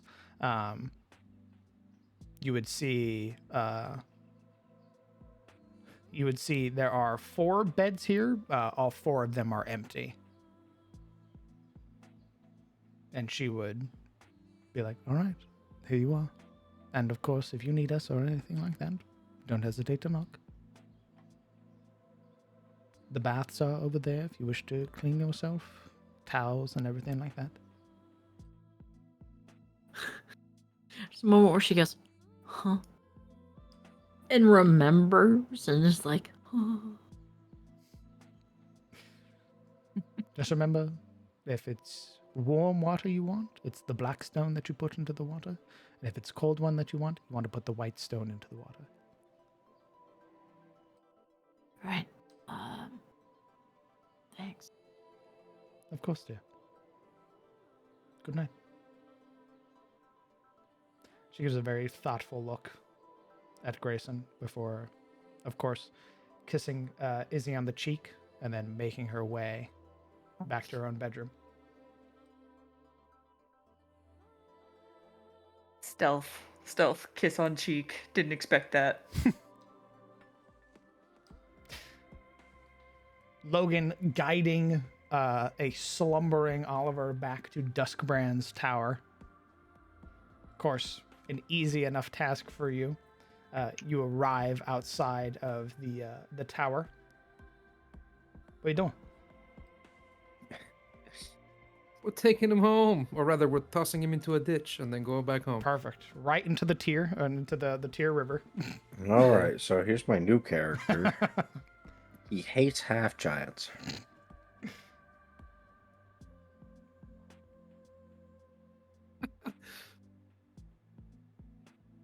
No, we're taking him home to the tower. All right. Logan would guide himself with the various lights, dotting the road, and make his way there, I hope. Easily done. Knocking at the door. It's a moment or two before eventually the door opens. You would see a very perplexed woman as she sort of rubs tiredness out of her eyes. But just as quickly as her hands sort of pull away, she looks down and sees Oliver sleeping as he is. He's dead. And there is a half-second moment where you see perhaps like this temporary surge of adrenaline rush through her. He's dead. Do you say anything? Logan is in fact stricken still by this surging emotion on her, and he cringes, like expecting some kind of slap or scream. But prising open an eye, he goes, "He's all right. He's okay. He's sleeping." Amelia's entire body tensing relaxes for a moment at this audible sigh. Don't you know how to announce yourself, Logan? I'm sorry. You almost got power word killed on the spot. She brings the hand up, sort of rubbing the back of her hand along her forehead. He looks exhausted. He did so much. I couldn't even begin to tell you, Miss Duskbrand. He is so smart and driven and healthily curious, I should say. Healthily. Roll me a persuasion check. Okay. I appreciate you not saying deception. Thank you for that. I believe he's telling the truth. He is. He means it. Amelia, sort of this previously pensive expression that she wore begins to melt away with, of course, that mother's pride as she nods. This smile beginning to take her lips, as if the worry that she had been holding on to for the last almost a week now begins to wash away, both seeing Oliver and, of course, hearing from one of his friends, no less, how reliable he is. and she'd sort of reach out using a finger, sort of very gently sweeping some of the hair from his face. Sweetheart. Sweetheart, you have to wake up. One eye keeks open. You find yourself in the arms of a burly half-giant, your mother staring at you. Hey, There's like the other eye opens. There's a slow blink. What happened? Wasn't you're in I heaven, Oliver? Oh, why are you here? I'm also in heaven, I guess. Huh? Oliver, Why are you here? What? Oh, mother. Hello. His ears perk up. Tail comes to life. Oh, we're Logan. We're not dead. Being No, I the said only you were in one with- heaven. Oh, very cute. Logan was kind enough to carry you back. Oh, I must have fallen asleep. You did, and then the cats fell asleep on you. Had to save you. You know they do it on purpose. Of course. It's how they prove that you're part of their pack and that you are at the bottom. Sorry. Amelia shakes her head. It's You all see good his, fun. his face flattens. Thank you again, Logan. And, of course, thank you for watching out for him. Logan gets this very earnest look and he very gently guides Oliver's feet to the ground so he can stand on his own. I meant it. If it wasn't for Oliver, who knows if we would have made it back. Thank you for lending him to us, Miss Amelia.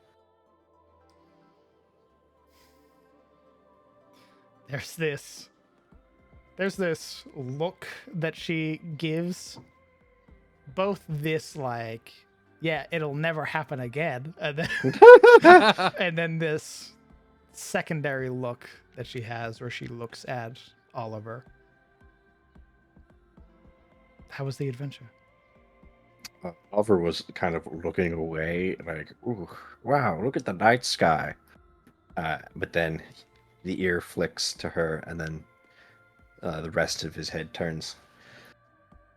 It was, I don't know how to describe it. Violent. He Oh bursts. my god. And scary and dank, and there was a lot of walking, and I nearly died several times. What? But Her eyes he shoot to Logan. continues. He continues. Logan. No. What she sees is rocks being kicked as the half giant is well on his way home. What Logan? Gone. But it was also a wonderful mystery, and it feels like I did some good in the world. We did save Mr. Cardwell, after all, and we even found someone I never thought I'd get to see again. And we saw a Pegasus at some point, and there was this Sylvan woman on the way home. So As you're talking, the hand on your shoulder is guiding you into the tower. he's just babbling on us. He's pushed in. And Amelia will listen to your adventure, all the way up to taking you up to your room, and listen until you. Yeah, it is quite literally like, it's not the built like, and here's the beginning, and then this happened, and here's the. It is just like a barrage of random shit that happened, not interlinked at all. It'd be like, and there were doors, and I found this key card, and there was an ooze that nearly killed Rylan, and then his head hits the pillow, and he just There's a worried look at just how much danger is in this store and how many people almost die. there. But as you sort of regale that sort of wonder in your voice, the excitement mixed with trepidation, until you eventually pass out, Amelia will of course pull the covers over you, turn the light off in your room, give you a kiss goodnight, and then make her way out of the room, ready to basically let you sleep in, and ready to hear about your adventures in the morning.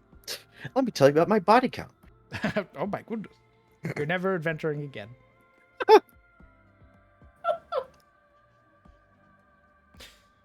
Logan, you would make your way back to the Singing Tier, where your father is waiting for you. Sort of sat down, petting the cats. Is he inside or outside on the porch? He's on the porch. I imagine it's on one of those chairs where there's like a little table and then a chair adjacent. Correct. Yeah, Logan, who brought along his sword, sort of leaves it leaning to the steps of the porch and steps up and moves on over to that chair, sitting down with like an adjusting groan of effort from all the sores he's still hosting after all that effort. And he'd stare off into town. Just not saying anything right away. Neither does your father. Sort of just staring out into the night sky, seeing the idle flicker of the lamps along the road. Eventually, sort of this soft grunt as he leans back.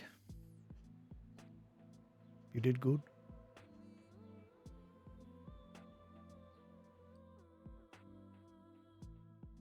Something to feel pride over, but Logan isn't so convinced. His eyes very gently half lid, and he looks diffidently at the ground. Almost lost a couple of them. All of them, at some point or another. Harrowing thing, that. First adventure and all.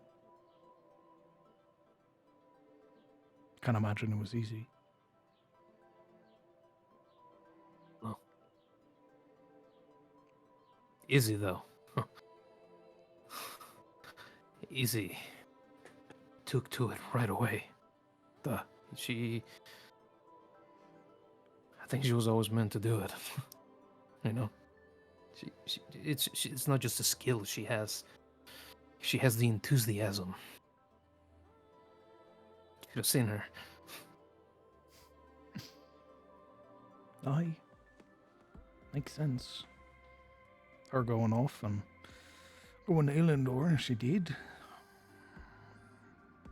Makes sense she'd become a wayfarer too. Or rather, take to it as she did. How about you though? I'm just glad I made it home, I guess. Makes sense. We felt that way about the campaign too. That anxiousness we sort of felt waiting. I'm glad you're back.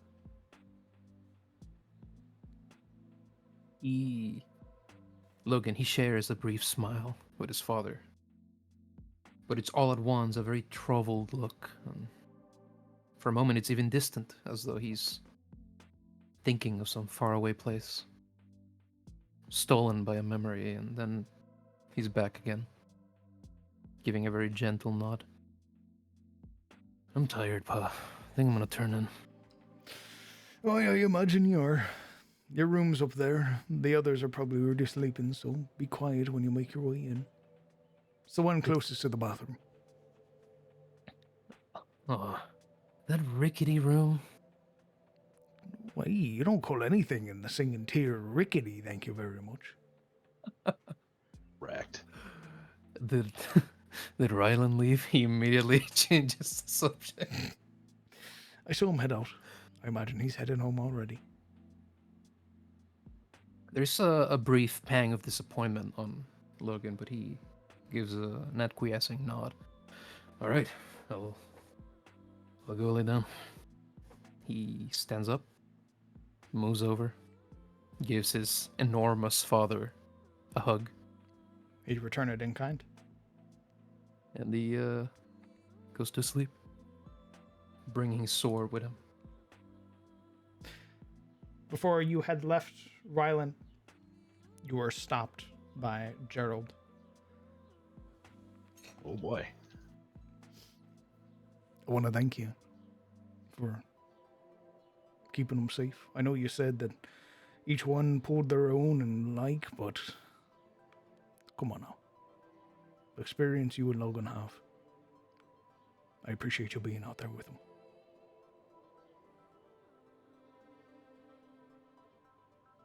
Even if it wasn't part of the duty, I wouldn't feel comfortable with fresh adventures just going off alone like that. There are things out there that are dangerous now that we can't account for anymore. Manticores, Rendavi attacking on the roads, Morlings. We found another group of wayfarers that had been killed. Aye, probably belonging to Durant's Spear. They're probably going to need some help now that they've lost some wayfarers. Oh. Father's jurisdiction did cover Durant Spear, if I'm not mistaken. Aye, that it does. They have their own road warden, though not knighted like your father's. So more just a local helping hand, as it were. But they'll be needing help all the same. And of course, without the road warden here, falls to a squire. As expected. I'm definitely not ready to retire. I don't think Logan is, despite his what he said. I think he is suited for it. Good. And without him, we would have had a much more difficult time. Just like on the campaign, he has a knack for keeping people up. I'm glad to hear it. And There's of older, course, as long as you are around, I imagine he'll see to being a wayfarer true and proper. He doesn't share my... How would I put it? We encountered a Morling in the facility that we got into, and it was chained. And for me, there's no question. Morlings, at least I've never heard or seen one that wasn't a threat. You eliminate the threat, that is the point. He wanted to talk to it and to get its bearing or its measure. And I don't know if that's a failing on him or on me, because I was ready to execute it immediately. Gerald grimaces for a moment, very brief. In the end, it obviously showed its true nature enough that it was no question that it needed to be taken care of. Lad, I can't give my opinion. I wasn't there. The beasts I've dealt with are different from the beasts you'll be dealing with today or the day after. Ultimately, it's going to be up to your own wisdom, your own decisions. Do you feel like you made a good choice? I felt like I made the only choice that there was to make. Logan believes in people, in goodness, or maybe the chance at redemption, perhaps. I'm more of the mind that if you're something created by darkness, intended to serve darkness, there's little, if any, question about your redemption being out of the question. Gerald looks at you. This very long look. You'd see the edges of his lips pull down briefly. So he gives a nod. All right, lad. Maybe it'll be good to have someone around to be more conscientious of things. Maybe. Who knows? What I do know, though, is if you don't get back, your mother's going to kill us both. So, Well, I knew you were afraid of her. he gives a chuckle, a very hearty pat to your back as he makes his way out to the porch to see you off. Thus waiting for Logan. And as you begin to make your way down the white cobblestone road, flanked by the lamps here that illuminate your path, you'd find your way back home. A familiar sight, a comfortable sight, and of course, waiting for you at the edge of the table, sat in one of the chairs, sort of watching the doorway, your mother. Jesus Christ. Yeah, he wasn't kidding. Just imagine him opening the door and it's just like an interrogation room. And there's like a Just a singular single light on the lamp. table. There are 4 lights. She shifts subtly, though relaxes. You're back. How long have you known? Probably since we set foot in the entrance to the town. Correct. I take it your adventure went well, seeing as you brought 2 others back. Yes, Edward and Grayson, of all people. Her brow raises. Does Reynold know? I don't think so. He'll know in the morning. Will you be there? I probably should be. Good. She'd move to stand. This, again, very steeled expression that she wears.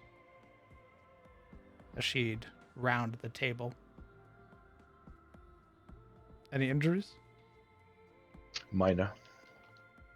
Mostly tended to by Logan. We are well enough. Some more tired than others, but I'm fit as well. Lingering conditions? Mental, if anything. And just exhaustion for mostly Oliver. Any equipment lost? No, we actually found some. This, of course, very calculated conversation that she has with you ends eventually as she would pull you into a hug. Good. I'm glad you're back. There were Morlings in the facility, well, outside of it, in Rendavi. Perhaps your friends would be interested. I'll let them know. What tribe? God, what tribe? You don't know. Ooh. You Guess he wouldn't have executed the got- motherfucker before asking him. I guess he wouldn't have gotten the education to identify them by markings either. The one that you had slew, Ripjaw, didn't have, like, iconography on him. Unsure, but the dead ones we piled up in the forest for scavengers. The one that I had to kill in the facility was chained to a wall and spoke. Named himself Ripjaw. Spoke. Yeah, I thought that was weird too. Our tongue? Actually, wasn't it? Didn't was it common. speak? Yeah, it Sure. was. Yeah, it was. Shit. Yeah, broken, but intelligible enough to understand. Her eyes narrow somewhat as she relaxes. Who's going through all the effort to teach them common?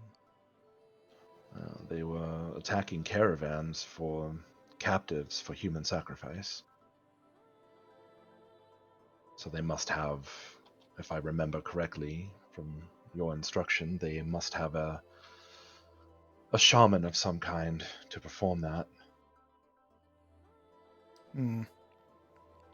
Usually only followers of Morin are the ones that engage in dark arts like that. So, good to know at least. No, I believe you told me if there are shaman, it's not long before a war leader of some kind appears. Slaughter Lord. Yes. They'll need a herdstone first, so something for our people to keep an eye out for. And then there was the manticore, but that A you manticore? probably... Well, supposedly a farmhand came through town yesterday from having his wagon attacked, so I thought you might have already known. He described a beast in black. He didn't describe any wings. I imagine he was terrified and hiding. But the same marks that attacked Edward's caravan were from the same manticore, I believe. And it, as I've told Gerald, I think it's an ambush hunter. We spotted it trying to ambush us, and once it caught sight of us seeing it, it flew away. She purses her lips, this thoughtful expression that she wears for a moment. Just on luck. The moment your father leaves, all the creatures decide to get clever. I think it's perhaps because he left. The speaking Morling seemed to be aware of father's absence. She doesn't say anything, but there's this brief look of sort of recognition, or perhaps in some eyes, concern, though she doesn't say anything. She gives a small nod. Very well. In the morning, I'll make sure to pen my letter and tell them everything that you told me. Hopefully, they'll make their way out here. I can come up with a more detailed report for you as well. Just probably should rest on it first so I can get my thoughts in order. Good. How about you have it written up in the morning then? Very well. Also, it's good to be back, and it's good to see you, as always. Of course. Are you hungry? If there's any leftovers, I wouldn't say no. I can make you something if you like. Mommy's gonna make me a grilled cheese, guys. If you're willing to share, sure. Willing to share? Well, I'm not going to eat alone. Sure. I'll make something then. I can tell you a bit more about the fights. I think we have some rough edges to round out, but I believe our group is more than competent. There's an approving nod. And eventually Miss Aldane would make you a late supper and listen to you regale her about your adventure in fighting the Rendavi and the Renkir.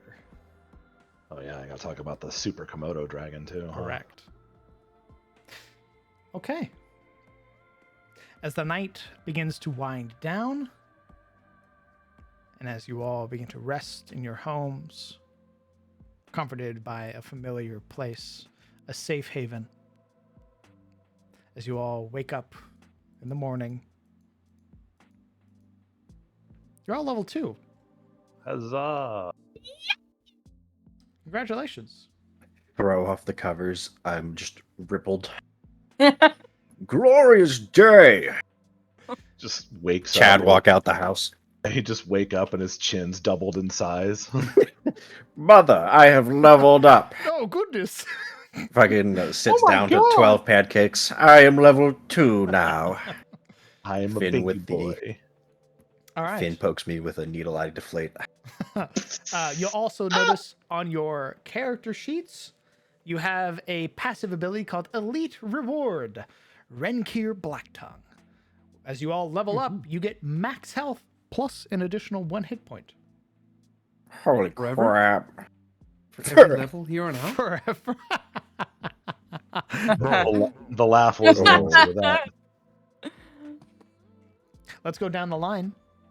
Let's level everybody up. Grayson, you are now level 2. What's your hit point total? We take max, right? Correct. +1. +1? Yes. Why 1? What do you mean by why 1? Yeah, part of why the reward. 1? Okay, so hit die is what? What's your hit Mine's a die? D8. Okay. What's your con score? 14. Which is a +1. 2. Okay. So that's a 10. +1. So I have 21 health. Nice. Chunky. Thick. Prepare to get chunked. Also, make sure when you go to your features, you select your class, the little drop down, and set your class to level 2. Hell yeah. What else does that give you? I get... I get... Cunning action. Starting at 2nd level, my quick thinking and agility allows me to act quickly. I can take bonus actions on each of my turns in combat, and the action can be used to dash, disengage, or hide. I Nice. fucking love bonus actions. I bonus action hide from my dad. Okay. Oh. Go ahead and, now that you've used it, delete the elite reward, please. I'm just letting you know your dad, I'm pretty sure, has true sight, so good luck with that. Wait, I didn't. He just used that? X-ray visions like Superman scanning. I can't delete that. Go to the green padlock on the top of your character sheet. Make sure it's set to red, and then you can hit the delete button next to it now.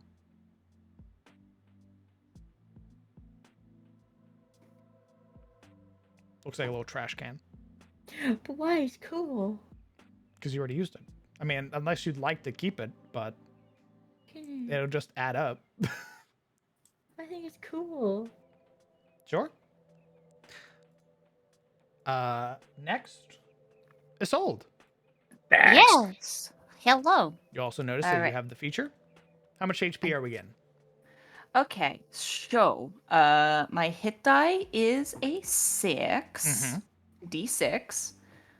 I have a con score of 13, which is a +1, so that is a 7. I get a +1 from Draconic Resilience Okay. due to my bloodline. And then the +1 from the bonus. Bringing that to a total of 9? Yep, 6 plus the 3 bonuses, yep. Sick. Total should now be 17. I believe so. Nice. Very healthy sorcerer. Indeed. goodness. And under features, I find my level, and I'm going to level 2. And did we get anything as a level 2 sorcerer? Oh my god, we do. Let me see. Did it add itself to my sheet? Probably not. You'll probably have to drag it out of that tab. Oh, which tab is it again? So if you click Draconic Sorcerer, it'll bring like the drop down. Uh-huh. You'll have to drag the level 2 thing out of there probably. Okay, well, I think it's just for sorcerer in general. Stand by.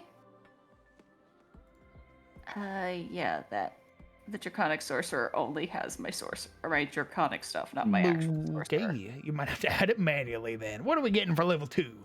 Well, let me Where do I go again? Oh no. DM's tools. Cheat sheets. No, not in there. Oh god. Why is mine not working? Compendium packs. Ah! Haha! Past features. Sorcerer. Beans. Not that. DDB classes. Sorcerer. What do we get? What do we get? As just a level 2 sorcerer. Oh, okay. At level 2, we get Font of Magic. At level 2, you tap into a deep wellspring of magic within yourself. This wellspring is represented by sorcery points, which allow you to create a variety of magical effects. The sorcery points, I will have 2, and I will gain more as I reach higher levels, as shown on the sorcery points column of the sorcerer table. Delightful. You can never have more sorcery points than blah blah blah. Basically, right now I got my sorcery points, but I can use it to turn points into spell slots. Hell yeah. Until I get meta magic. But that's not for a little while.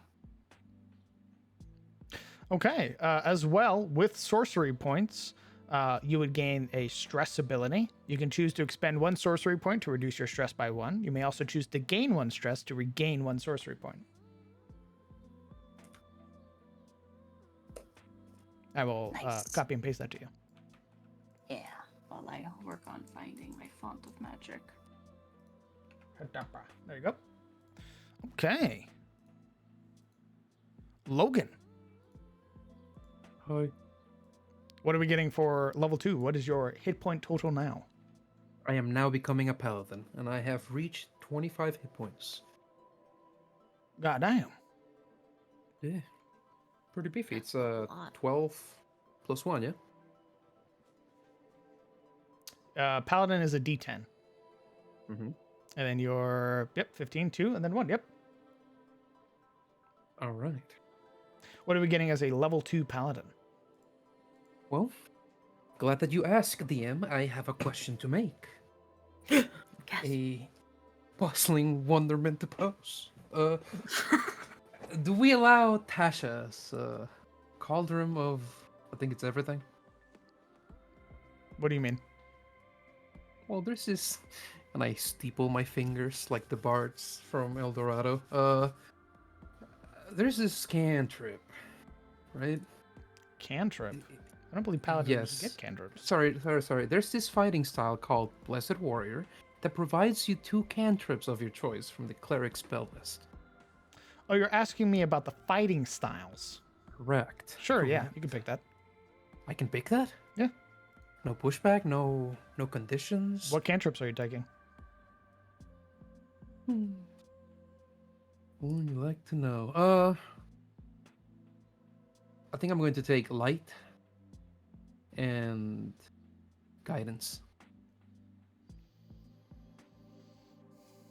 Any other Is that good? choices? Okay, I'm not going to take light. Thank you. I'll take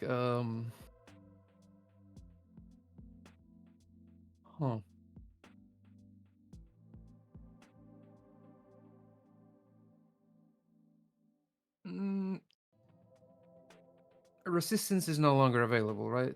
Is that one of the Resistances. It's things like mending and thaumaturgy that are no longer available. They're broken down into folk magic. Okay, I'm going to take guidance and spare the dying then. Okay. Spare the dying in this system resets death saving throw failures. Yeah, he'll spare me from having to eat through my entire healer's kit just to keep someone alive. Okay. Anything else as a Alright. level 2 paladin? Yes, my core aspect. Divine Smite. Good sir. I am now a paladin. Look at this. Starting at 2nd level, when you hit a creature with a melee weapon attack, you can spend 1 spell slot to deal all the fucking radiant damage in the world to the target. and win the game Let's not get ahead of ourselves. and save the people. What? You have 2 spell slots, which means you can do it twice. Right. Well, there you go. Okay. I believe that's everything. Let me make sure. Oh yeah, lay on hands is now a 10 instead of a 5. Very good. Mm-hmm. And yes, indeed, that is all. Perfect. Oliver, Oh, what's our HP looking like now as a level 2 talent? well, GM, you see we have a fat 1d6 Plus? plus a 2 plus a 1. Okay. So we get 9 more HP. Same hit point Very- total as a sold. Indeed. Let me flip this to level 2. Bada bing.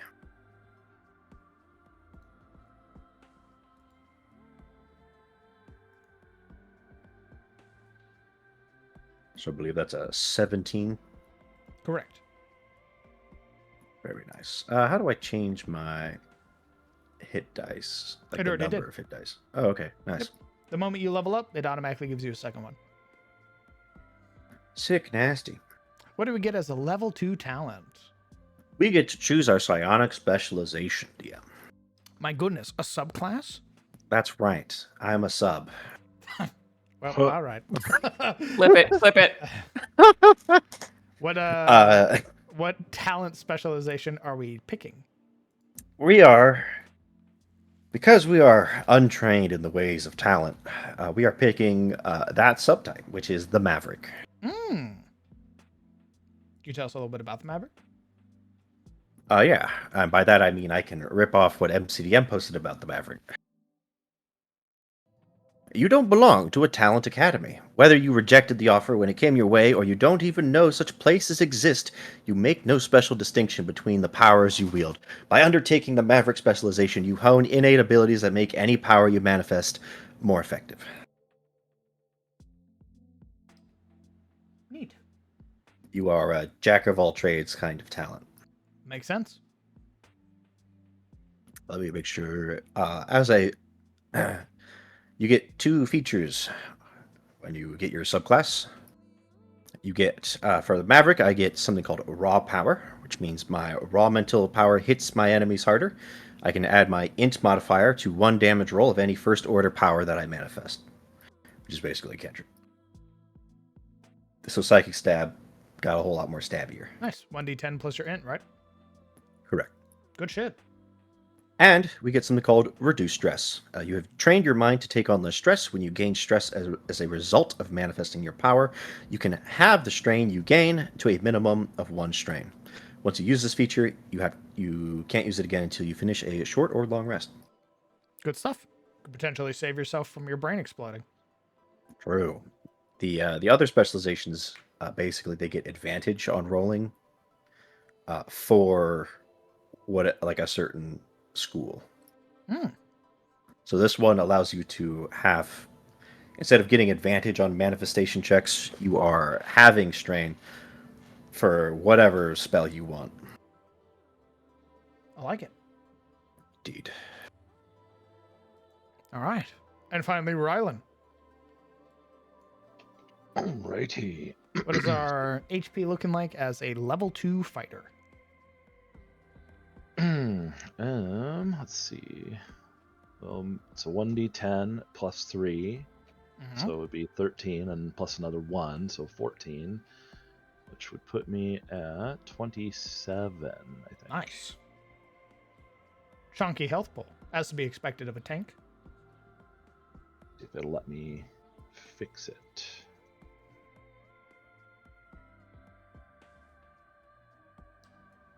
Oh, where did it go? Yep, it did. Nice. Also have to add my level. If I can, my character sheet would stop disappearing. That would be awesome. Fighter level 2. Boom. Good stuff. A second hit dice. What else do we get as a level 2 fighter? Let's see. It doesn't automatically add the level 2 stuff, right? I believe you either have to drag it in or add it yourself. Yeah, probably. Well, just to make it easier on myself, classes. So, no subclass yet, but you get Action Surge at level 2, Nice. which lets you basically just have another action in combat. Swing more You can only- times. Yep, you can bonk twice instead of once. Are we keeping the fighting style? Yeah, no, Interception was pretty solid, I think. Okay. As a more of a defensive based individual, so. And that and like great weapon fighting is fine, but I don't have a two-hander, and I think the only other thing I could reasonably take at this point would be defense, but AC is +1 AC is great, but maybe that's something later on that was more useful. I don't think you get a second fighting style ever, so I don't think your subclass that you're going to go does, but I think another one gets like 2 fighting styles later on. yeah, I don't remember which one it was. Maybe it's like Battle Master or something, but yeah, not what I'm going, so. Oh, sorry, hey, it's maybe- Champion Fighter is the one that gets a second Oh, fighting style. champion. Yeah. Well, maybe it's something I can learn in the world or something like that. Maybe. It'd be pretty dope, actually. Get a second fighting style. Legit.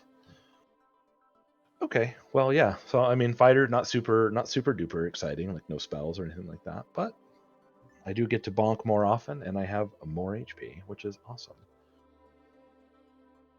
I do have a question though. Now that we're here. So all the weapon skills and stuff. Do those ever increase in the amount of times that you can use them? No. So it's a short rest recharge, right? Correct. Okay, so that's why. That have been intended for like one encounter, one use per encounter, short rest, have them back. Kind of Indeed. thing. Interesting. Okay. All right. Are there any questions? Anything you guys would like to go over for your characters? Yeah. Kieran, what spell did you choose? Haven't chosen yet. Okay. Smile. What are you thinking of? I told you the 2 that I'm between. Well, 3. Did you narrow it down at all? I'm thinking I'm either gonna pick up Shield for extra please don't hit my squishy face, Thunder Wave, or Witch Bolt.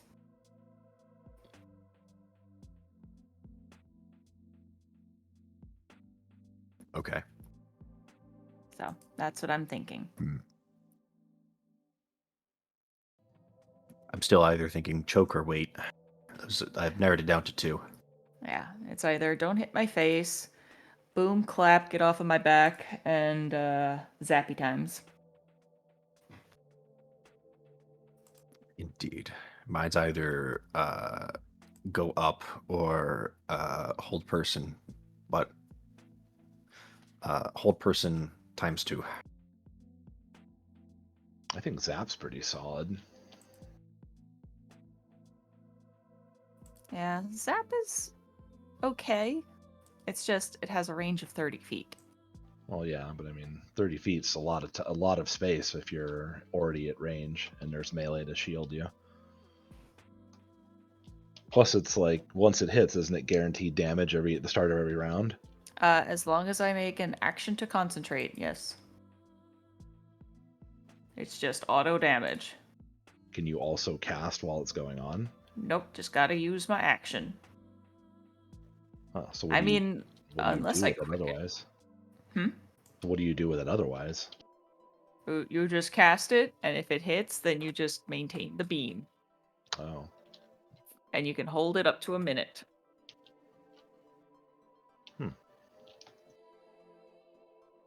well, I mean, it still seems pretty solid. Yeah.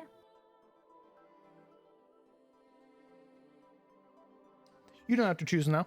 You will have the upcoming week to choose, but I will expect you to have chosen by the next time that we play. Sure thing. Very well. Anything else? Any other questions from anybody?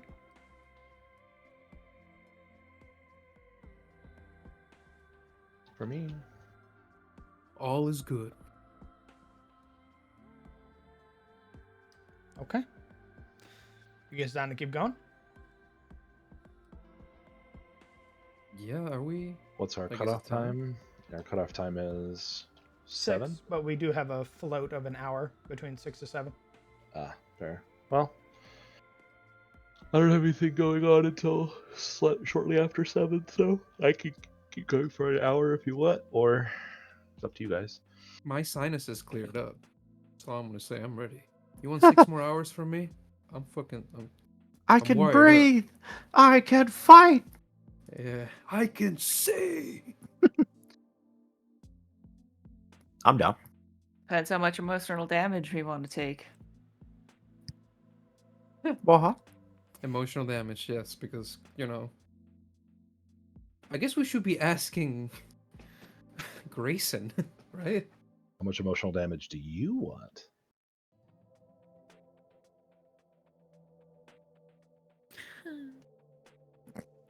A sad sound from the other room.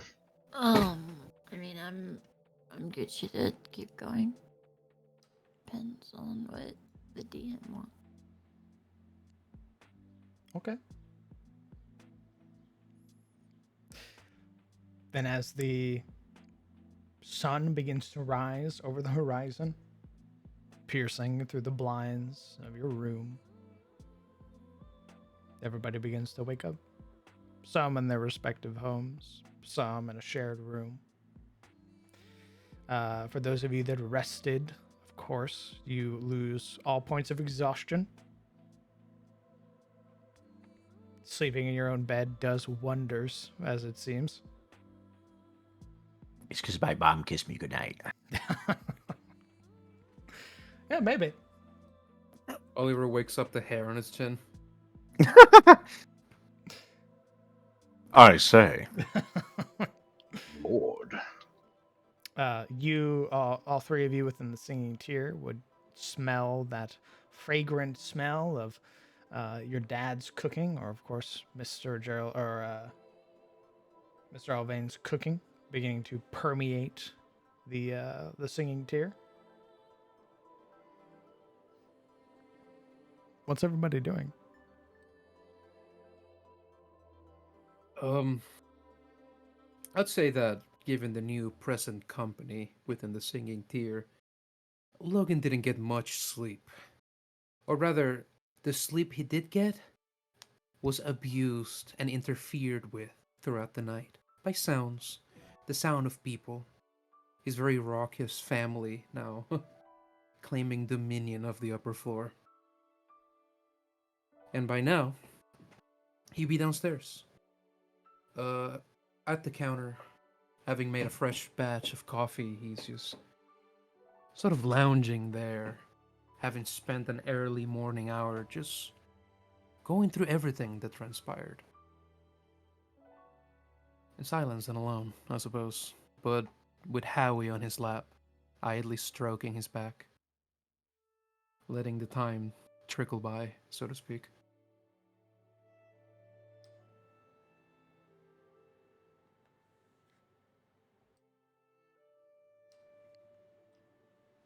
Isolde, Grayson.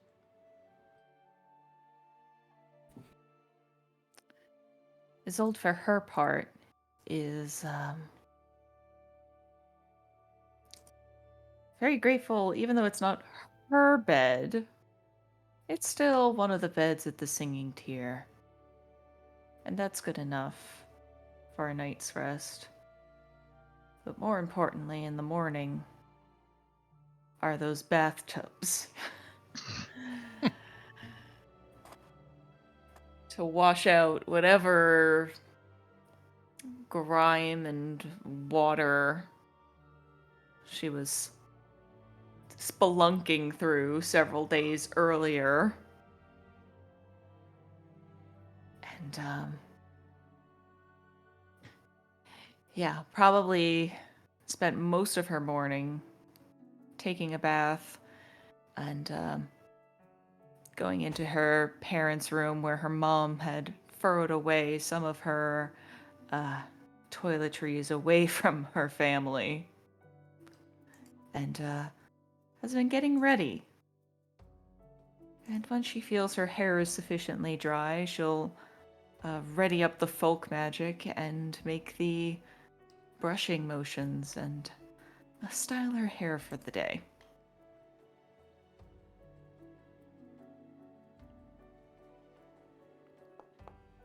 And it is definitely more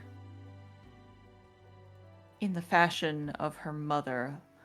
When she brushes it, the arcane energies stretch it and straighten her hair. And it almost seems it gets longer now that all the curls have been taken out. And it's just long, straight hair for today. Because, of course, if people ask, she's going to tell them how she learned it.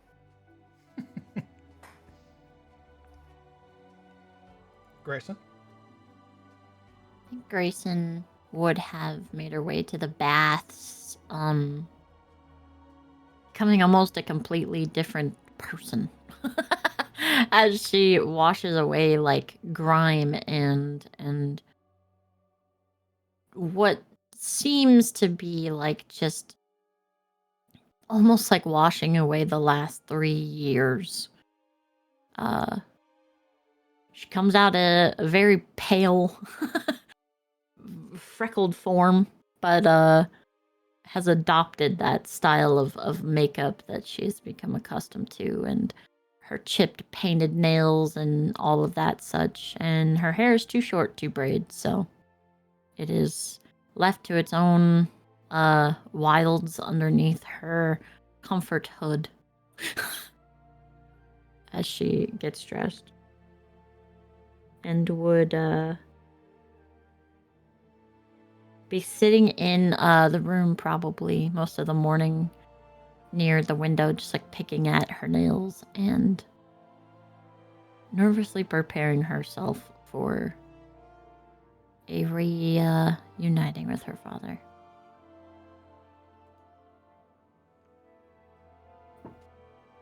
Oliver.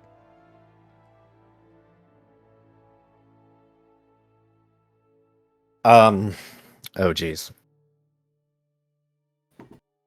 Oliver, feeling fresh again and rejuvenated and let me fucking hit long rest, Lamau. Oh yeah, that's probably smart. He would be downstairs after preparing for the day in the normal matter. Just babbling about what was like the adventure that they've had to probably Amelia and Alexander as they have their breakfast, and of course Finn next to him. Just like really like it's very almost childish the way he talks about it, very enthusiastic. And after he sort of retells the story in the way that he does, he kind of pauses and he looks to Duskbrand, Alexander, and he kind of like after a moment's silence, he asks tentatively, "So, what do you think?"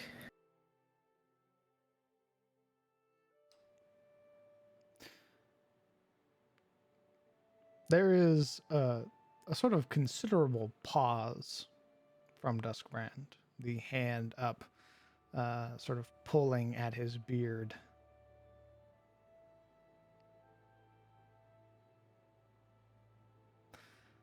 That's quite the adventure for your first outing. Manticore, Triads, Blink Dogs. It's as if you've seen the whole of the Feywild.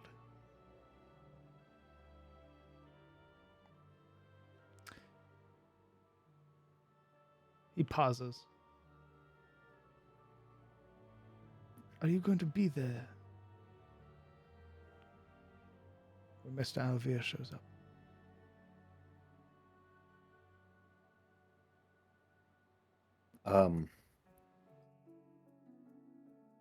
Oliver was sort of sitting there pensively, fingers drumming against the table, kind of waiting for Alexander's judgment. But when he asks that, it sort of catches him off guard, and he stammers. I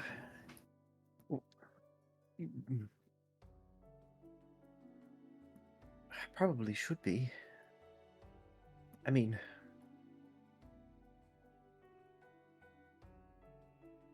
gods, I don't know what it'll do to him. He's been, well, you know. I'm aware. But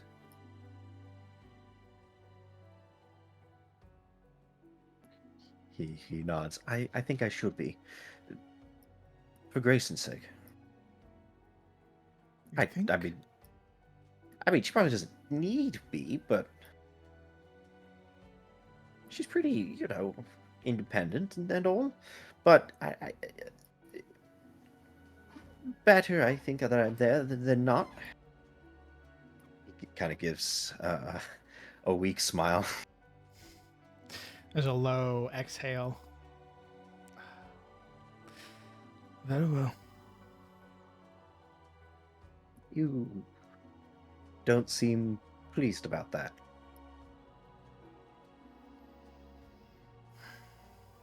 Your powers are progressing rapidly now that you've been out of the tower.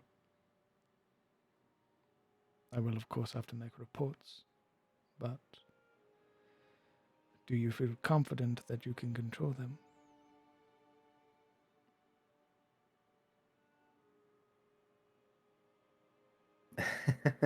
You see that his instant response wants to be yes, absolutely, but he pauses and he kind of slumps back in his chair.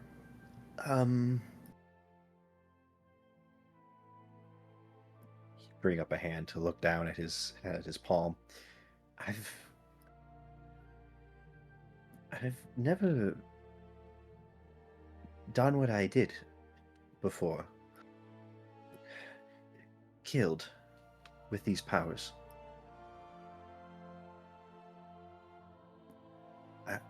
I've always wondered what they were used for, and I'm afraid that it scares me that might be its purpose, but his hands clench into a fist and he looks up to Alexander.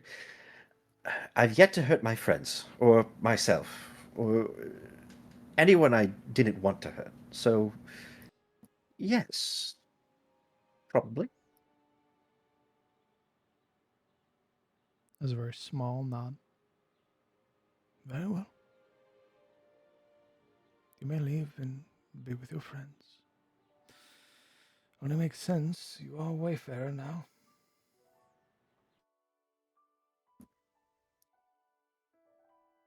He glances to Finn.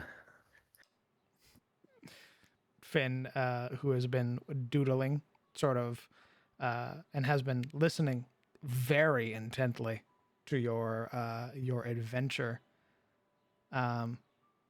would pipe up, though perhaps for a different reason. Do you found any books or scrolls or grimoires or anything like that? Nope. Sort of kicking his feet in his chair. You see, he considers. I found a lot to read, but nothing I could really bring back. Oh, all right. Maybe next time. Bullet dodged. I'll hold you to it. Bullet sort of dodged. I did find he would suddenly run upstairs, doom, doom, doom, doom, doom, up to his room, and then boom, boom, boom, boom, boom, back down, and he would show Finn the overseer key card. Oh. He'd take it if you let him. Yeah. He'd hold it between his hands for a moment. You'd watch him sort of grab at an edge like he's trying to open a book and then realizes it doesn't open that way and then flips it over again and goes, huh. It's not. We're going to roll for it's- Finn's. We're going to roll for Finn's genetic memory. Genetic. Let's fucking go. Oh. Oh my god. Jesus. I see it runs in the family. He pauses for a moment. Goes, oh, it's like a key. Why'd you bring it back? Yes, it's like a. Wait, how did you know that? I don't know. Just sort of. You see him sort of wave it. It's not like a regular key, but like, sort of works. He nods. So that's how it feels. Yes, it's a key. We use it as a key much. It's not really a book. I know it's not what you were looking for, but it is a key. And That's cool. it is very cool, I think. It opened up a lot of interesting, strange doors. Which I sort of just knew how Watch to open. him, like, get off the chair. He's not even paying attention anymore. And then he'd waddle over to a door and be like, And he'd tap it against the door, and then nothing happening. He goes, oh, Not that door. Special door. all right. He'd waddle back, put it back on the table, no longer interested. Oliver would slide it over to Dustbrand. Would you be interested? Unless I plan on visiting the location that you went to, but I will make a record of it. Let other curious minds be informed. If it's anything like the facility you were founded, the others will be interested.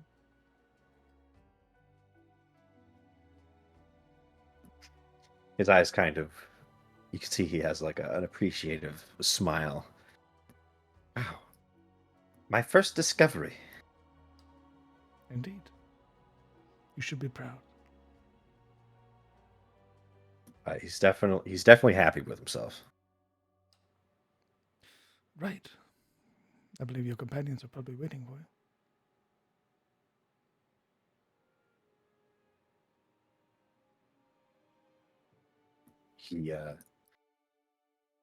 He nods and he almost runs out the door, but he pauses at the doorway and looks back. Oh,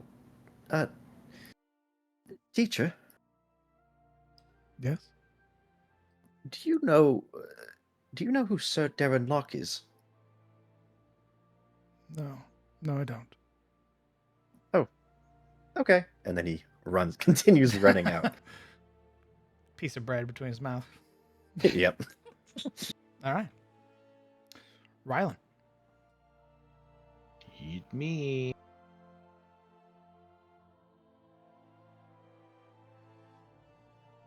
Yeah, I'm sure there's like a breakfast. He'll do that morning report that he said he was gonna, and then How detailed do you make it?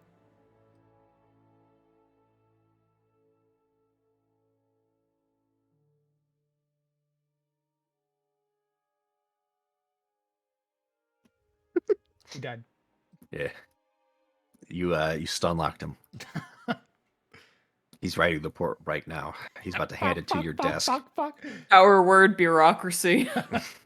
our word get fucked. But no, yeah, he'll be as detailed as he possibly can, like names, places, things like that. Okay.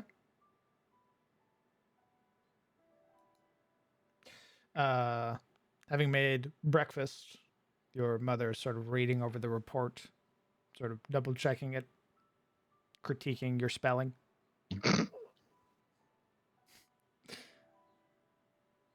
Eventually, satisfied with what she reads, she folds it and sets it aside. I'll make sure to deliver it, or that it gets delivered. You're certain you put everything in there? Everything that I can remember. Very well. So what's the plan for today? I should probably be at the inn when Reynold decides to come visit for Grayson. I have a feeling it will be emotional. You want to be there for that? It's an obligation. But she is our friend, so yes. She nods. Well, then you might want to hurry. I saw Shane down the road before you woke up.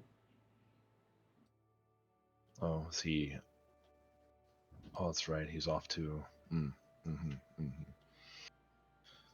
All right. Well, if anything that you can think of, did Gerald obviously shared with you the letter from Father? He did. So I suspect we'll be busy for the next month and a week or so. Half a month, but yes. Or are we only going to be busy for half a month? Well, it's currently the 17th. Oh, I thought you said it was like a month and 7 days.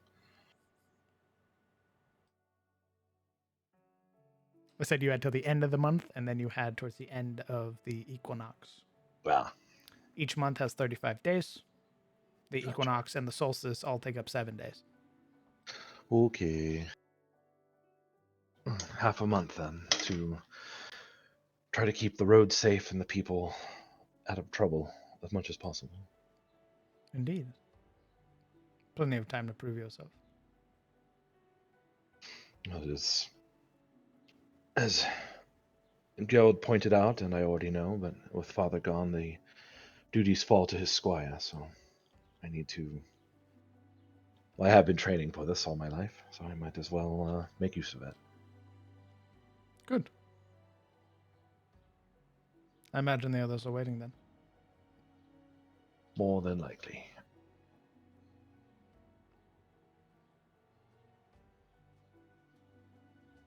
She looks at you. So? You know, he's already like putting his dishes in the sink, and I'm not going to leave dirty dishes on the table. That's a good way to get an arrow to the knee. Yeah, it's cleaning up and then got his gear ready, and he's going to head over. Good stuff. Eventually, all of the companions converge at the singing tier. Your, albeit Grayson still being in her room, unless she'd have come down at some point, or is she still up there? She's still up there. Mr. Carwell would have made his way downstairs at some point and had a very lengthy conversation with Gerald off to the side, of which you would see Gerald nodding very earnestly, sort of offering his hand, in which Mr. Carwell shakes it, a satisfied look on his face as he turns and would return back with a small box having been set aside. He would give it to Gerald and then begin making his way out of the singing tier. Oh, all right. Well, I hope you all like Mr. Carwell.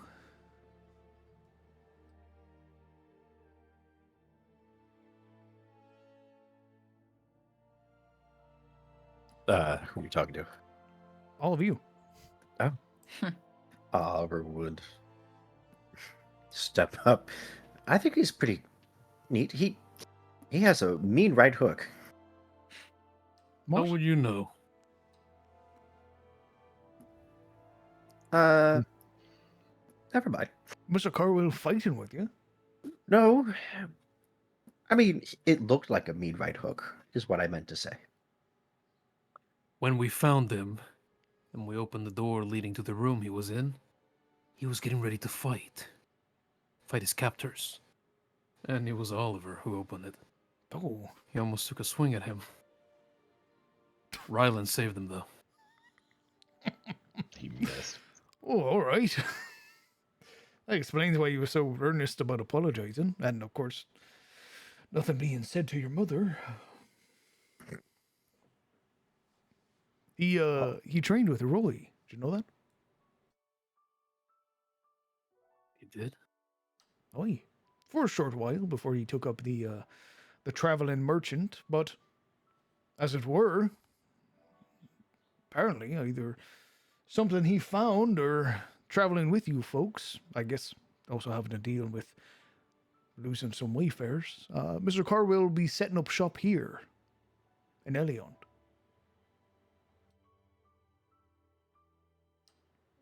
He'll be Whoa, whoa, whoa, whoa, whoa, whoa, whoa. becoming a fixture, as it were. But we already have a general store.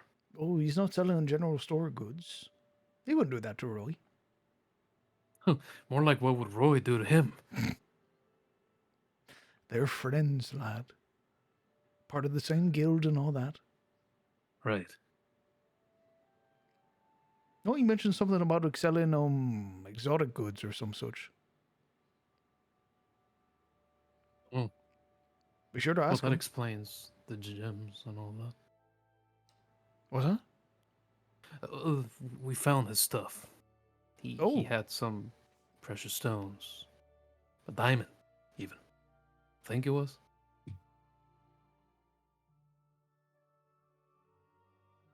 It's kind of you of bringing that all back to him. Well, it Plus was all the- his. all the sealed supplies as well.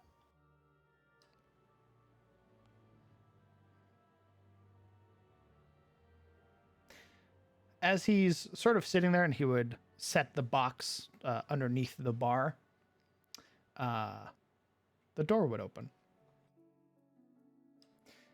A sort of heavy breathing, sort of clad in darker clothes, one sleeve rolled tightly upwards, the other arm sort of holding the door open. That salt and pepper look as Mr. Ovier, or Reynold, sort of practically pushes or almost kicks the doors down.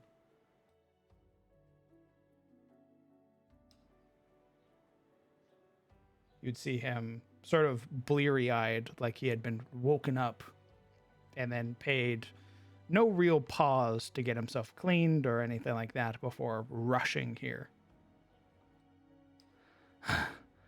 Where?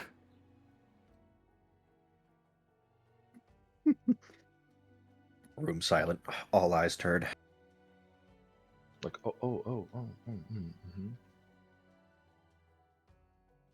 You would see Gerald, as all of you are quiet. Yeah. Oh, this is awkward. You would see I didn't write the letter. Gerald bringing his hands up, very placating gestures. Ooh, hey. Let's be calm, all right? I told you in the letter. Everything's right. She's safe. We made sure. She's taken a moment to get up this morning. So, sit down, Reynold. Have yourself some coffee. She'll be down here in a moment. You can see this tension in Reynold, his shoulders just bunched together, his brows knitted together, almost to the point of like seeing veins bulge on his face. And as Gerald talks to him and begins to sort of approach him almost like a wounded animal, Reynold's body begins to relax slowly, but very, very slowly. He would sort of approach, his eyes focused on you, the party. Where did you find her?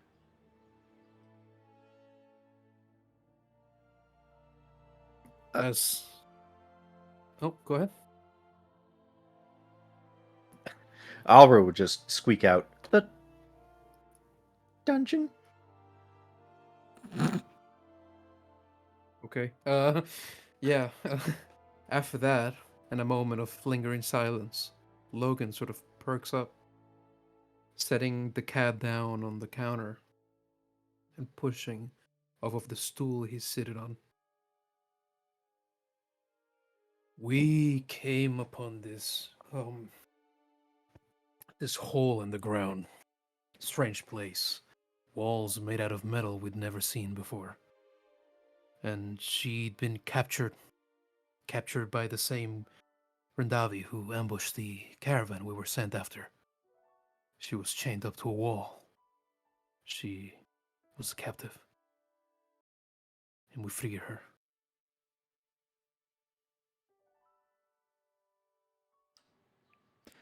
You can see his jaw tense, staring at you for a moment. Was she hurt? Some cuts, sir. Some cuts, some bruises. But I took care of that. She's fine. She a bit troubled, you know. But physically, all right. All told.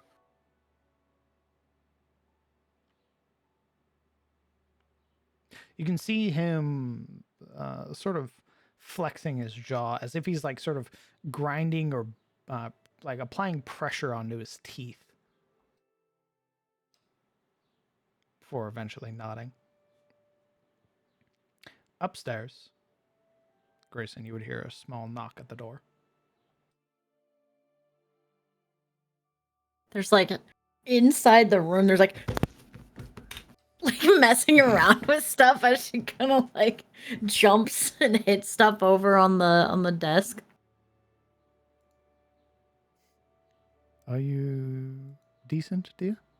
You would hear Guinevere call. Yeah, yes. May She I come calls in? out. Of course, you own the place. There's a small chuckle as the door opens and she leans in. How are you feeling this morning? I'm gonna throw up. I understand.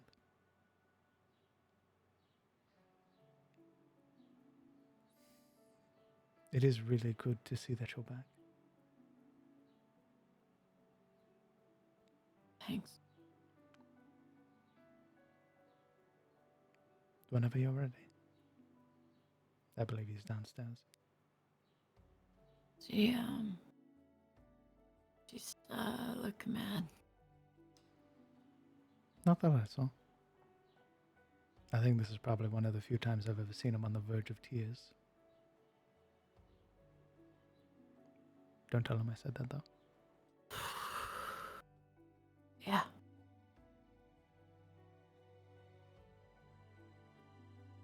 Grayson would slowly get up and make her way to the door. She doesn't have like pretty clothes or anything like that, but she definitely looks as if she might have cleaned her cloak. But that stain of seawater doesn't really get out as easily as it might. Do you want me to walk with you?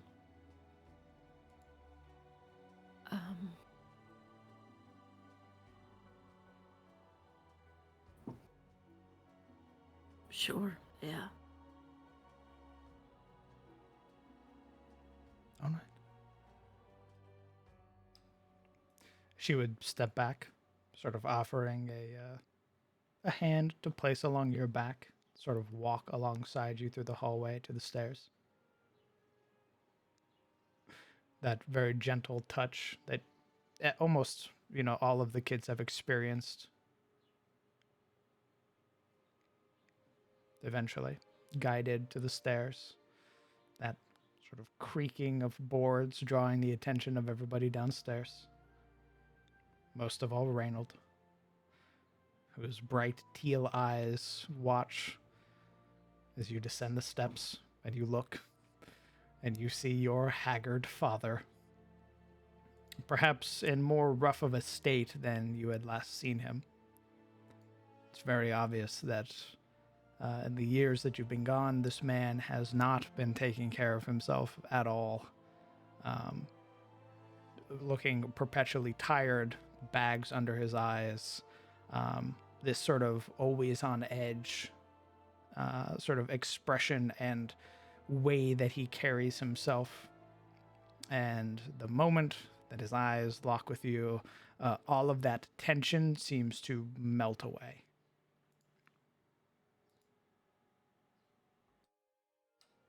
He goes to open his mouth to speak and stops for a moment, sort of taking a hesitant step away from the bar in your direction. Yeah, he would see almost identically a rather haggard daughter, uh, who has considerably shorter hair now, 2 long pieces in the front, dark makeup, and tired, light blue eyes. She just kind of stand there.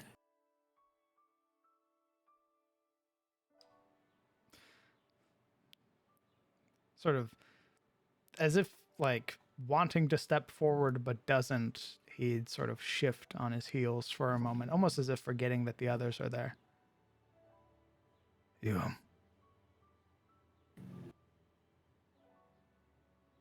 don't look like you've been eating.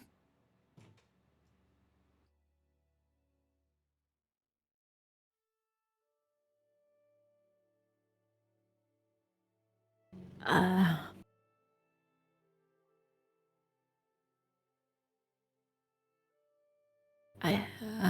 I eat.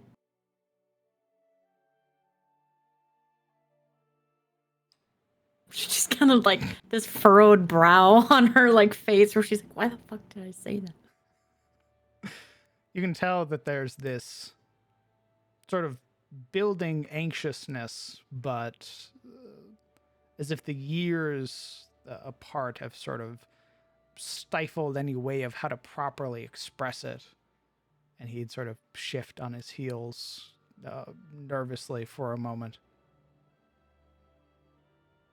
Great, so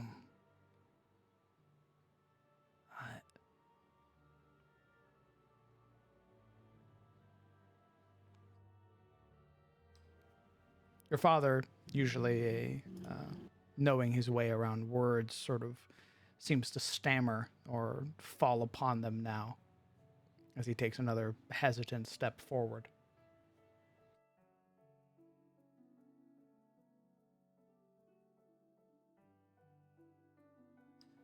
I looked everywhere. The others, they helped. We went all the way to Dranspear, to the ferry. We looked through the deep woods. We looked everywhere. I'm sorry I couldn't find you.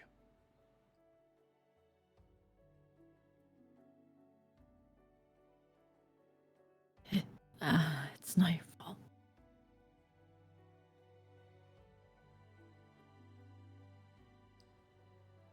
And I think Grayson would kind of she just rushes forward and like her arms outstretch, and she will try to hug him. Slamming into him, your arms wrap around, and it's almost immediate. The return, sort of having to bend down so much to hug you properly.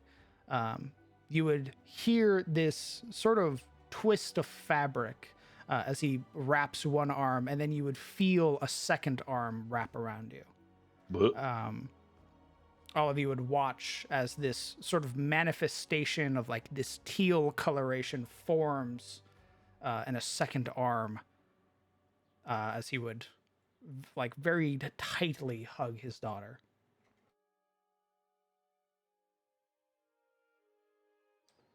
You can hear that labored breathing, that sort of attempt to stifle the emotions that are there. And you would just hear him apologizing very quietly between the both of you. Yeah, I think Grayson would kind of just bury her face into his chest and just like weep, begging him to forgive her. It's all right. Everything's all right. You would feel that sort of reassuring touch from his actual hand, sort of rubbing against your back as he holds you. And for as long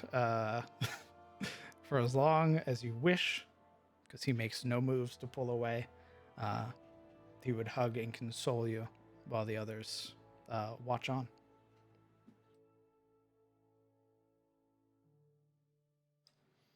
Oliver sniffles, trying to like quietly like wipe away tears.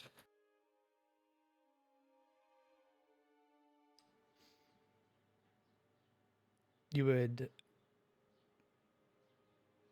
would hear him sort of continuing again, having been apologizing and assuring that there was nothing wrong, like you're not at fault, nothing that you did was wrong. You would finally hear him. Whoever did it to you, whoever took you, just give me their names. Hmm.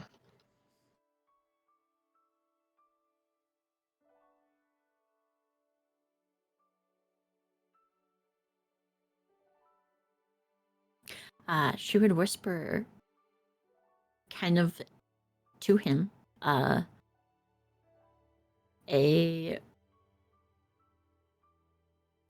2 words.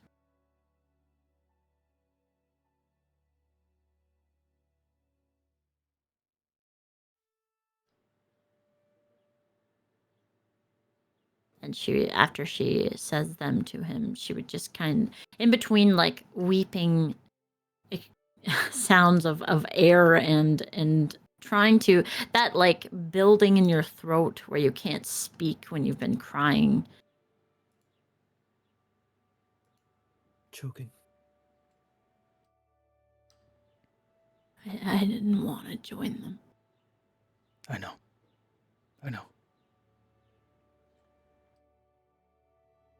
It's okay I'm now. sorry. No, it's fine. They won't find you. Never again.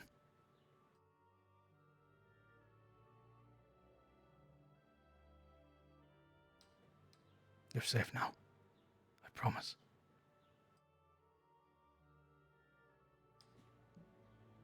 You'd watch, stoic as he may be, those teal eyes do eventually sort of have that, though he attempts to keep his face very rigid, you would see the tears sort of running down the edges of his cheeks.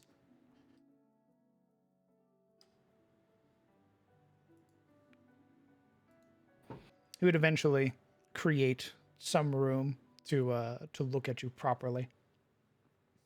Sort of bringing his hand up, sort of pushing the stuck locks to your face so he can see it properly.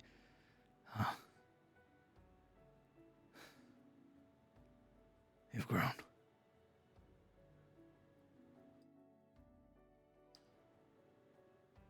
Against my better judgment, yeah. He'd sort of hold some of your hair in his hand, looking at it. It You is cut it the- today. It's the exact same color as her mother's.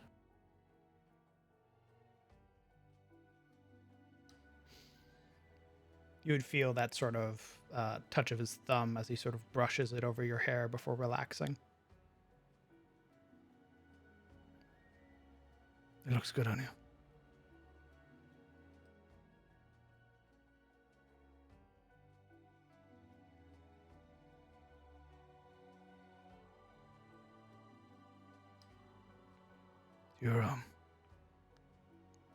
Your room is still there. Same as you left it.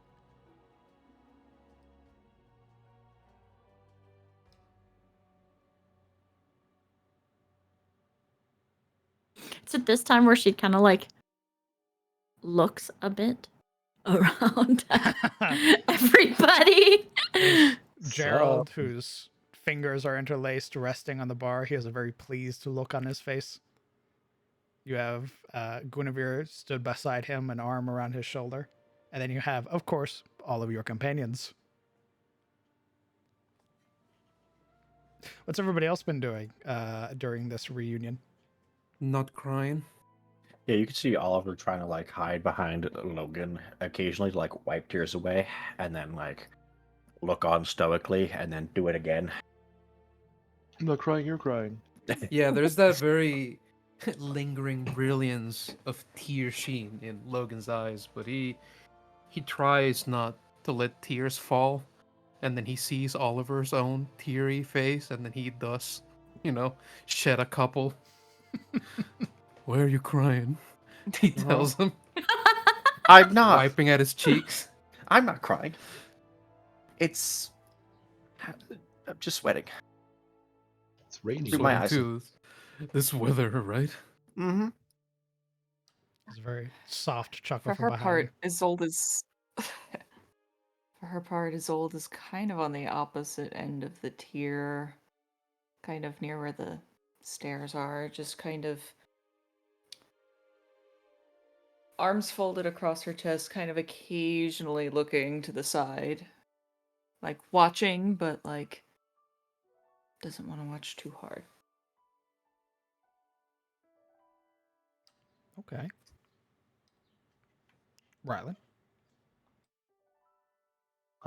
Ryland is probably playing it pretty cool, actually. I mean, he's there, he's standing, watching, but he is quietly supportive. He's not saying anything or strangely unemotional at the moment. But I mean, he's obviously happy. He is smiling slightly. We did a good thing. He's trying to finish that report. That's in his head. He's like, fuck, did I add that part? Oh, shit. Pushing himself to sort of stand now that Grayson has turned to acknowledge everybody. He would do the same, sort of forgetting that they're in the middle of the singing tier. He'd sort of bring a hand up, sort of pushing at his cheek, sort of wiping off that streak that's there. Thank I you. think Grayson would like, you know how a toddler kind of curls into their parent, like when they're embarrassed or like nervous. It's like that reaction where she just like curls her. Was that to the room, DM? Yes. There's a you would see the spectral hand that's still there that had manifested sort of wraps itself like a reassuring sort of touch as if on instinct to the to her, sort of pulling in on him as he speaks to everybody present. Thank you for finding her and thank you for keeping her safe. You know what they say, Mr. Ovir? Sometimes a blind pig finds a truffle. And Logan sort of wipes at his face. There's Yep. Okay. My brother. Presented without country presented boys. without comment. Whatever that means, I agree. Well, you're from this town.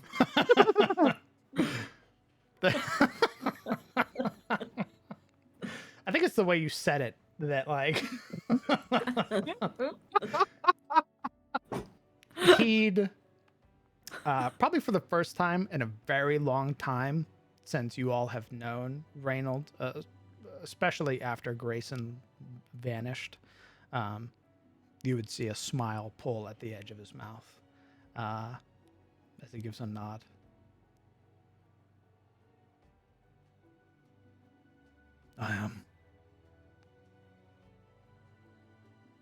You've done me a service I can never pay back, so thank you again.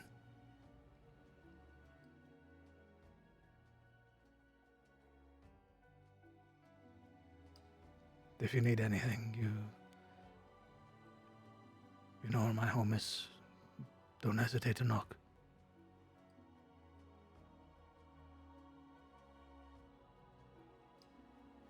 We missed her as well, Reynold, so as much as it wasn't a pleasure to find her there, it was a pleasure to bring her home.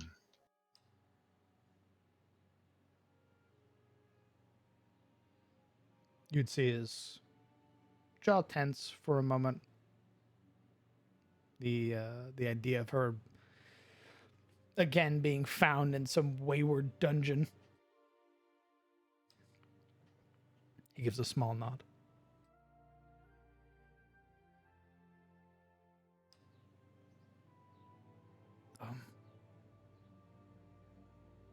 You don't have to rush back or nothing.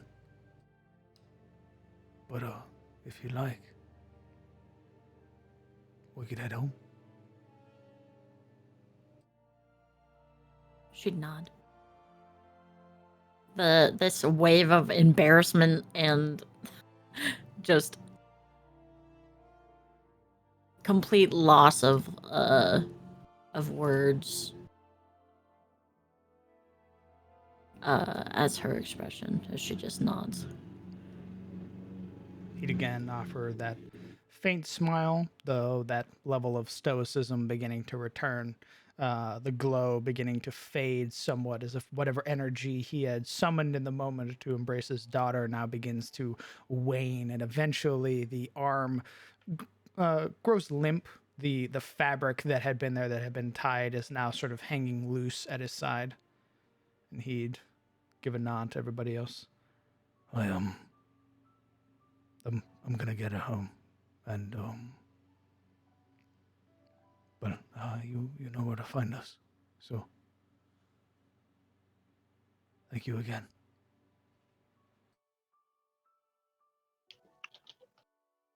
Take your time, and we'll be here if you need us. Both of you. Time to catch up. Yeah.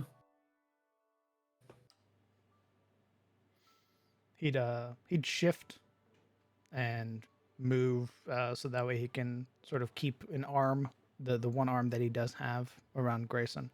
Then begin to walk, sort of following at her pace, not leading or anything like that, just sort of walking as she walks.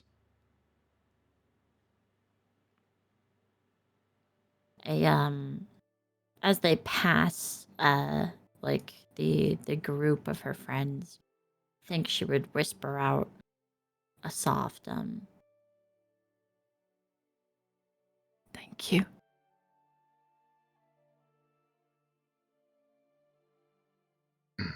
Well, Rylan will reach out and catch her free hand and give it a squeeze, and just nods with a smile. Oliver's in the back grinning like an idiot and just gives her like 2 thumbs up as she walks away. Logan just watches her, a kind of distant glance with a very wan smile, just knowing he can't really say anything that really top the fact that she's in her father's arms, so that's his form of acknowledgement. And Isolde kind of gives a... You probably didn't feel it until now. Her gaze has been kind of just lingering on Grayson for a while. And she kind of glances away and then back. There's something of a nod, maybe? Perhaps it was just the way she moved as she turned and then headed up the stairs.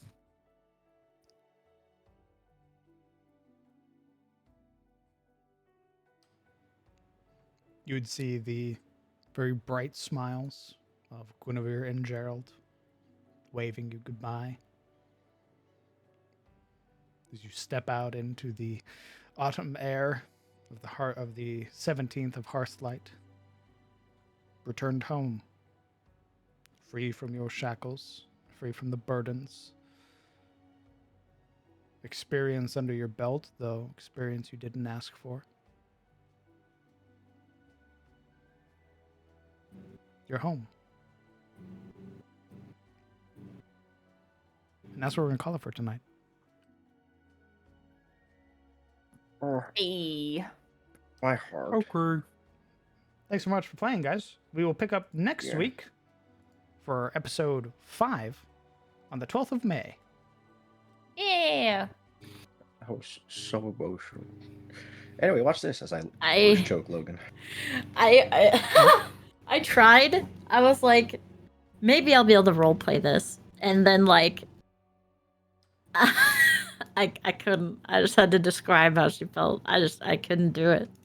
I was so emotional. I was like, you could do this. You could do this. Roleplay it. And I went, I can't. This is what she did.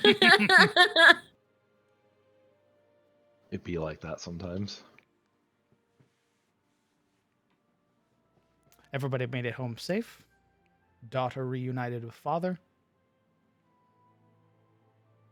Congratulations, everybody. Thanks. Yeah, we're pretty happy. We do got fan art. Oh my god, fan art? Oh my god. Oh my god. Starting off strong. It's Momo getting caught by a mimic. Oh What? no. Stupid cat. What the fuck? Oh, Why? no, Wait a that took a minute. turn. That took I hope it's dark and 180. scary. What the fuck, dog? Oh my god. Damn.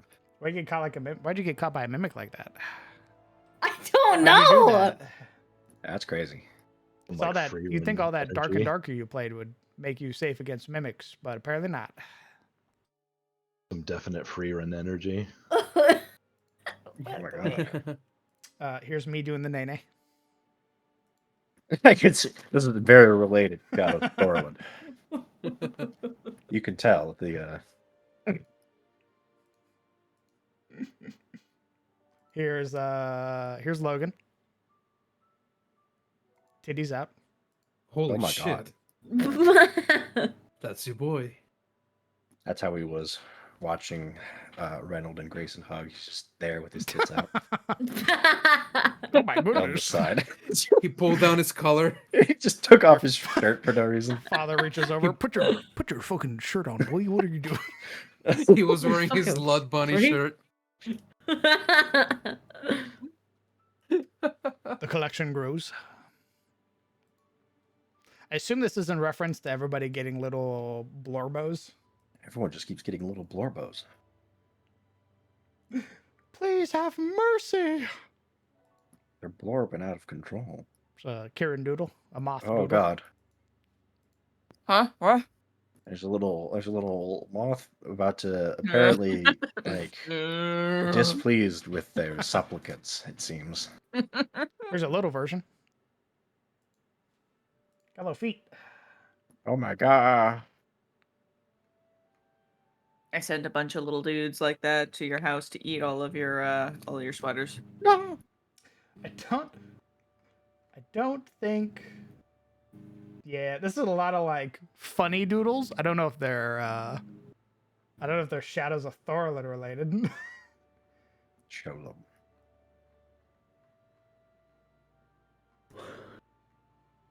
them. Here's Hale.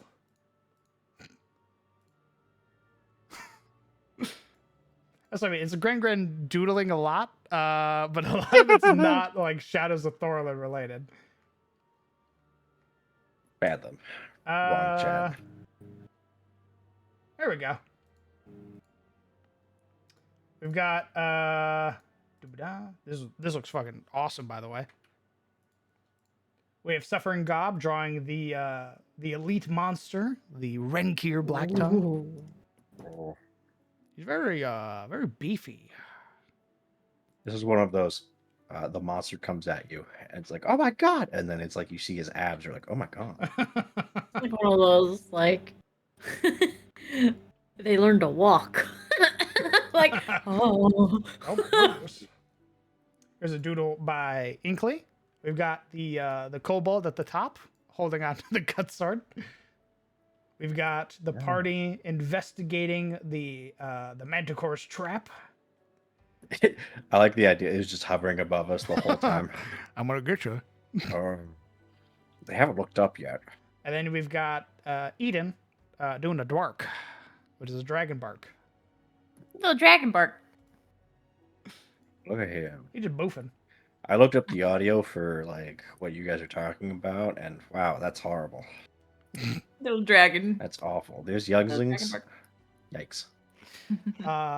Here's Grayson yelling at Oliver to stop playing Warhammer 3.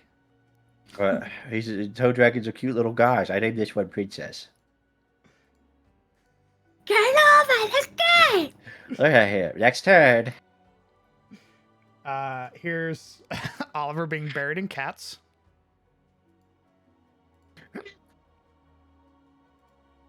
Okay. reaches out a hand. Logan! Ooh, Legion, can I show this off? Last time you said no for showing off your doodles, so Well, he just posted it, so I think I hope he wants it shown. I'm gonna Better show to it. ask forgiveness than permission. We've Indeed.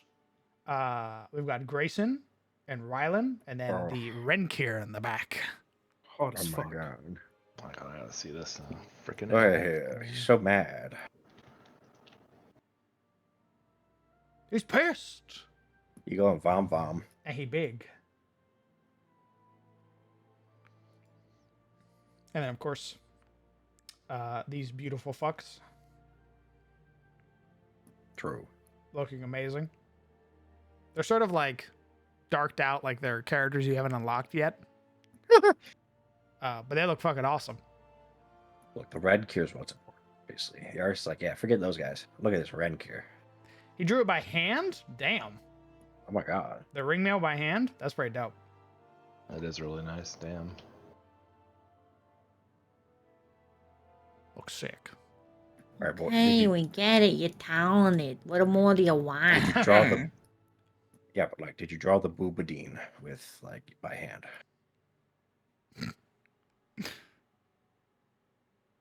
It's not focused on the Renkir. Well, I mean, I was focused on the players. But there he is. There's that stinker. Look at that stinker. He's like, I do Billowish cannon at you. Ain't that fun? No.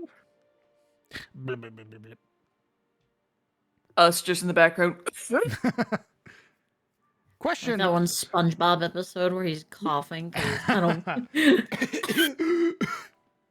It's so good.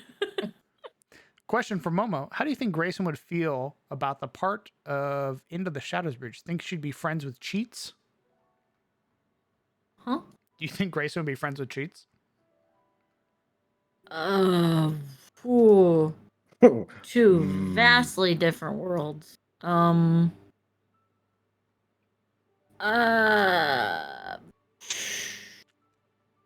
Maybe. I don't know if Grayson is the type to do drugs, though. Is she the type that sell drugs? Maybe. How does she feel about other people taking drugs around her? Like, are you cool with being around like stoners and stuff? Oh yeah, she's probably okay then.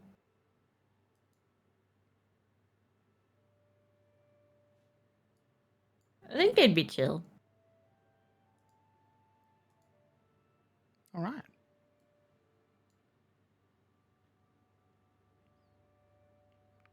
For as long as the players wish to stick around, chat, feel free to ask any questions you have pertaining to the game, the characters, all that fun stuff.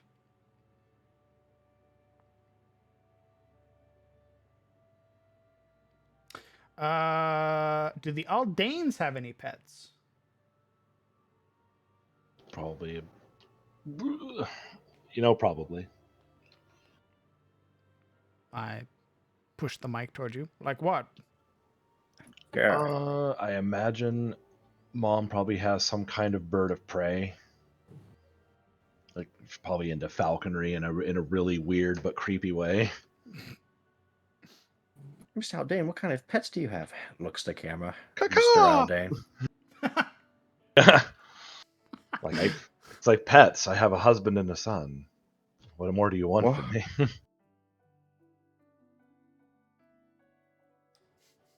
Dad probably is a fan of like hounds. Big old hunting dogs like mastiffs and shit. Because they're pretty cool. Or those like little attack dogs that are like the Belgian Malinois. They're probably like, he's like, yeah, those are my boys. Yeah. The best boys. What the dog doing? But horses, you know, I'm sure there's horses around or something. Imagine that a knight walks everywhere. Reynold, I wouldn't call it a pet, but Reynold has Baron. It's kind of a pet. It's Baron's a more pet like that a force of nature, really. yeah, you don't call him a pet to his face, but he's a pet. I would say more like he has Reynolds, and Reynolds is kind of like his keeper. You know, he's cat. He's house cat. I see. Yeah. Let's see. Here's Baron. Baron's the one that gets Reynold to eat food. It's Baron's, definitely not just a Morling that got on all fours, guys. I assure you. Absolutely not. Dude, he got a sheet. Y'all forgot, but he fucking fought that troll. He's not afraid. Let's see. Lore asked, "Did y'all have fun tonight?" I had fun. Always. Yeah. Yeah, I mean, it was all right. I guess. Ugh. Yeah, it was pretty good. shit, oh, damn it. Yeah. Visible disgust. No, it was I'm not great. sure if you heard it, but there was this scene where Oliver was talking to his mom, and then she kind of turned to acknowledge Logan, and he had left. I laughed so hard. yeah. You're like, at the nope. full image. I imagine it's like those moments in like anime Yeah. where like they look eyes. away, they look back, and there's just like a dotted outline of where they were that's Yep. blinking. Yep. Blinking. Beep, beep, He's beep. like, "And I Like, almost died," and she's like, "You what?" And then looks to Logan, and He's beating feet. he's running like only Yep. a half giant can, just like footprints dug into the ground. So funny. Not dying today. Not dying today. It was violent. I didn't do nothing. Nope, they didn't leave any crates behind.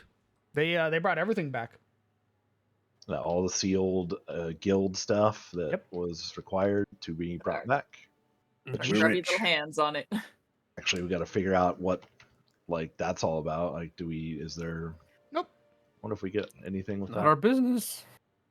Yeah, you There's get Mr. nothing. Carwell stuff.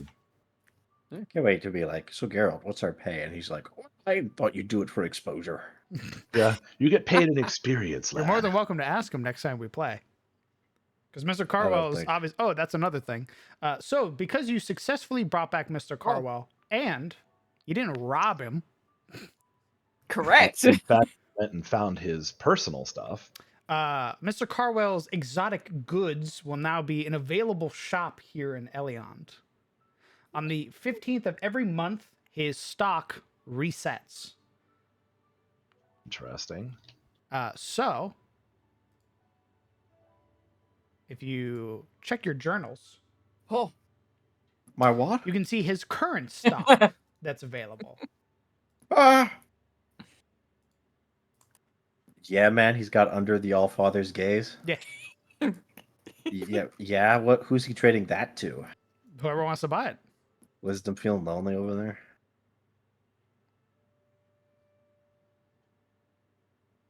So, like I said, it resets on the 15th of every month. It has a wildly ranging list of things for you to buy, and it changes every month.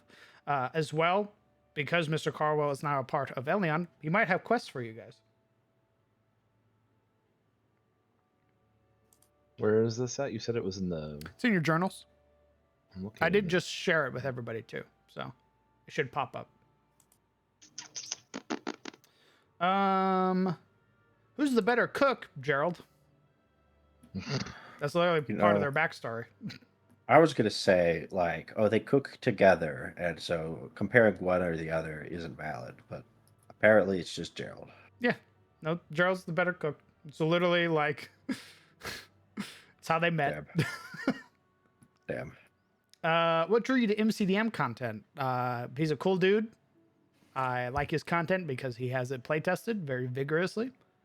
And he inspired me a lot in D&D. So, I just want to use the stuff that he made. Don't let him fool you. He has a little MCDM shrine in like a closet. I have basically bought every book that he's made. So Every time, like before every session, he opens up the closet and he says, "Guide my dice and hand, oh ye of fates."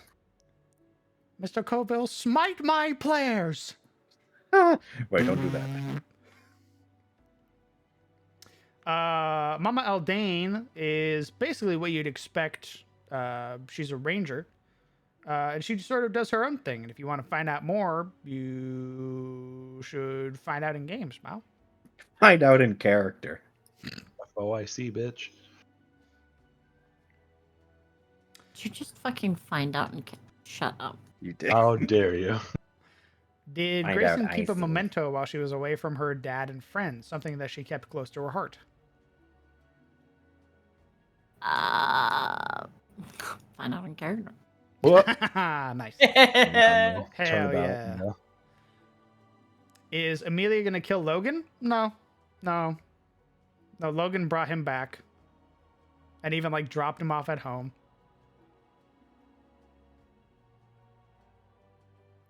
How many critters are in Logan's herd? Do they own all of them, or do they take care of some of the other Elion's residents? They have their own. They have their own little flock. I can tell you that. Sheepfold. Plus, What do you say? I said they have their own little flock. Right, but it's in comparison to like the whole flock, what his parents and himself own, quote unquote, is very small. Like, even though their sheepfold out back could, have many sheep, 100 even, it only ever rarely had more than several dozen. And he took the habit after the last shepherd went. And it's mostly just about helping people who can't care for their own sheep and feeding them and protecting them, oftentimes overnight. But yeah, it's essentially the whole sheepfold for the town.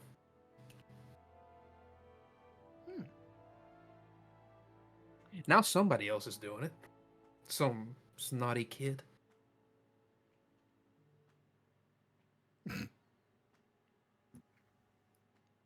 Are you ever gonna write him into the story, DM? You ever gonna Find out. present him so I can spy Find him? out in character. Stick around. Maybe you'll meet him. Nice. Will the campaign be seeing bastions? No, we'll probably be using the stronghold rolls from MCDM if they ever show up. Road Wardens are usually knighted or picked out, but does Road Wardenship get passed down to next of kin? Nope. Just like Dragon Marked Nobility, it's more so based on your own like exploits. If you are a shithead, but your dad is super cool and he dies, they're gonna look at you and be like, "Oh, you're a shithead," and then they'll just pick somebody else. Yeah, there's no inheritance. There's only meritocracy, I believe.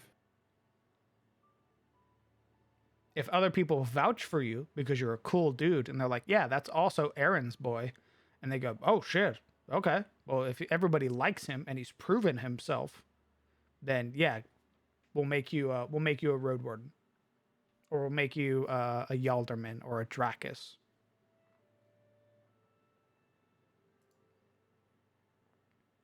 Do the cats have a favorite person in the Alvain family? Yes. It's Guinevere. Obviously. Wait, all three of them have the same favorite person? Mm-hmm. Those fuckers. I thought Logan had Chunk on lockdown. Yeah? Yeah, Bitch, you thought. he thought. You feed him every day? He does not. There you go. Thanks. Fair enough. Do the Alvain cats get along with each other? And with Eden to an extent? I mean, they get along like family cats get along. You'll see them bat at each other, push each other.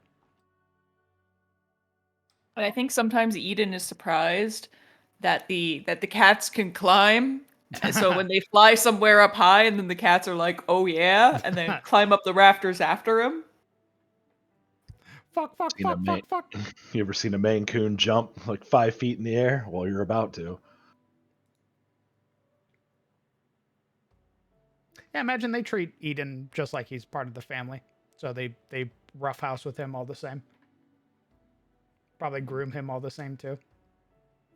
Though that really doesn't do anything. But I've seen animals fucking like try to groom iguanas and shit. So Yeah. when are the cats going to give out quests to Oliver? Nice. Great question. Let's see if he asks for any quests. I bet it's What- some frivolous stuff like, "Hey, I spotted this yarn ball in the neighbor's window pane. It's gonna be I'm gonna need you to give me that real quick."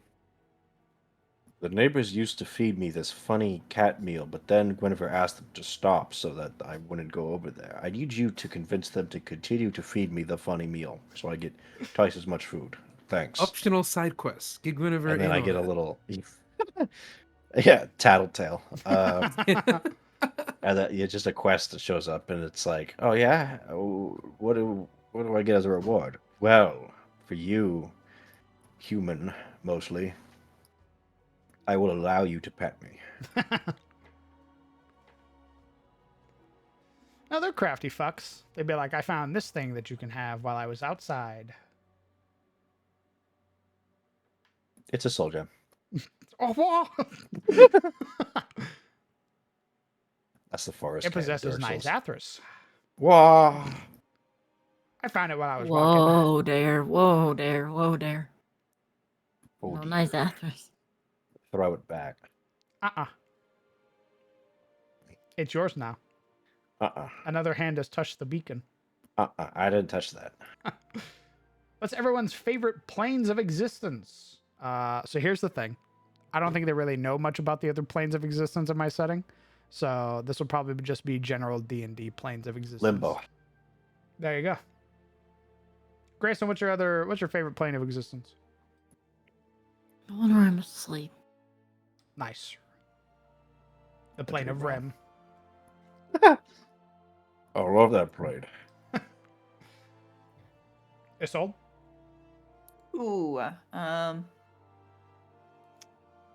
it's a tough choice between either the Shadowfell or the Feywilds. I don't know. I think Feywild because you can have more of a extremes anywhere you go. True. Logan? And they're just really sassy. What was the question? Your favorite plane? Like in D&D as a Of whole? existence. Yeah. Oh, easy. Guess Easy. 7. Glad. What? What? What were you saying? Glad what? Gladsheim. Eastgard, Oh, where the Norse pantheon is. I think it's pretty dope. Hmm. Pretty much all the gods there and all their influences are pretty much the coolest. The whole concordant there is dope. I mean, it's Asgard, right? So can't go wrong. Rylan?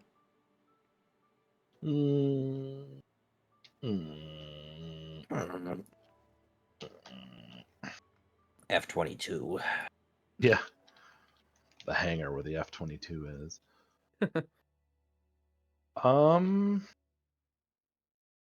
Well, I was gonna say, so Mechanist. There you go. yeah, I guess he wouldn't really know like No. about Your favorite plane, dork. mine. I see. I don't know. Kind of all sort of have their pros and cons to a degree. Some are obviously worse than others. The plane of elements. I understand. That guy. I love water.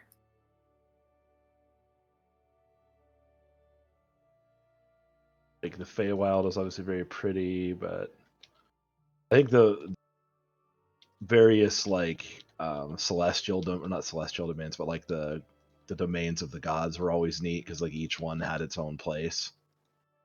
It was really cool. So like Bahamut has his own like kingdom, so to speak. So like the various gods had their own realms, and I think because I was a big fan of Kelemvor for Forgotten Realms, and so it was like, Kelemvor would basically do what the Raven Queen does in like a lot of your settings, where he sends his angels to take people to their various realms. So you got to see all these cool, well, at least the imagery of like these cool places and everything. Like, oh, that's cool, that's neat. This god's got a really cool crib. I like that. So that. But I guess in general, like if we're talking realms, like Kellenvor's realm was really neat. But then your description of the Raven realm was also really neat. I fucking love the fugue blades. It's really It's so gray. It's actually not all that bad. Like Kellenvor's realm's pretty chill. It's more like halls of judgment kind of thing. But it was very like everything's ordered down to like the millimeter type of thing. It's very OCD. Yeah. Pretty much though. DM, I like Maltoris. Yeah. Pushes up classes. Sure. What if you say dork? I mean, it is a plane, but if the party were to have pets of their own, what would they be? Logan has Lulu the ram, and Izzy has Eden the sewer dragon. Oliver, what pet do you have? I don't have a pet. If you were to have a pet, If I were to have a pet,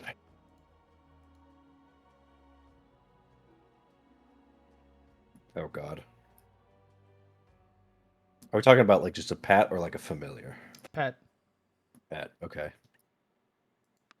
Um.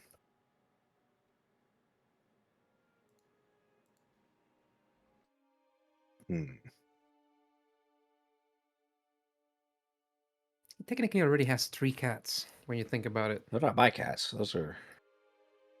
Yeah, but you talk to them, right? Well, yeah, but like I talk to you, that doesn't mean you're my pet. Well, actually, Well, if you'd like to be my pet. No. No, I'm selfish. Understood. GM, I'd have an iguana. Okay. Are they even native? I don't know. I'm not though. Probably not. No. You asshole. I like Goodbye. No, Iguana's probably like from the Nightfen Marsh type shit. Very, very south of like Aaronhurst and stuff. Yeah, right. I probably have a bird of some kind. I feel like Oliver could handle a bird. Maybe. Not like a raven or something, but like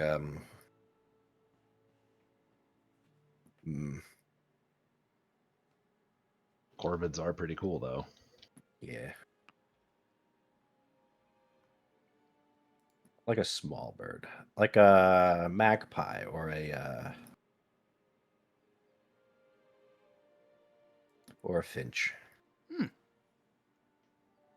I think he could handle like a finch. Grayson? I think a rat. Nice. Yeah, she Or definitely some- screams. Some kind of ferret. Like maybe like one of those Arctic ferrets, like the white ones. Oh, what are those things called? I know exactly what you're talking about. I think they're just it's not a weasel, but it's like a weasel though. Stoat. Maybe like a mouse. Like a little mouse. That or like a white ferret.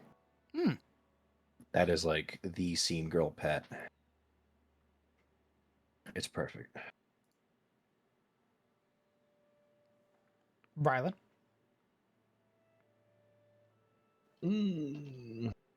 If Rylan could have any pet, probably like one of those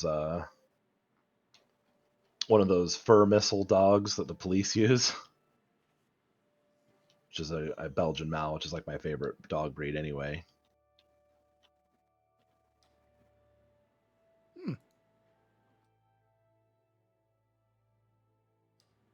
Okay. Fur missile. Yeah, what pet would God have? He's got all of humanity. It's fine. He can't be a bear. I fucking hate this place. Bullshit. He's just shuts down the fucking server. I want a big dog. Big I want dog. a big old dog. Big old dog that thinks it's a lap dog. The best kind. I'm gonna tell Wyatt you said that. Yes, that's literally what I'm thinking of. Put Wyatt in the game now. I know the gang's only level 2, but do the marshals have a type of weapon they're hoping to get somewhere further down the line? What does that mean? Kunai with chain.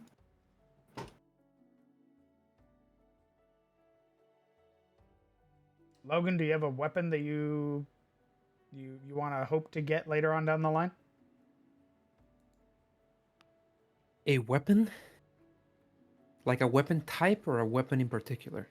Not just this type of weapon. Oh, well, I think unlike Rylan, who seems more open-minded and willing to adopt many weapons, I think Logan uses the greatsword because of its knightly symbolism. Like he sees it as a kind of chivalric tool, in a sense. A representation of what he stands for. So I think he'd probably stick to the greatsword. Maybe somewhere down the line, hopefully find some buckler that he can use at the same time. Something of a kite shield. Who knows? But ultimately, it's probably going to be the greatsword for a bit. I want a butterfly knife. Okay. I want to do tricks with it. Sure. New tricks and cut my hand. Rylan? Already told you I want that sentient shield thing. That'd be sick. Because then I could actually use a two-hander. That'd be dope. Okay. A sentient shield would be awesome.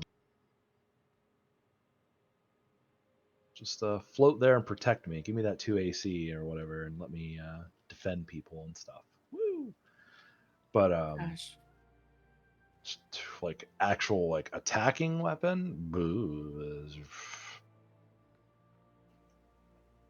either like a really fancy like battle axe or a really cool two-handed sword would be neat. Unless there's just a really awesome like pole arm that shows up, some kind of pike or something. I don't know. I'd be willing to try out different things. It's funny you should say that you want the animated shield. It reminds me of a game that I played in where the DM allowed the fighter to throw his shield as a weapon. However, Interesting choice. this resulted in a lot of shields being lost. Sounds about right. So eventually we bought the animated shield, like, do not throw it. I'm gonna throw it. DM, I fucking hurl that shield at Mach 10. If it's not gone, dude. screaming, I didn't throw it hard enough.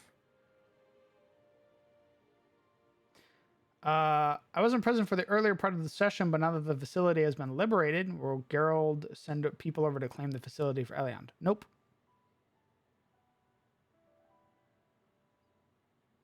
There's nothing really to claim. The thing's practically falling apart.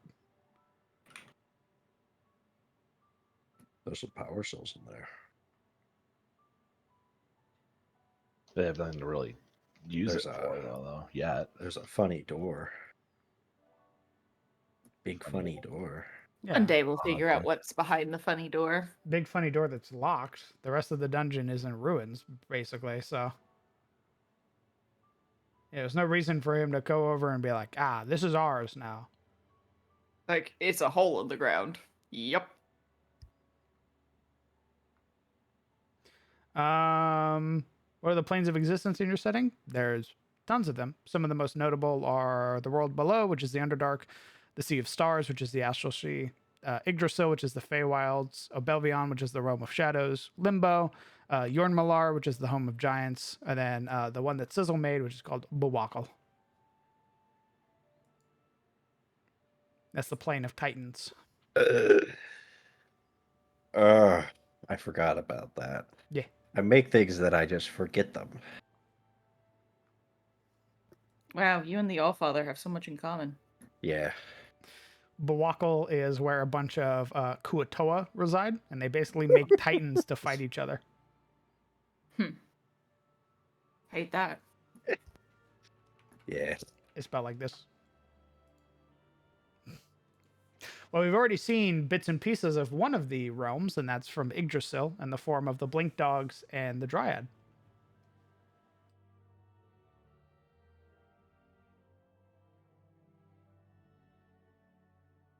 And then, of course, there's Mount Taurus as well, but that's a whole different fucking can of worms.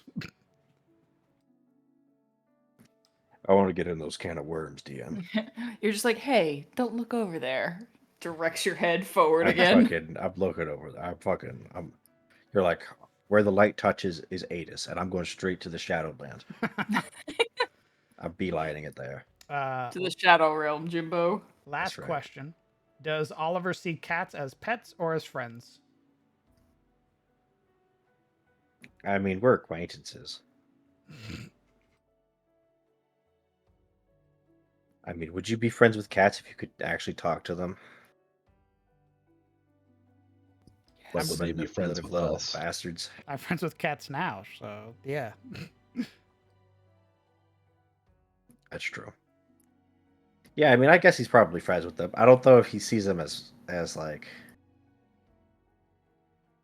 I think they're in a middle ground where they're above most pets, but they're not like people.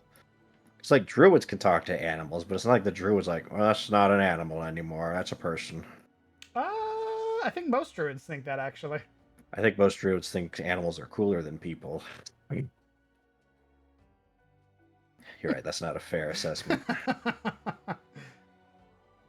I'm pretty sure Evelyn thought animals had more rights than people do. So Yeah, but Evelyn's weird. Evelyn's a druid. A druid from like the first age, that hardly counts.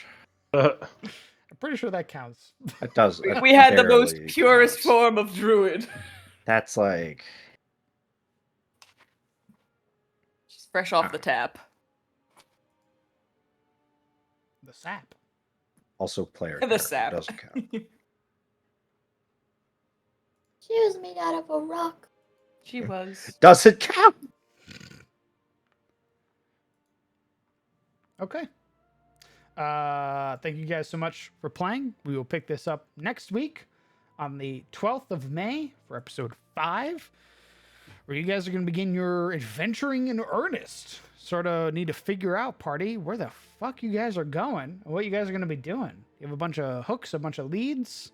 You also have some stuff you can do in town, like selling your rightly earned gains and goods for money. Yeah. Buying Although some stuff. I do feel a little bit bad because I feel like we're back to the first session where Rylan has to gather everybody up again. You know what I mean? What do you 'Cause mean? now he's got this. Now he has this responsibility, and he's got to ask everyone again, so to speak. Like, hey guys,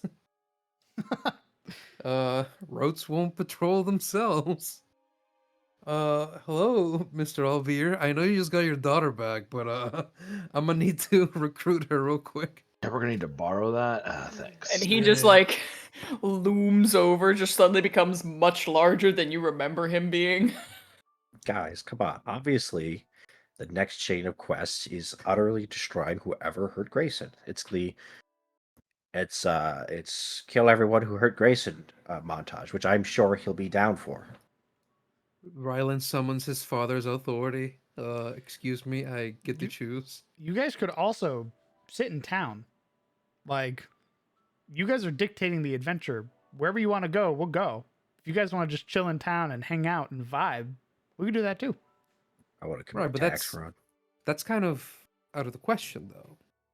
Like the way things are going, with Rylan being the sort of stand-in road warden, he has to patrol, and he's not gonna go alone. Unless we all decide to say, fuck you, Rylan. Good luck. Here's my sheep. Take my sheep with you. Lulu will keep you safe.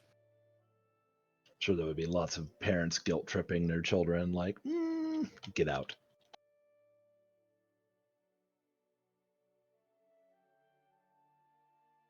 I don't know. It results like, yeah, fucking adventure. That's pretty tits. I like it. Let's go fuck some shit up. That sounds like a great time. Hey, I got to see a Pegasus, some really fucking creepy shit, and then a Dryad winked at me. It was great. A plus. Well, A plus would do again. If anything, it's kind of like, I don't know. It's a relief to know that the only thing we need to do is go up the road and just get to the other end and then come back and then go down the road and then get to the other end and then we're fine. And whatever happens, happens. And there's no real responsibility beyond that. Hey, what's that ancient monolith over there? Right. It'll be fine. Isolde and Oliver just like hands all over it. You look away, you look back there next to it, about to touch it. Well, then Strange floating rocks. Hell yeah, let's go. next week, You have. I expect you guys to sort of go over the various hooks that you think are out there and maybe start pursuing some. I'll give you a hook. Talk amongst yourselves in the chat, of course. Talk about what you guys want to do. Because I'll need to prep whatever the fuck you guys are going to do. So, Okay. all right. Why don't you guys go ahead and say goodbye to chat? Bye, chat. Chat. Don't leave me. Goodbye, chat. It was an honor. Honor. Such a feudal atavism. Goodbye, Ted. Say Good goodbye, night, Logan. chat. Thank you. Hmm. I'll be back. All right. Friends, companions, thank you guys so much for coming out and supporting the stream. Without you, this stuff would not be possible. So I appreciate you showing up for your continued support. Let's see. What have I missed? What have I missed? Merle, thank you very much for 14 months. If you're still here, incredibly kind of you. Thank you very much. Action Surge 5e, thank you very much for a brand new sub with your Prime Gaming. Appreciate you, brother. Welcome to the community. And Inkley, thank you very much for 15 months, brother. Thank you very much. And thank you, of course, for your lovely doodles. We love your fan art, so thank you, brother. All right, that is it for me tonight, guys. The next time you will see me should be Tuesday, the 7th, as we do TPK Tuesday and start working on some maps again in preparation for Shadows of Thorolun to keep the adventure going. As well, you guys are more than welcome to come join the Discord, hang out with all the cool people you hung out with tonight. This video should hopefully be exported relatively quick and then put up on the YouTube. It's going to take a bunch of exporting time. It's a pain. It should be up within the week and hopefully within its own playlist for all of our YouTube watchers or those who weren't able to watch the entire thing as they just joined us. As well, if you're considering supporting at all, I would recommend pointing you towards the Patreon, where you can get your hands on some beautifully made map packs and other weird little quirky things like our Death's Door mechanic and all that fun stuff. And that's it. Thank you guys so much. I hope you guys have a fantastic night. I hope you take care of yourselves. Hug your loved ones. Tell them that you love them. If you haven't called them in a while, call them. And I will see you guys later. Goodbye, chat.